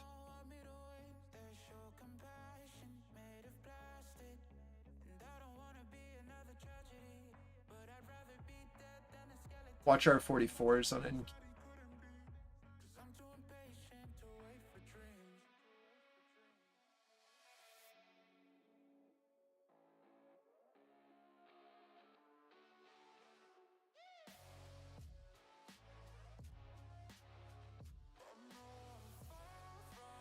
44s. Back to our value high.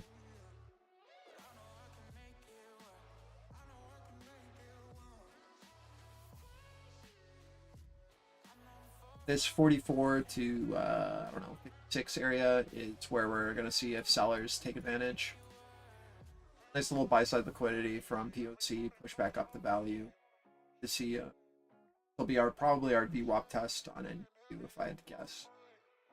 Look to see if sellers there or not.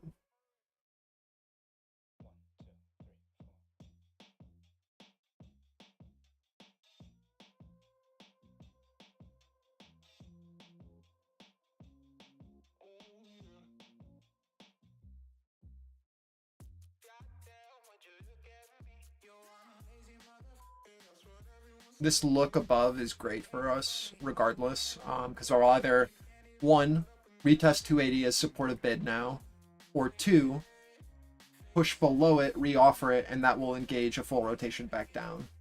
So this is good stuff for us.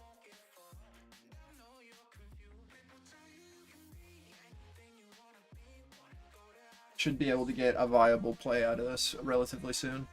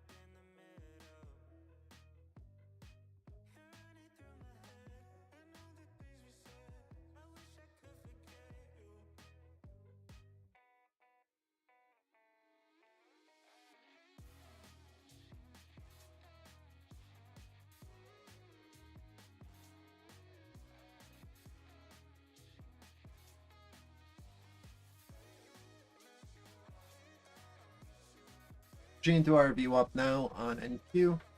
Again, this like 50-56 area is what we're seeing if sell side is willing to defend. The mean reversion back up while everything else kind of rests. Love to see retests of value highs if we were going to hold. Watching this 44 edge view as we retest into 0 and tick. Russell still maintaining this high, trying to build where our previous seller was, right? This edge up here. Testing value high now. Our next target on ES is going to be this previous value high at 86.25. Not too much more until we see a push over this area. Remember, 84 to 88 resistance from this morning.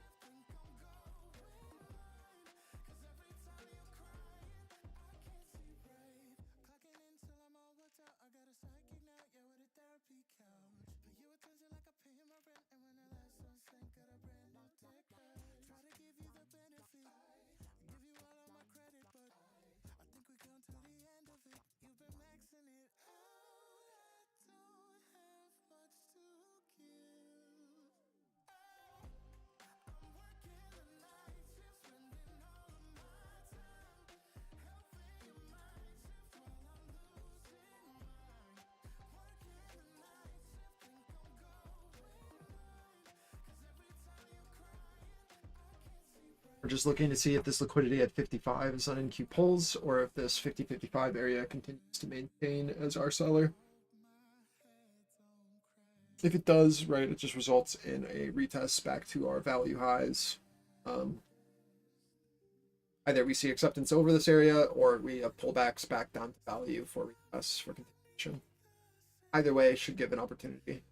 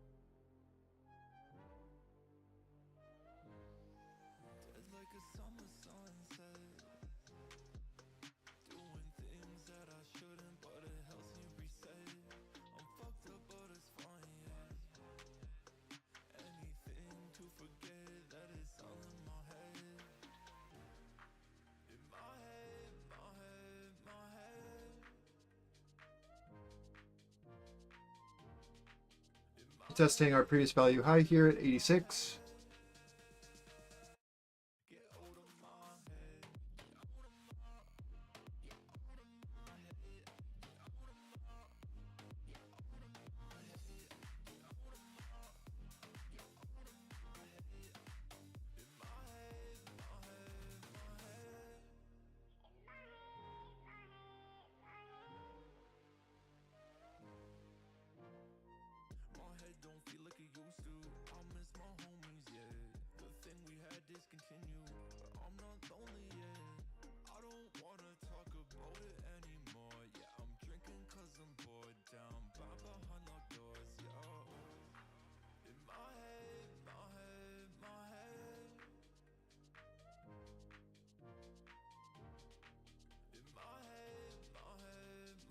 The way that I see this right now is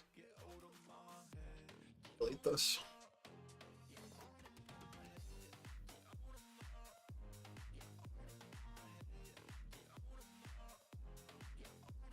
This area holds as resistance, or we're going to retest 90. Break of 84s, we come back down to 80. This area becomes supportive, we come back up to retest 90. We look for the reoffer below 84, just like we did earlier today, right here. Or we find our previous value low from the beginning, our first period of the day, and that becomes supportive, then we can trade back up into our previous range, right? That is kind of the move here.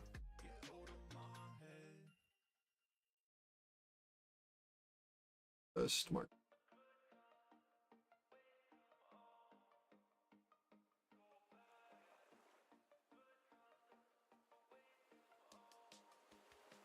And the way that the reason why we look at it like this, previous value.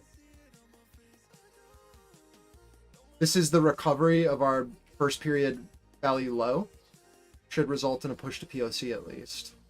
If this holds as resistance, then nothing has changed. Seller is still here, and then we hold this level, and we look for a pushback down to retest our breakout of our daily value down at 80s. So this is kind of, these are the two trades that I'm looking for right now. Either acceptance back over 87s, right, supportive bid here, and a recovery of our value low, or this is our rejection point, push back down below 84s, back down to 80.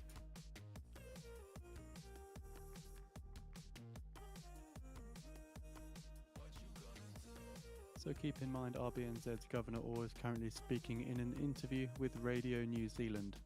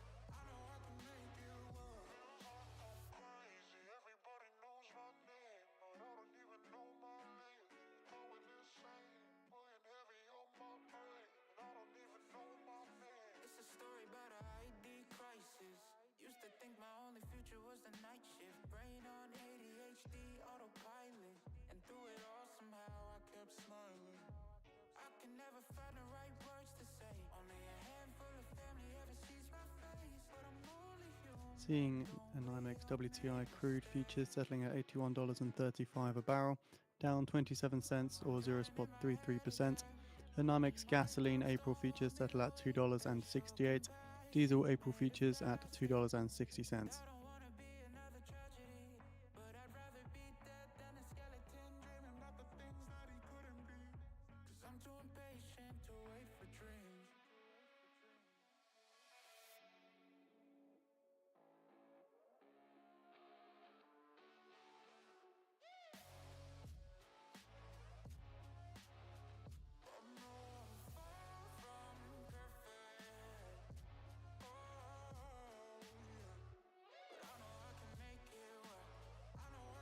Also, NYMEX natural gas May futures settle at $1.71.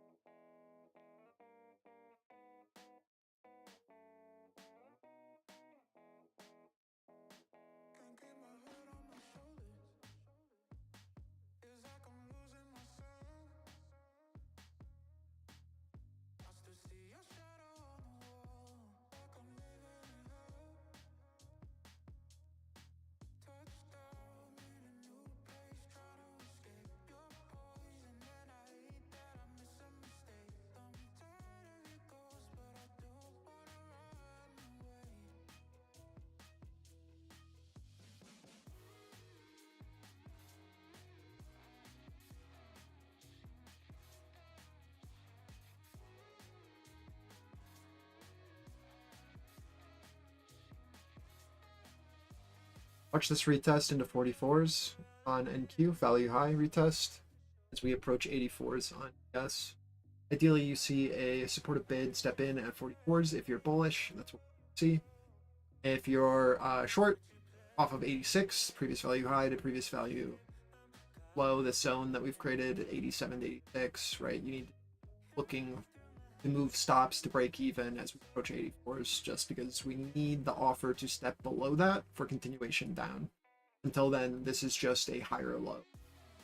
So really keep an eye on NQ here as we reach back into see if we get a bounce.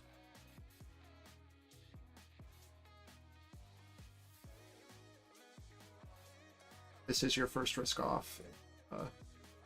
You are shorting this. Now you look to see if the offer steps in below this or if bid maintains.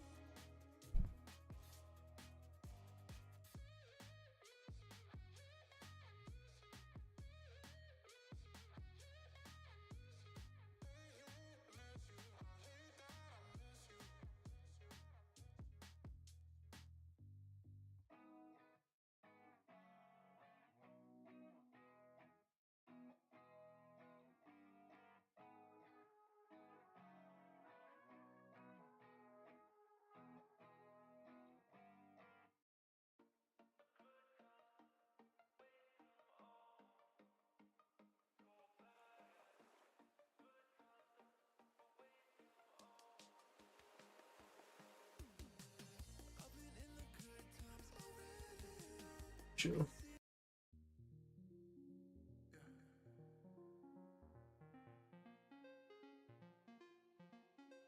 Once with the hold up, white breath, big coat, got the cold touch. Can't hear too much over shoulders. Don't sweat, this night isn't over. Don't stress, this love is a coaster. Jump up, jump down on my sofa. This attitude, the dosha. Tryna ease you out. Take a deep breath, gonna calm you down. Hold up,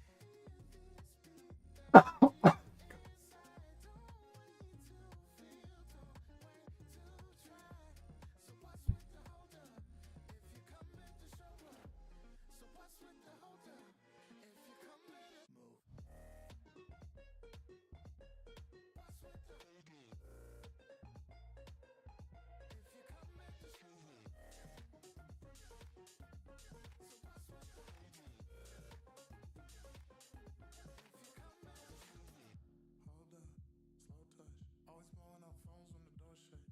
Deep breath, white nuts. You should let in some air, you get stuck. Hurt feet as the tears rush. Cold sleep, keep a parents up. They don't know what you crying for. They don't know what you do to get onto the dance floor. How many times that it takes to convince you? How many times that I'm someone you want more? I'm trying to show you the things that I'm into, but every time we arrive at an ending, now I fear that I sound condescending. I know you hurt, but you know that I'm mending. We can step at home if you want to.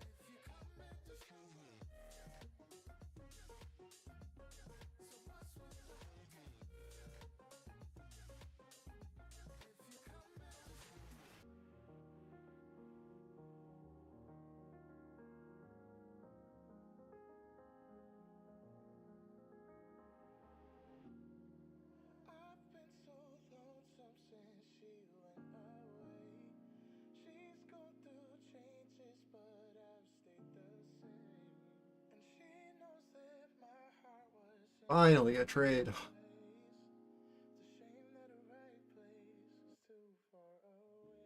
I'm risking off 2 into value high here.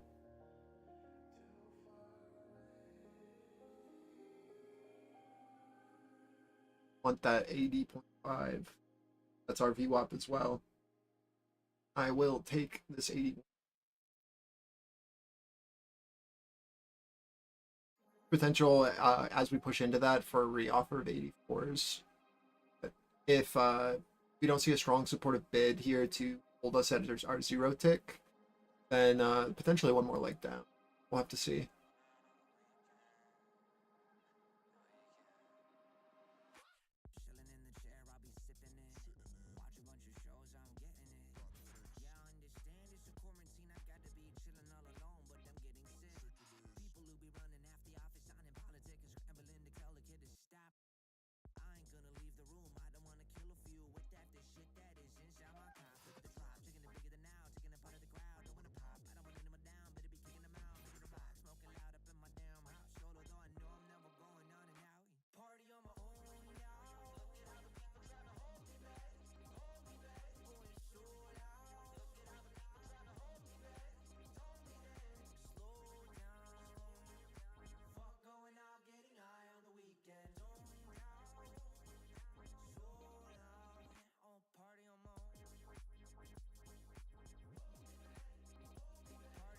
Brent crude futures settle at $86.09 a barrel. That's down 16 cents or 0.19%.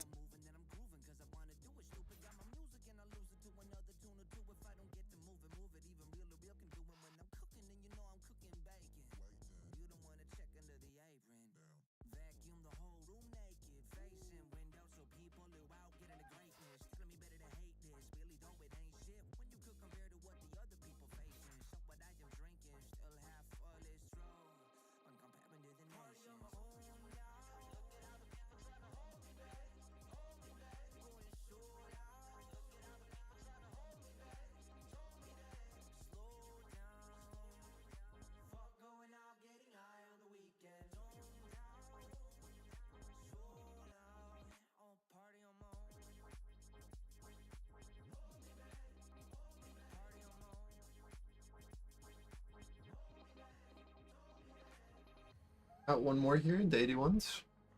Watching NQ here into the bottom of our fixed range.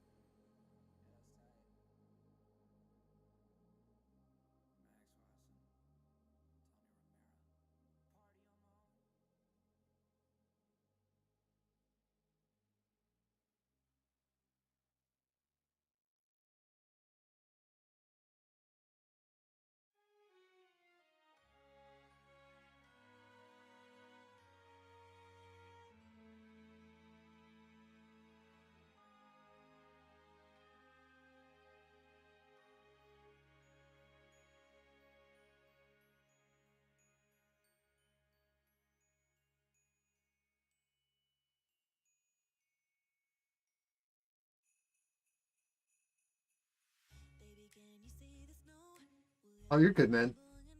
We rejected VWAP, which is what we were talking about earlier. It's like that's your sell level until proven otherwise. We're now trying to see on this look above VWAP after building if it can be supportive. So our VWAP now is at our value high at this 80 level, 80.5 on ES. And we're basically just seeing now if buy side is willing to defend and accumulate here. So it's just the exact opposite of if you're looking now, right? Like this was our VWAP as right here.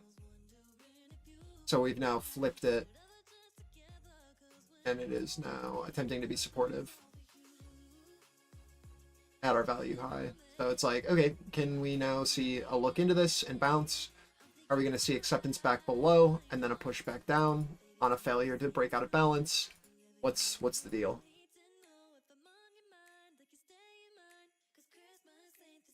Why is this? Why am I listening to a so bad at Monster Cat today? Holy shit.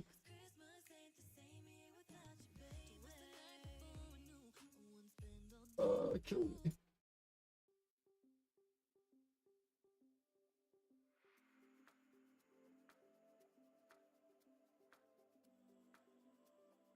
So for me, what I'm looking for, I've risked off most of my position here, and I'm looking to see if I can add and right at my stop.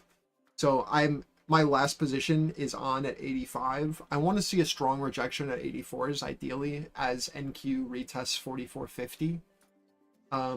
What we've seen here is a shift where we're now holding what was our anchored VWAP for this period as supportive, has now flipped to a resistance. So I want to see a strong rejection as we push into this area on NQ if we're going to see more downside. And I want to see a similar move on ES as we push into this 84 as well. And I want to see a push below our 80s and a pop and a push down. So I've left a runner just in case, but I've risked off from our 86 to 88 area into our value, right? Because I don't know as of yet if we're now accepting at our value high for a push and continuation up, or if this is going to result in a look below and a failure at our value high, a reoffer, and then our full rotation back down of our range. I don't have a great idea yet of that, but what we can do is watch NQ into this value to let us know if it's going to do it or not, because we have NQ leading here with us already breaking back below value. So it's already back within our balance.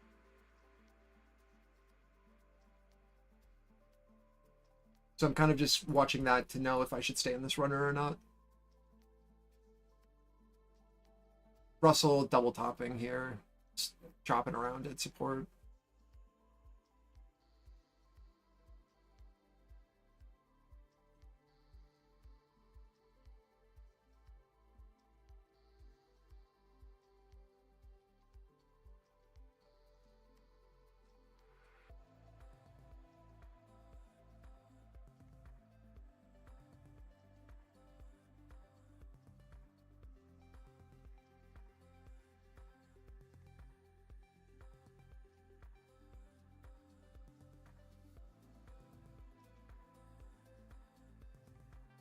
Sweepers coming through on tape here, trying to push this down aggressively. Moving into our 80 target now. Watch NQ into this 420 into 415 area. It's our POC. That is your NQ target on the low.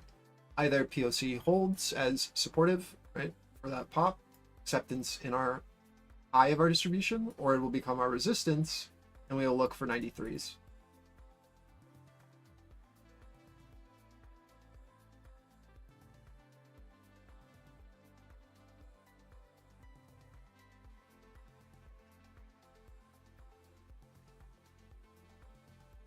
So we have made it to our target here at 80. We now see if a supportive bid is willing to step in. Remember, this is our VWAP as well as our period value high. So we want to see buy side acceptance here. We want to see a push. If we fail and break below, a great sign that we want to retrace the majority of the range. So watching NQ as well into our POC and just the Russell and into this high. Russell still maintaining.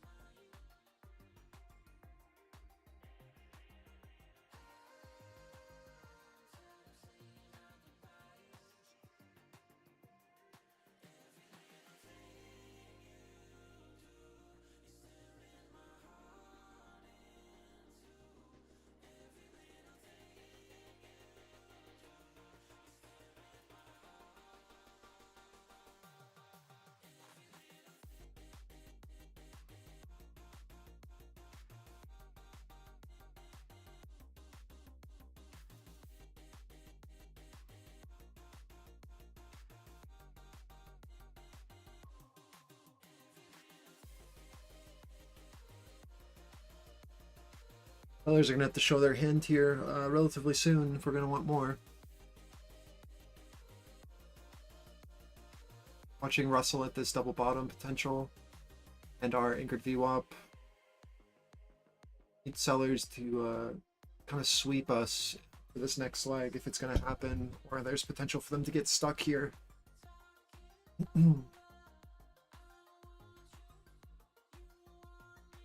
Sweep coming through on NQ.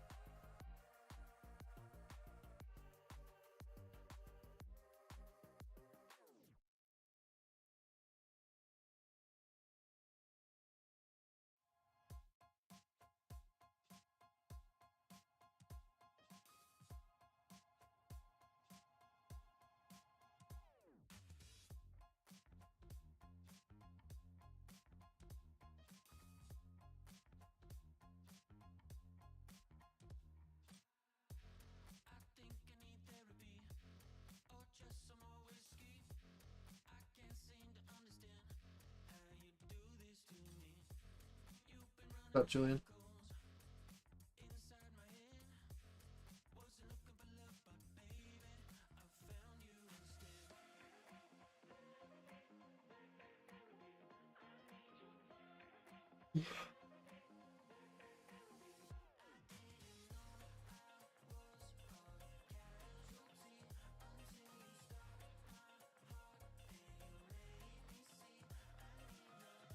At once, or like one after another?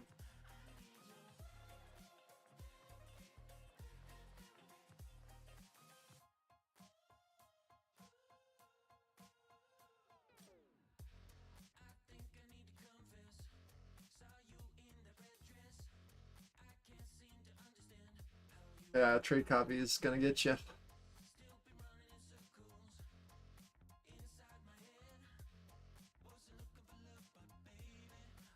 I feel like the trade copy only works if you're then like willing to trade micros, and then like you can take paper cuts on multiple accounts. But as soon as you start to like trade copy plus like over leverage on all three, you've lost the plot of the whole point of trade copy.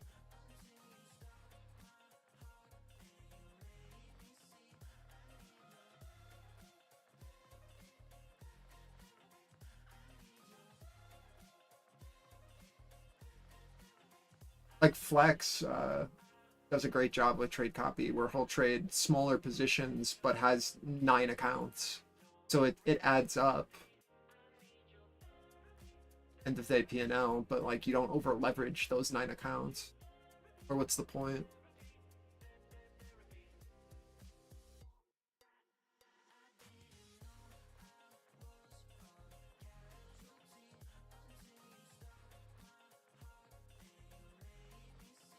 Yeah, for sure.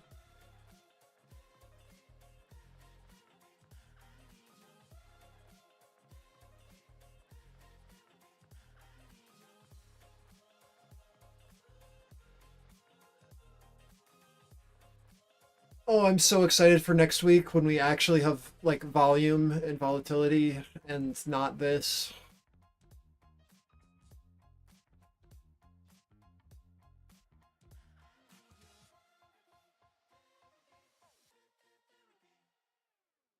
I hate short weeks, man. Short weeks are take a trade in the first hour of the day. If you have a runner, let it ride. If you don't, leave for the rest of the day. Don't waste your time. Watch our reaction here into 82s on ES. If we're going to sell, this is where you'd want to see it happen on the rejection of our value high from entering back into balance. Russell still maintaining, which is allowing us to float here without really melting down. As long as the Russell is able to maintain, it's going to be very hard for us to get another leg down. The idea here is we want to see from a look outside of value, on this look back in, you want to see a harsh rejection now back down to POC if we failed to get back over value high. If we do recover value high, right, we're looking for the ability to build and then pop and push. So watching our 2650 on NQ, recovery of that, watch Russell, and watch us push back into our 82s here on ES. Again, remember, we're trading incredibly slow, and so it might take 3 candles instead of a singular candle like you're used to for the idea of the play. Think of today as everything happening in slow motion, right? Choppy price action. What we're looking for is just failures to break out, and then failure to rebid and hold levels.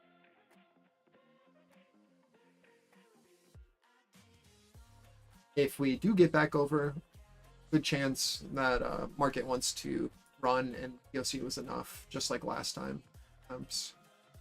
NQ still maintaining basically higher lows, equal lows here on NQ. Really want to see how we react back into these pivots. And again, like Russell is literally just, it's flagging right.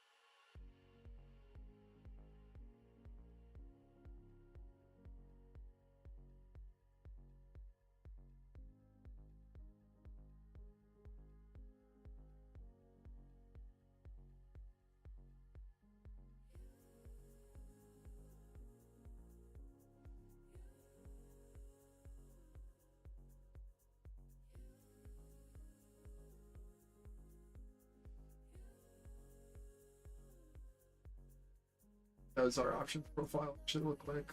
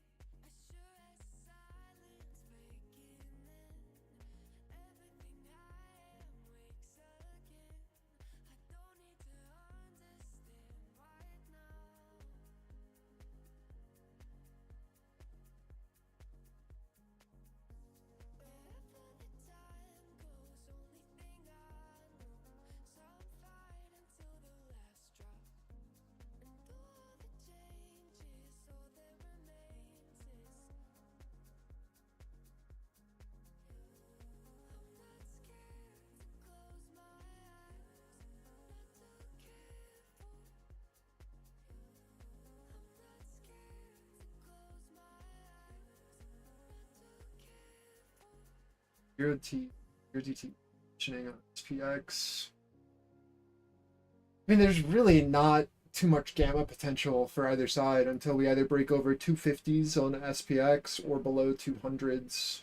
We're pretty stuck where we are. You have potential for a gamma flip over 250, and you have potential for downside flip under 200 with a more important level under 175. But 250 is really your upside pivot for kind of that volatility upside.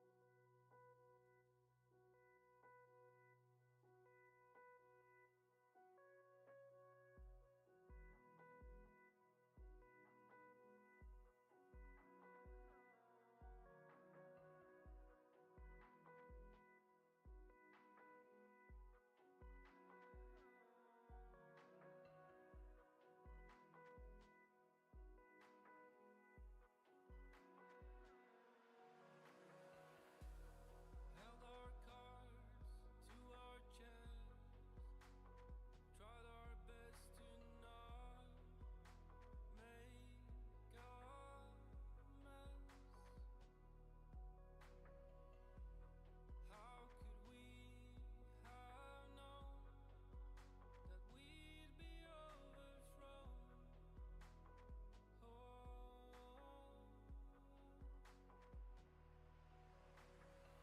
Why didn't we see it coming?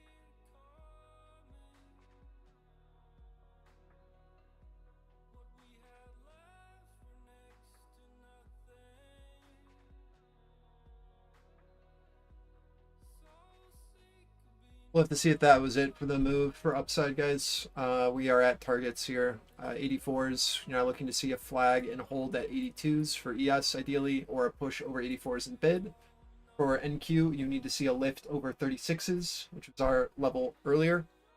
36 is important for me. Or that will be our short-term resistance off of the hold of POC and push back up here.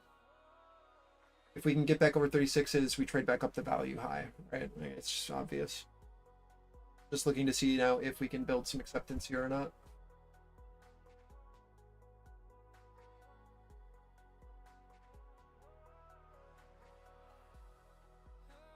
held on to the one thing we cherish. With our eyes, we all saw it perish. Slipping right through our grasp. Too tall Amazon has saved 1.3 billion with cuts to office. Oh, vacancies. Hey, I mean, yeah.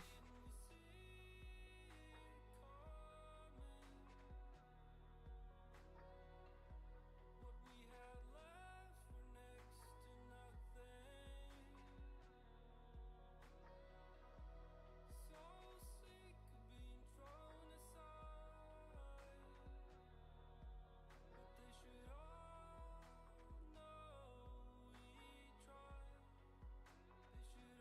know we tried. They should all know we tried. Did Amazon move off of that, or is that old news? Nah, I didn't check. POC.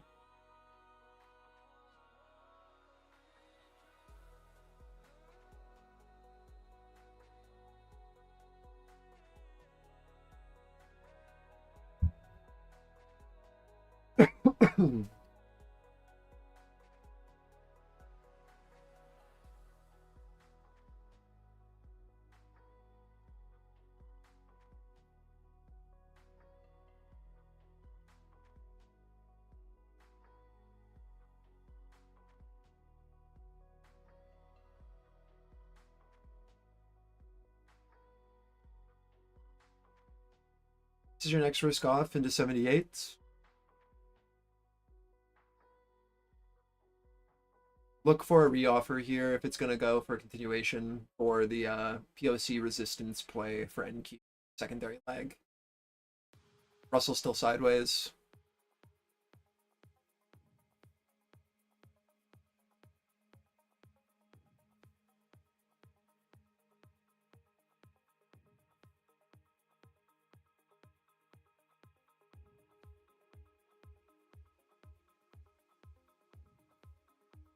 See if 78s can now hold as resistance, or if we need to come back up to 80.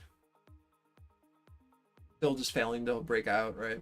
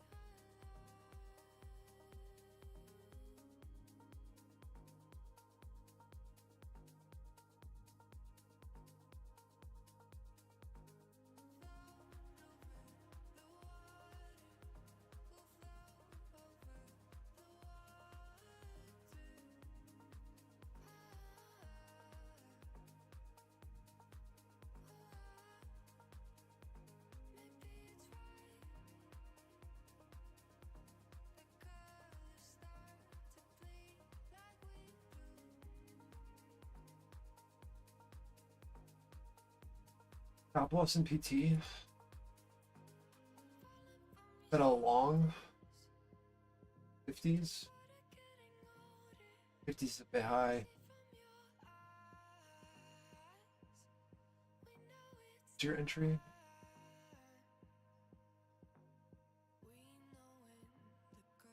$22.50 is fine. 430. Yeah, that's a good trade. I think that makes complete sense. I think you should be a bit more comfortable attempting at edges, but there's nothing wrong with where you, I don't think. And then it's just understanding where our previous seller was. So I think like your 50 target was good for a secondary target, but understanding that this is where our seller offered last time, right, is so key for first risk off always. Because we don't know how strong of an offer they're going to put in, right? So something that you can do, Max, that I think is really useful is if you have a hard time figuring out where that is, you take the most recent leg and then you see where we consolidated and put a fixed range on just that area. And then from there, all you're going to do is take a zone and drag it across. This now becomes where you're looking your first piece.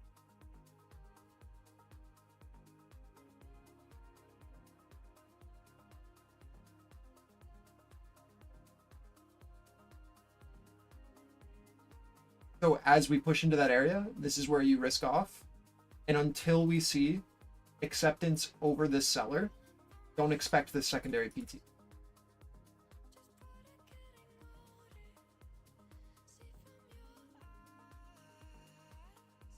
Because if this seller is still positioning, there's no reason to think that we go for this retest above. But if we do see this, this gives you a secondary entry, add to a position. If you do risk off here, this gives you an opportunity to understand where to look for a reoffer if this fails to hold, right? It's probably going to be easier to see on the 50.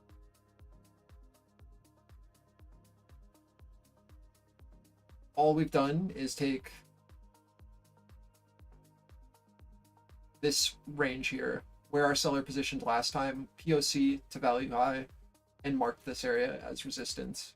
Don't expect more until we see acceptance over this seller and buyers willing to bid here, right?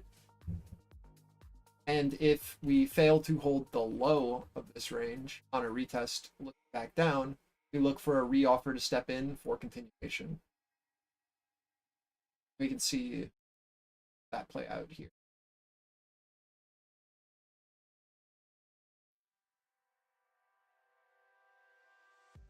These kind of mechanical trades will play out much better on more liquid. Right now, it's just so slow. It is what it is. What did I delete? Deleted something important.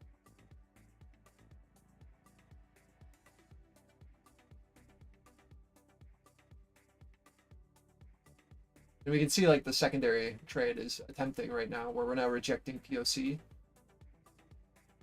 Yes, yeah, exactly. Most recent structure, always risking off into our first sell, our most recent seller. We're now trying to see if sell side can gain acceptance below our POC here. And if they can, right, then targeting into this low makes sense. If we see acceptance back above, same as before.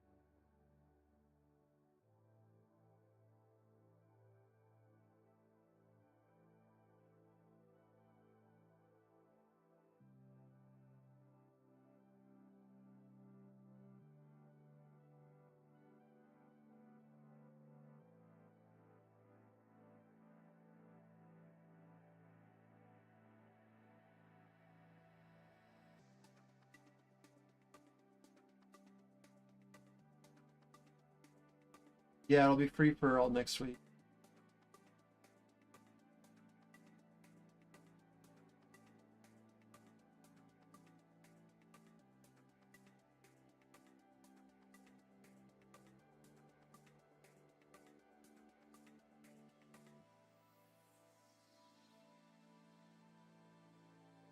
I'm risking off one more here.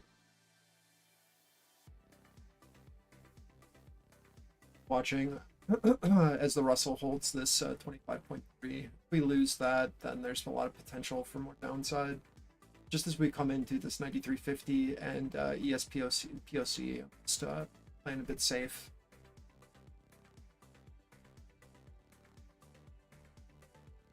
There's like nothing on RTY below us if this area doesn't hold.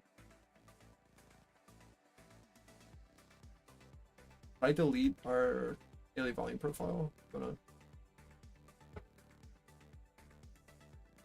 There we go.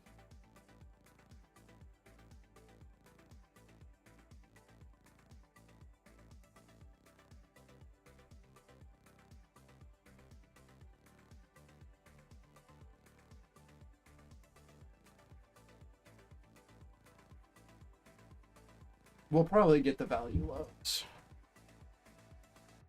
I tend to see that on a failure for the Russell to break out and like that like end of day stagnation, we usually fall to Russell value low of all targets. But as of right now, like this NQ and ES are just the easiest rotations to play because our zones are so close. Today sucks, guys. Like honestly, I mean, if you are profitable today, or even just break even, like definitely worth patting yourself on the back. it's a hard day to trade. It really is. So I definitely understand it, struggled today. It is very choppy.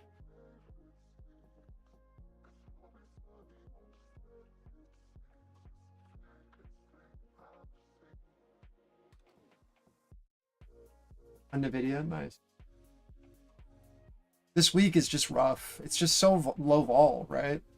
Like you either are here for the morning trades, you get in it, it is what it is, right? We actually have movement. But like midday, man, it's just chop city. Like it does not feel good. Even when you win, it does not feel good.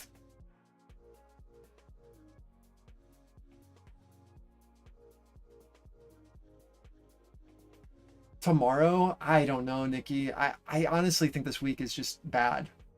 Short weeks are usually pretty terrible. I don't know. I mean, maybe with it's either going to be very good or terrible, right? I don't know how the rebalancing will affect it. And I don't believe that. I feel like it's a misconception that all rebalancing is done the last day, right? Like it's been happening. That's why the markets are ass.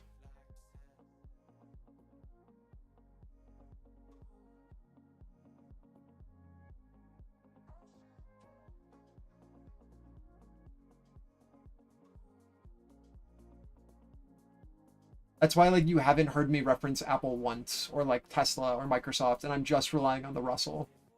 It's because like these tech names are doing their own thing. Like yeah, sure, they are moving, and we get a catalyst where like they all break down at the same time. Like yesterday, Apple was great end of day to let us know that everything it led tech down. But like I've been focusing a lot on these Russell pivots mostly because like our mid and small caps are kind of giving us our signal if we're going to continue to oscillate or if there will be a breakdown with this rebalancing.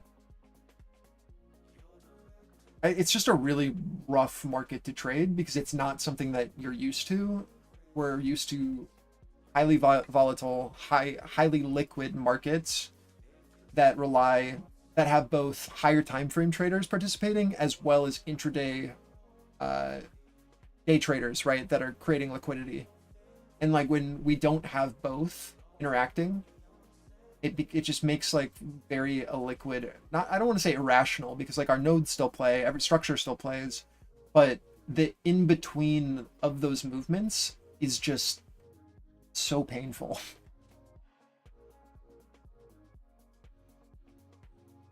Unorderly, I guess you could say unorderly, but like it just isn't at the frequency in which you are used to trading.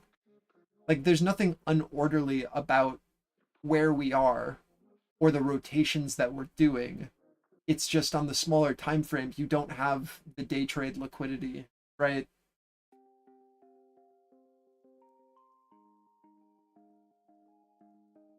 Like nothing structurally is unorderly. It's just illiquid.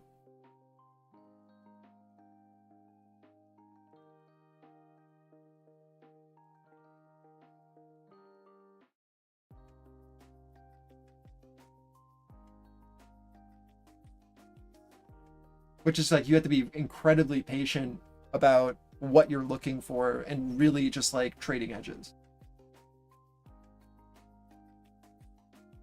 Or only trade like a very mechanical setup like gap fill in the morning off of a failure at value, right? Or like an opening range break or something like that where you can have like a very mechanical stop and entry and understanding of what you're looking for an invalidation. Because if you get caught on the wrong side of a chop where you're waiting 30 minutes to stop out of a trade, like you're just the emotional toll there is just so high.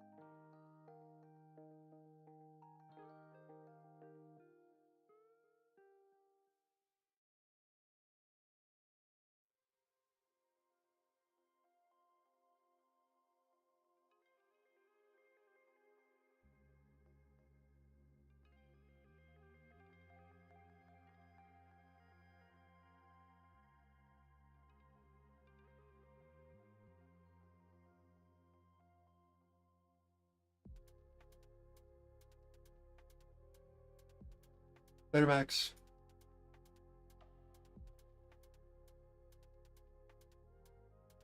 Still just holding our 84 as resistance here. I'd really like us to close. We're going to be bullish.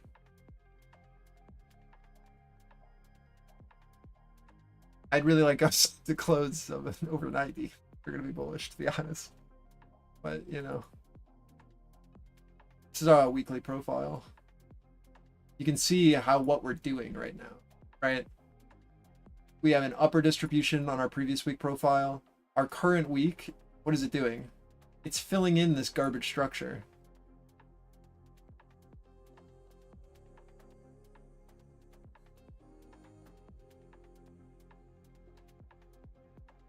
So like, what do we want to see? Well, we want to see what I've been saying all week so far is I need to see 90s as supportive, right? Because we need to get back into our previous value as well as this week's value high, and show that we're willing to then rotate this node.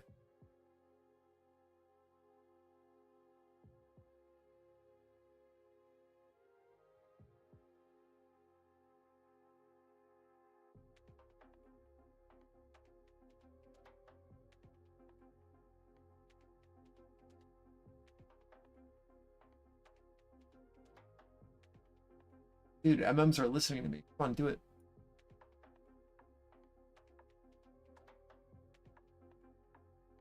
Back to our 44s here, value high. You.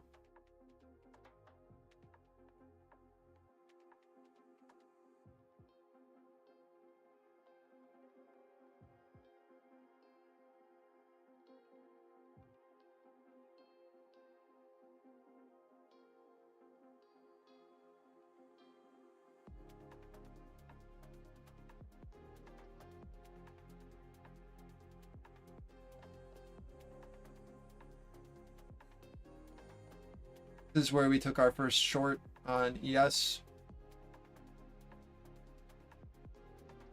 We want to see support a bid over 88s or a push to 90s if it's going to do it, or this will remain where our seller is. Same thing on NQ in our 44s. Value high.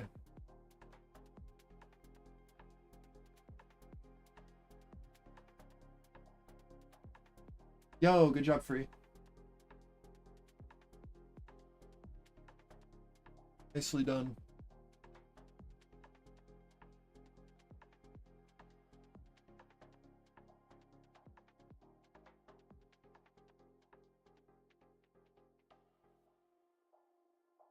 How much time do we have left? 30 minutes.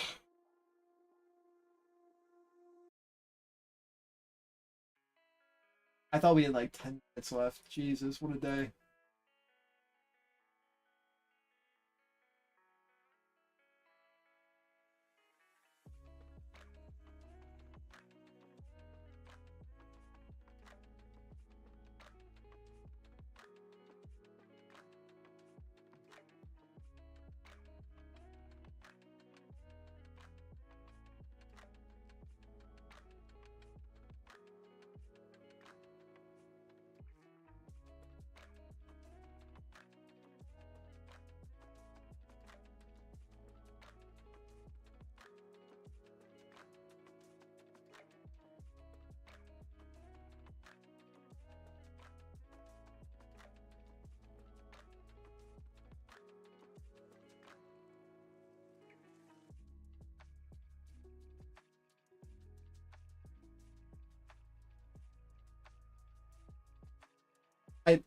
I want to like highlight again, like one of the easiest things you can do to have a bias on a day is like, where are we in relation to Globex VWAP, regular trading hour VWAP, our 30-second opening range, our 15-second opening range, our initial balance, right? Like these are all factors that you can be like, should I be innately bullish if we're below these levels?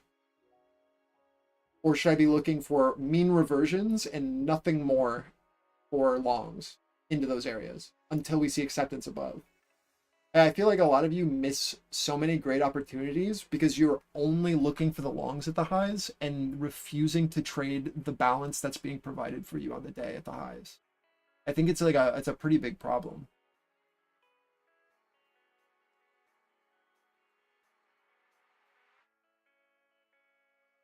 Like, there's nothing wrong with being like innately bullish, but like be the bullish on days that make sense to be bullish.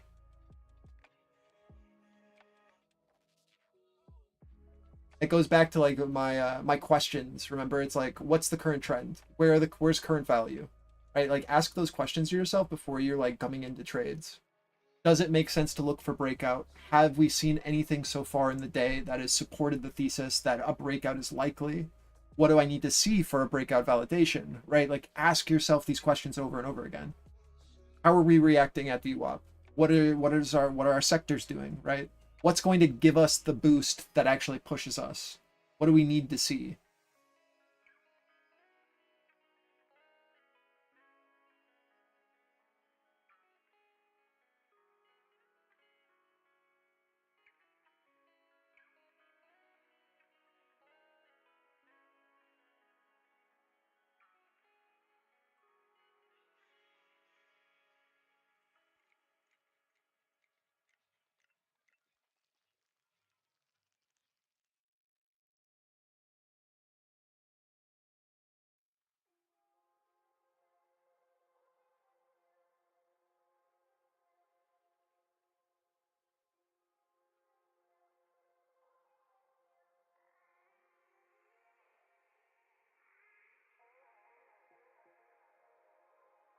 What is this USD thing here? Can I get rid of this? It's in the way.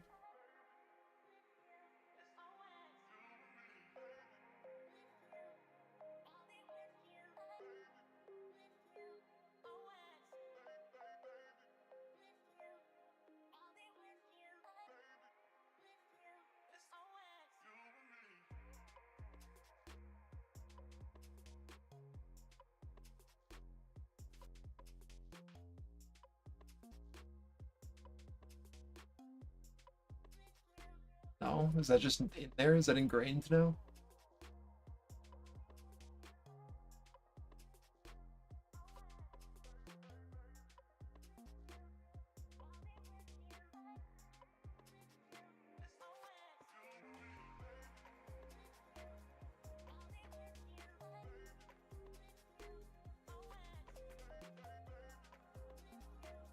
Yeah, the same for you. I mean, it helps so much. So I hate like the narrative bias.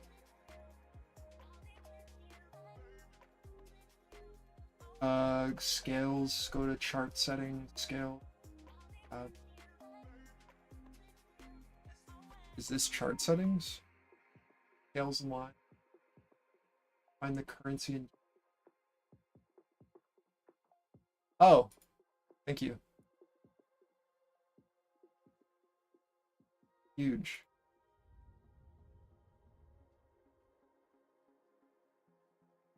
My man.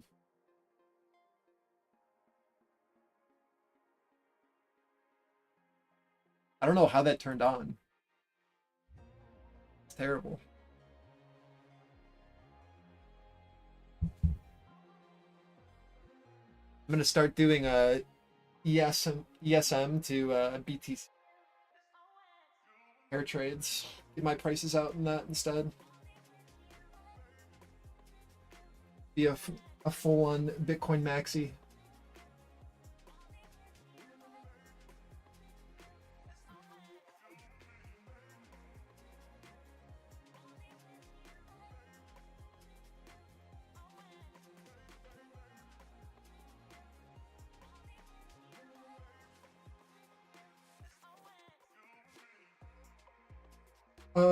If we get over 92s, 93s on ES, there's potential. Until proven otherwise, this is resistance for me.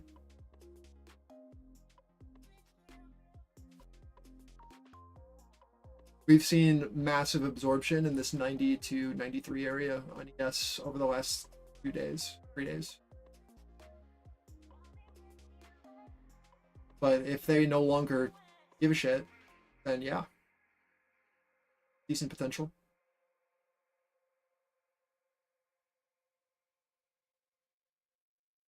so far, I'm not really seeing an active seller yet.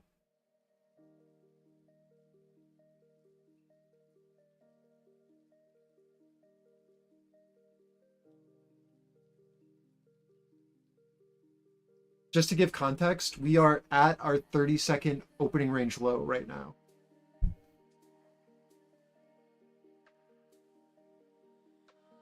On ES.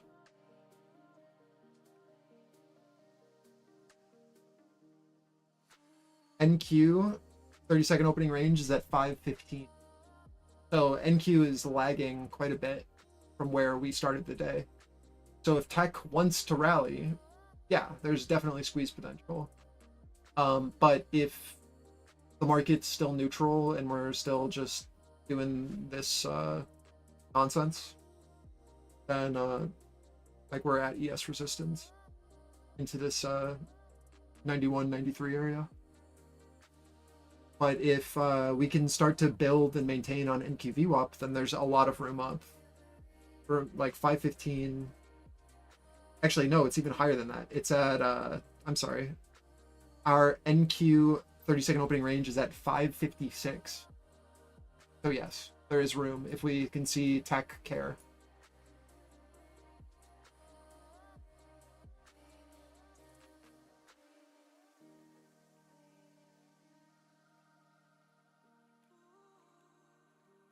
It looks like it wants it. Testing our highs now. We get acceptance over 95s. Decent. This is our 30-second opening range high here into 94.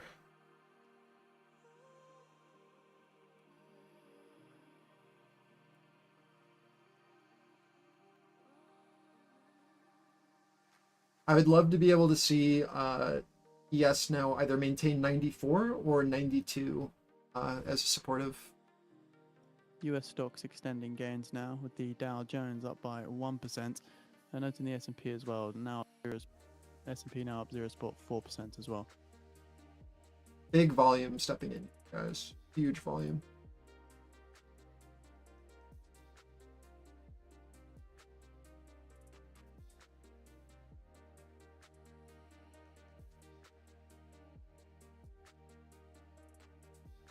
Look to see if 95s, 94, 95 can be supportive on a hold.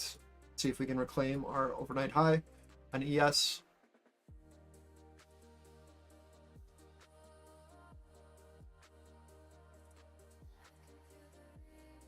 Again, tech is lagging. So we have a lot of room if it wants to build.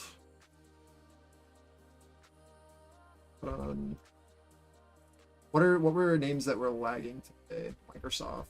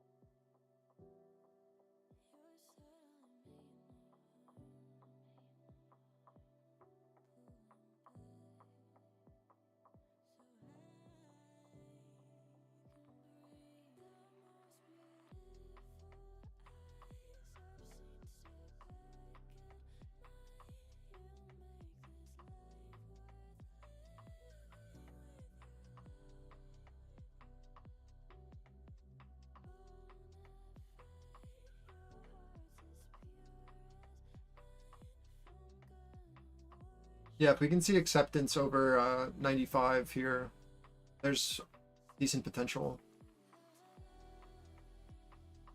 We're looking to close above 90.95.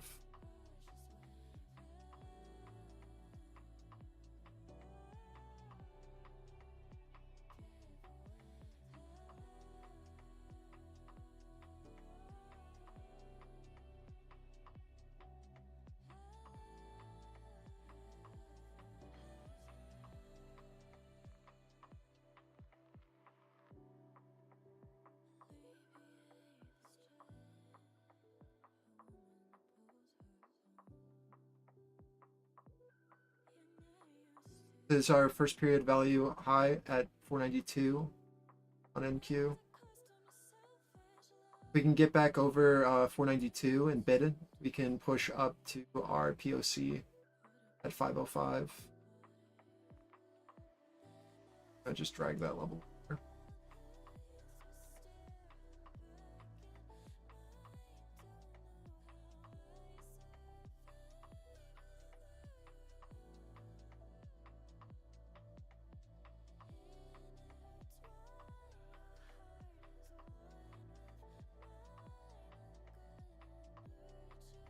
How did it go? I sold in the morning at 70, or no, let me go look. I just sold in the open. It was okay. Good money. But I wanted more. I wanted more.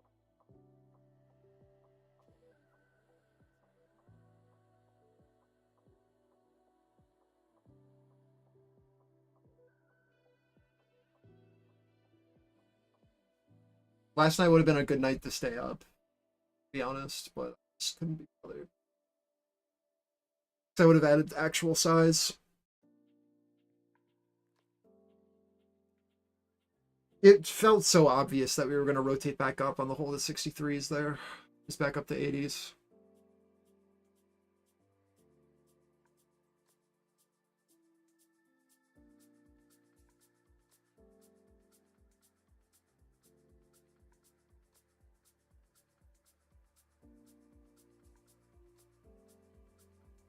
It's just such a classic, like, overnight session meaning nothing.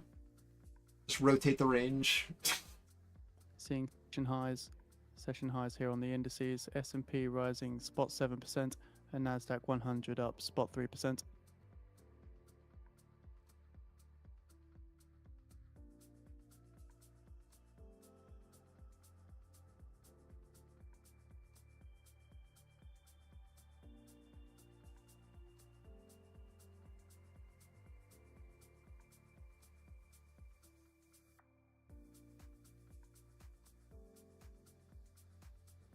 X still has room.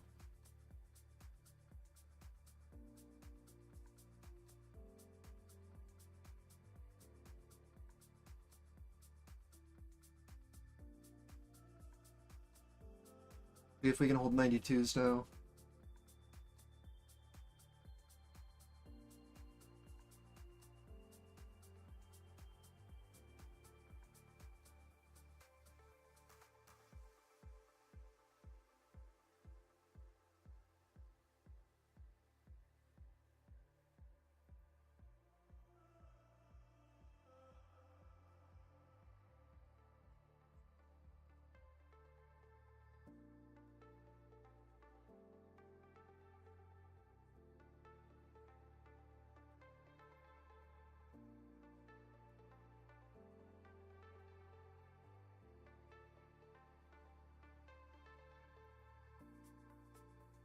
Russell kind of hurting us a bit.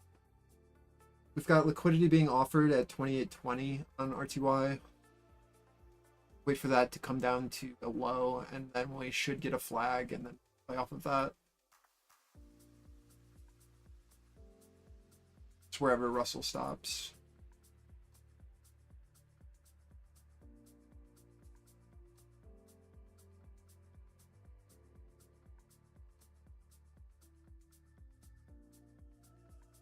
There's a seller positioning at 97s on ES that is now caught offside if they can't push below.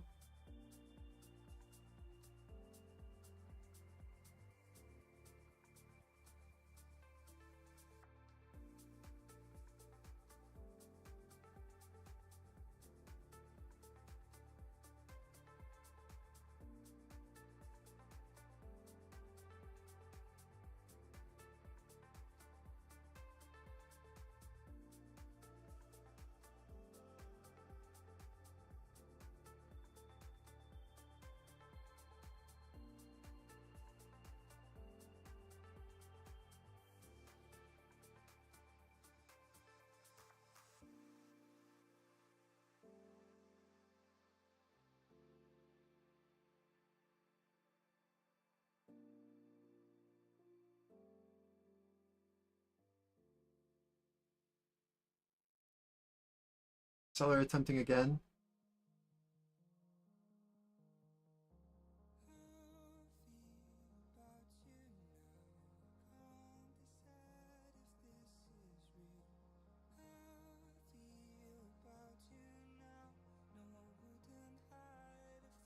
I think directionality will be either on the break of 301 or the break below 7 for short term.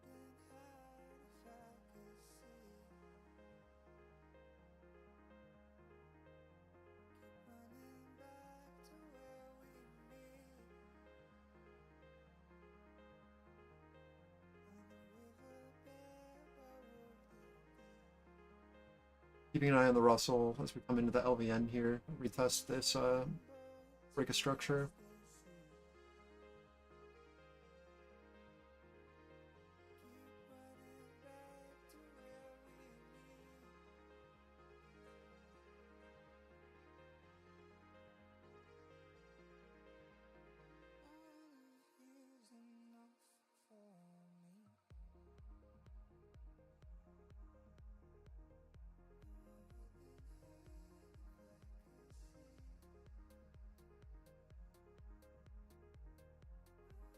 "21 minutes left in this."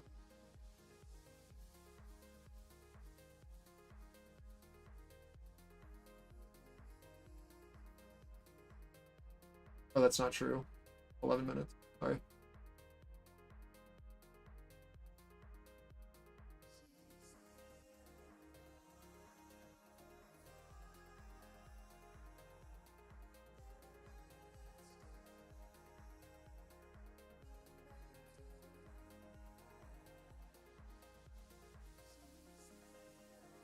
Yeah, man, it's all a ploy. Because once everyone's on the same page as me, then all of a sudden I don't have to do work. It's a huge scheme. All of a sudden in chat, people are posting ideas. I can just take them.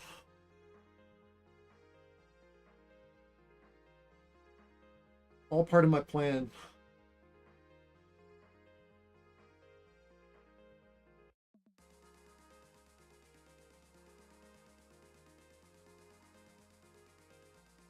Early market. Sorry, that's market on close imbalance. 650 million to the buy side.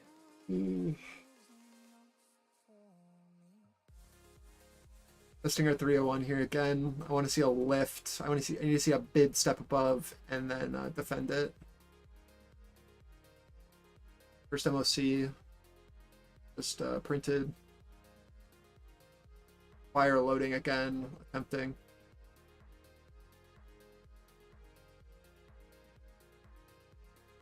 Come on.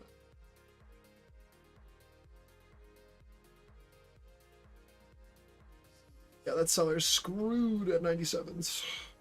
They can defend that 301 now. Looks great. Watching Russell as we come back up into the highs here. 32.8.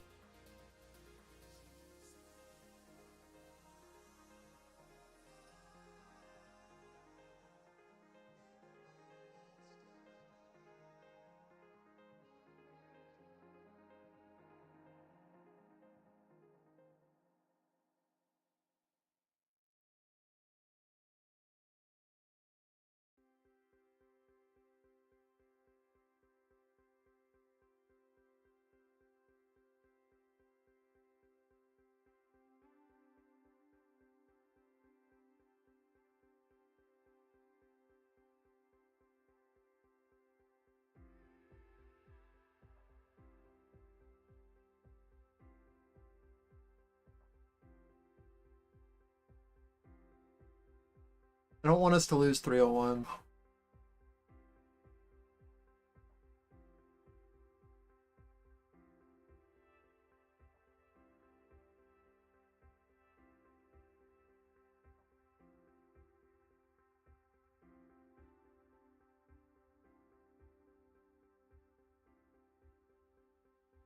Microsoft into our weekly value area low, 422.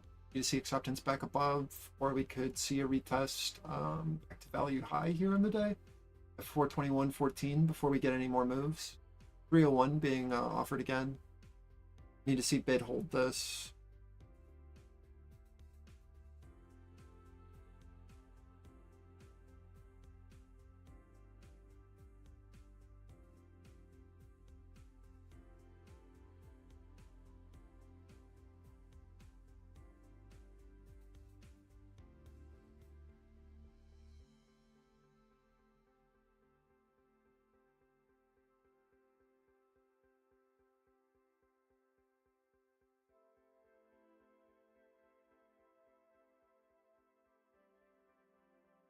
Remember, our SPX gamma flip is at 250.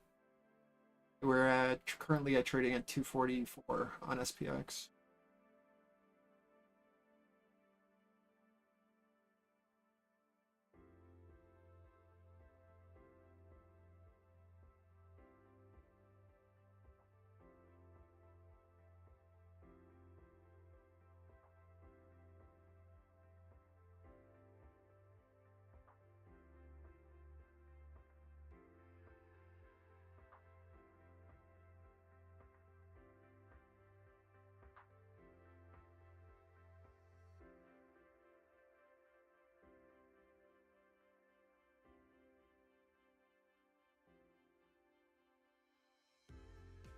Russell breaking the highs here. Good to see.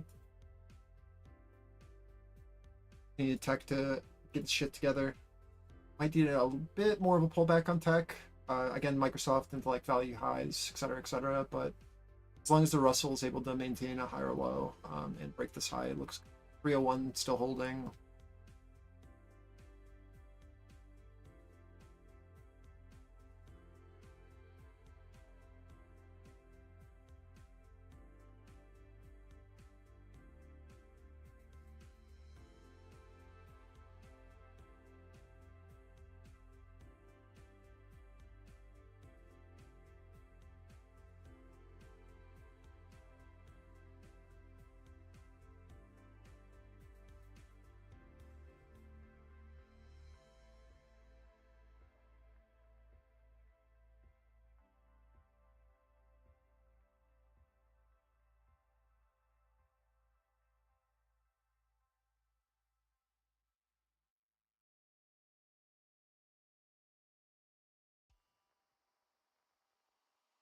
See if they have follow through on that.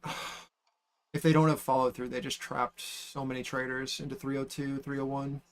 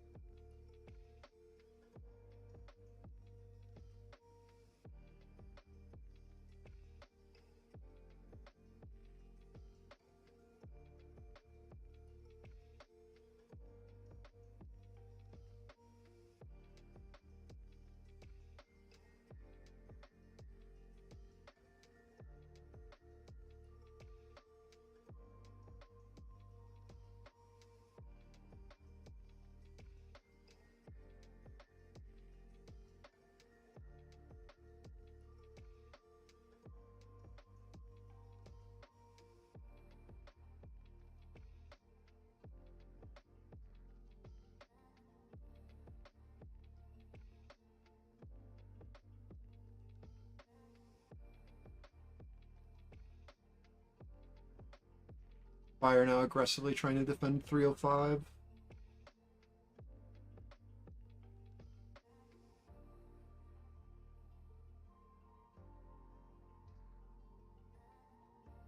Tech's still not in this move. This is purely Russell. If Tech can get a bid, like Russell is what's carrying us right now. Tech sideways. Keeping an eye on this POC value high retest on Microsoft. Should be a good gauge if we can get the tech pop or not, if we can hold this.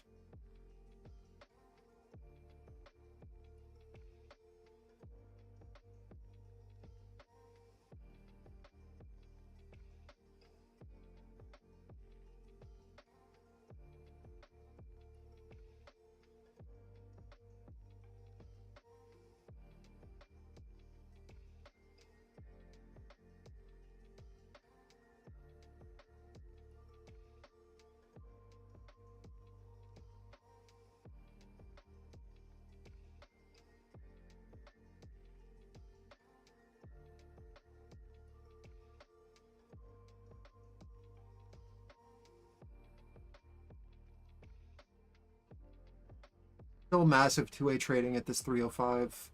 Waiting on tech to figure out what it wants to do.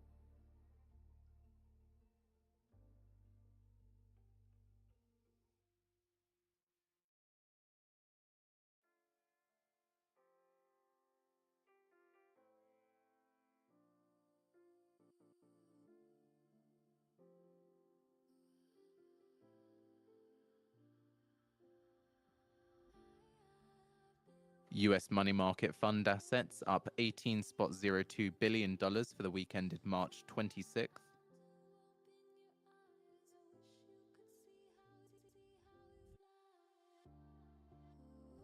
A weird way of saying sixth.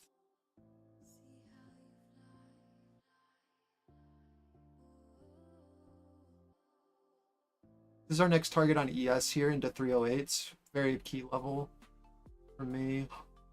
Above 308s. What do we even have? Do I have anything?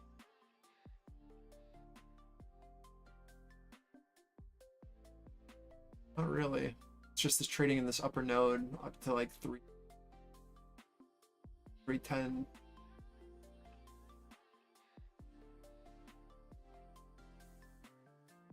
Just put a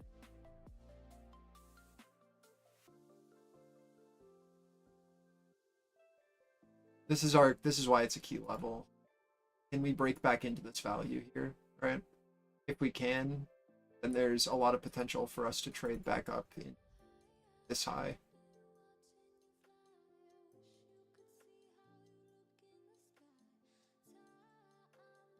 We can get acceptance above.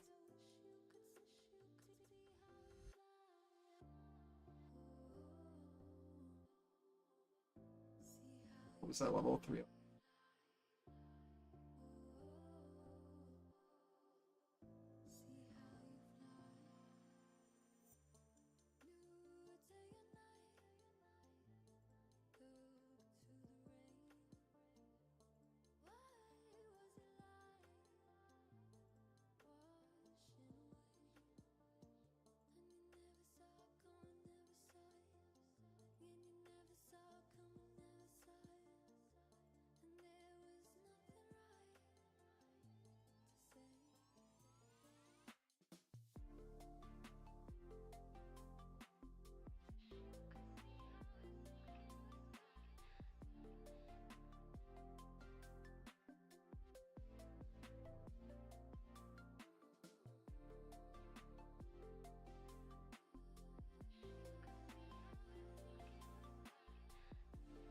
We get more over 15. Look at our node structure on NQ here. Auction, pivot, LVN, right? So we're looking for a bullish bid or a push to 30s is our next target if we can get over this LVN. Russell still leading us, Tech still sideways, right? So we still have room if Tech wants to be the catalyst. They might push this more into close, honestly. We'll have to see. Last over like the next 30 minutes, but those are an amazing close. Crazy. I'll stay for a bit, see if we get any more.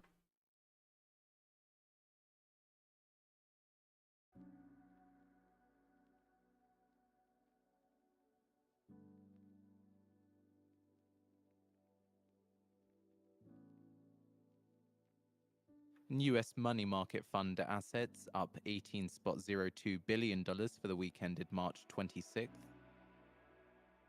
Yeah, I'll be here tomorrow. Every day, buddy. Every day.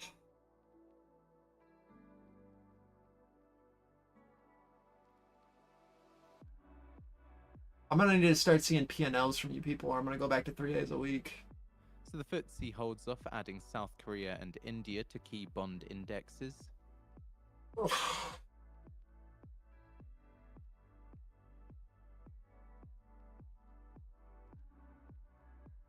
Man, going from trading 3 days a week to every day is such a... I've never felt more exhausted. I don't know how you people do it.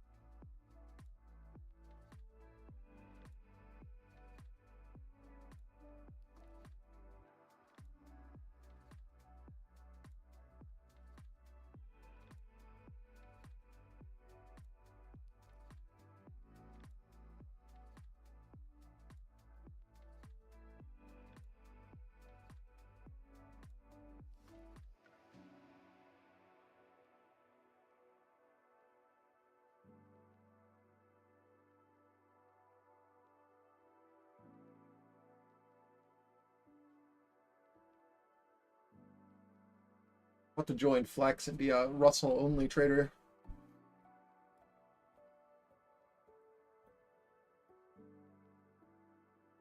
This 42.2 is an important level volume wise. 42 point.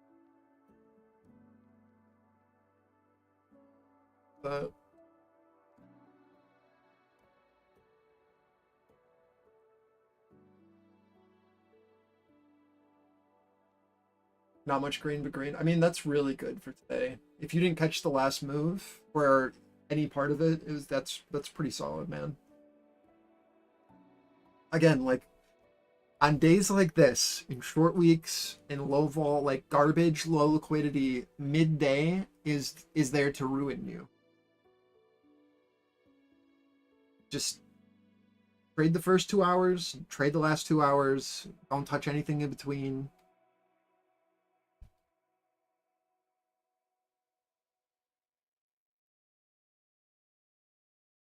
It's like, if you know that you can't help yourself, you need to put it away.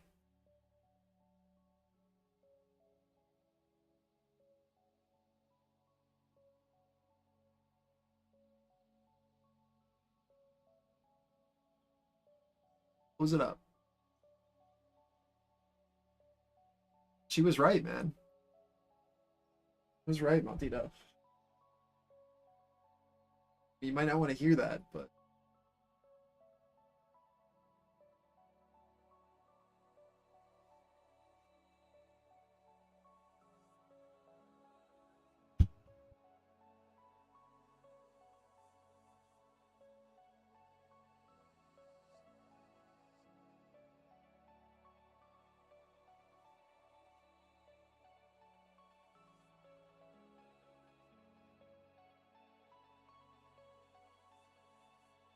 do we have any ER today? I stopped paying attention to ER so long ago.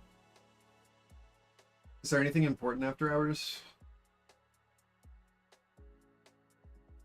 that's gonna screw us here?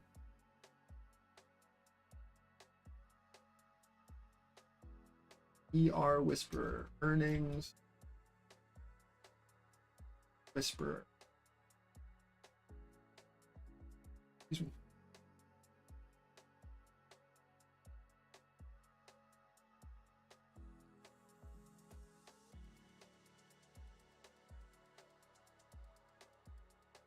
Oh no, it's all garbage companies.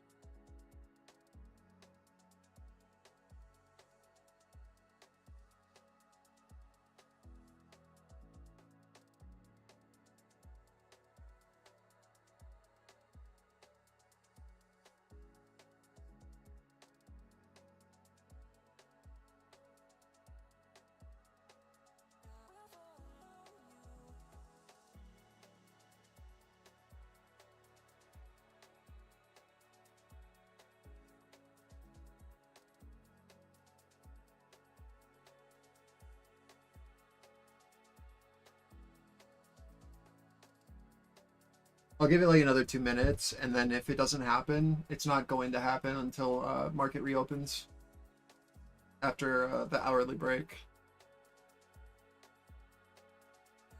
Just an FYI, so you don't waste your time. Yeah, this was a huge move on RTY. Later, Surf.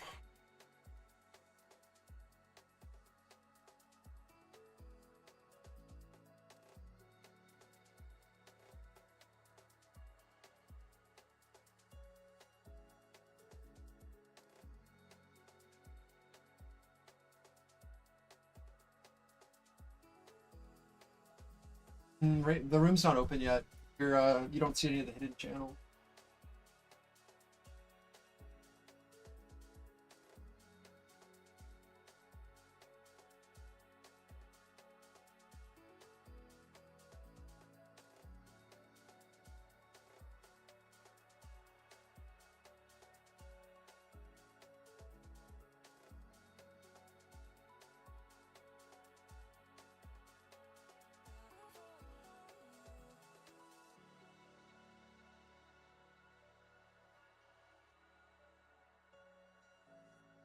Oh, forced close after 10.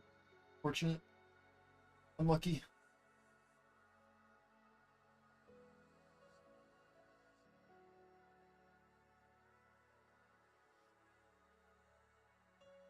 Yeah, next week I expect you guys to answer questions instead of me.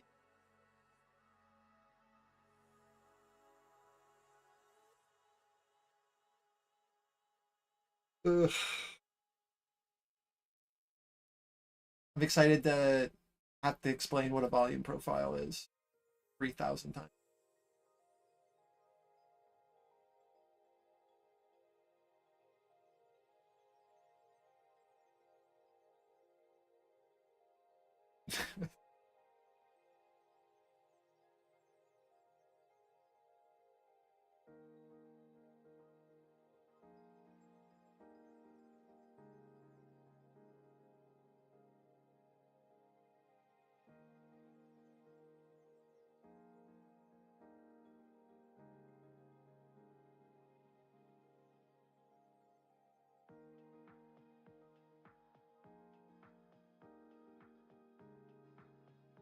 Look at the volume that stepped in on the Russell in these highs.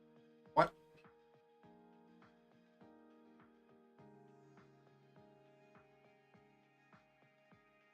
That almost caused POC to shift.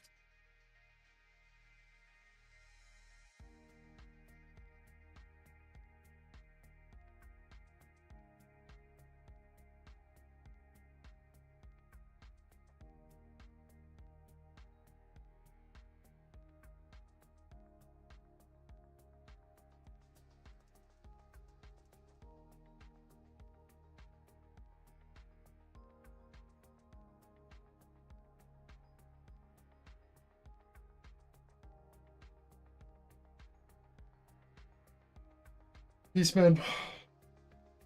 Great job.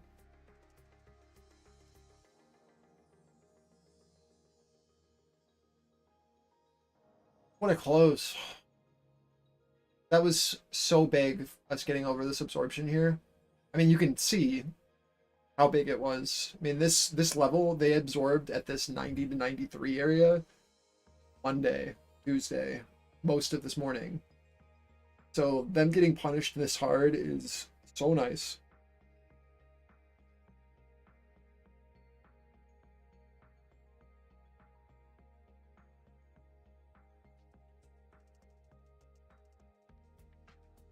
Again, if you are struggling this week, like, please don't take it personal.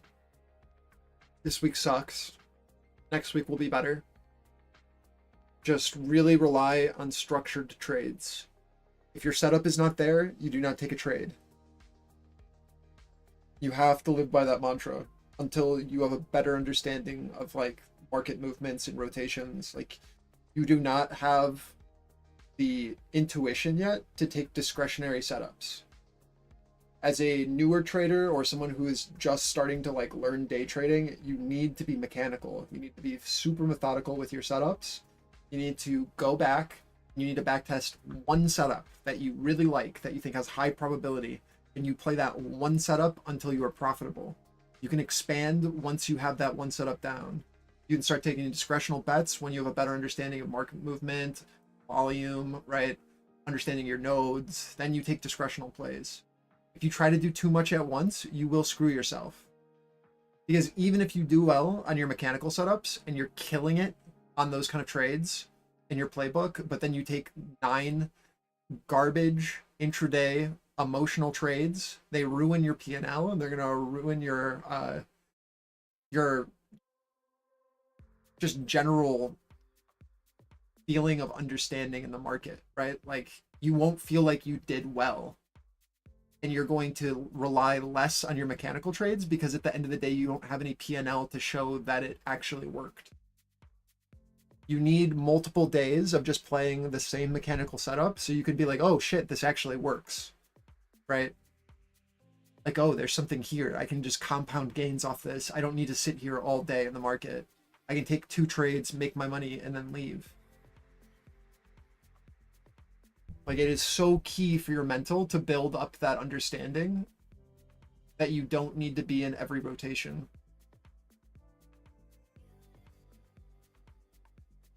All right, I'm out of here. This isn't doing anything. I'm sure we'll get continuation or retrace this entire move when we open in an hour.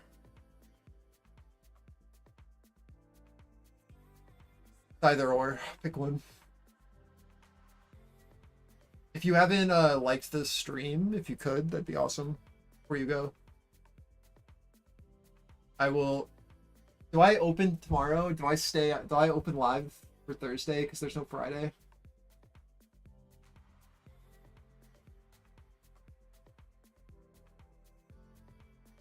I guess I do. Might as well. Yeah, I'll be stream will be open for tomorrow.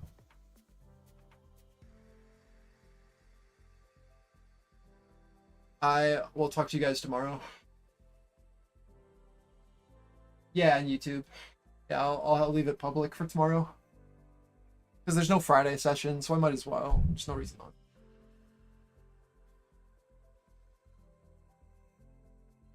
All right, you guys have a good night. Taking a look at the market wrap for today's session, Wall Street traders pushed stocks higher in the final stretch of a quarter that saw the market rise nearly 10%, with many institutional investors considering rebalancing their portfolios. In another volatile session, the S&P 500 recovered after nearly erasing gains earlier Wednesday. Apple and Tesla, this year's laggards in the mega-cap space, rose while Nvidia declined. The Dow Jones Industrial Average gained more than 1%. The Nasdaq 100 has outperformed. Treasuries rose with the market set to close at 2 p.m. New York time on Thursday ahead of the holiday. Every quarter, institutional investors review their market exposure to ensure that they are within strict allocation limits between equities and bonds, as well as domestic and international stocks. With stocks poised for another strong quarter, pension funds are expected to sell $32 billion in equities to rebalance their portfolios, according to Goldman Sachs Group. The S&P 500 approached 5,250. Merck surged after a new drug for a rare form of high blood pressure received U.S. approval. Former President Donald Trump's media and technology group surged following a strong Nasdaq debut. Treasury 10-year yields fell 4 basis points to 4.19%. Traders were also waiting for remarks from Federal Reserve Governor Waller at a post-close event.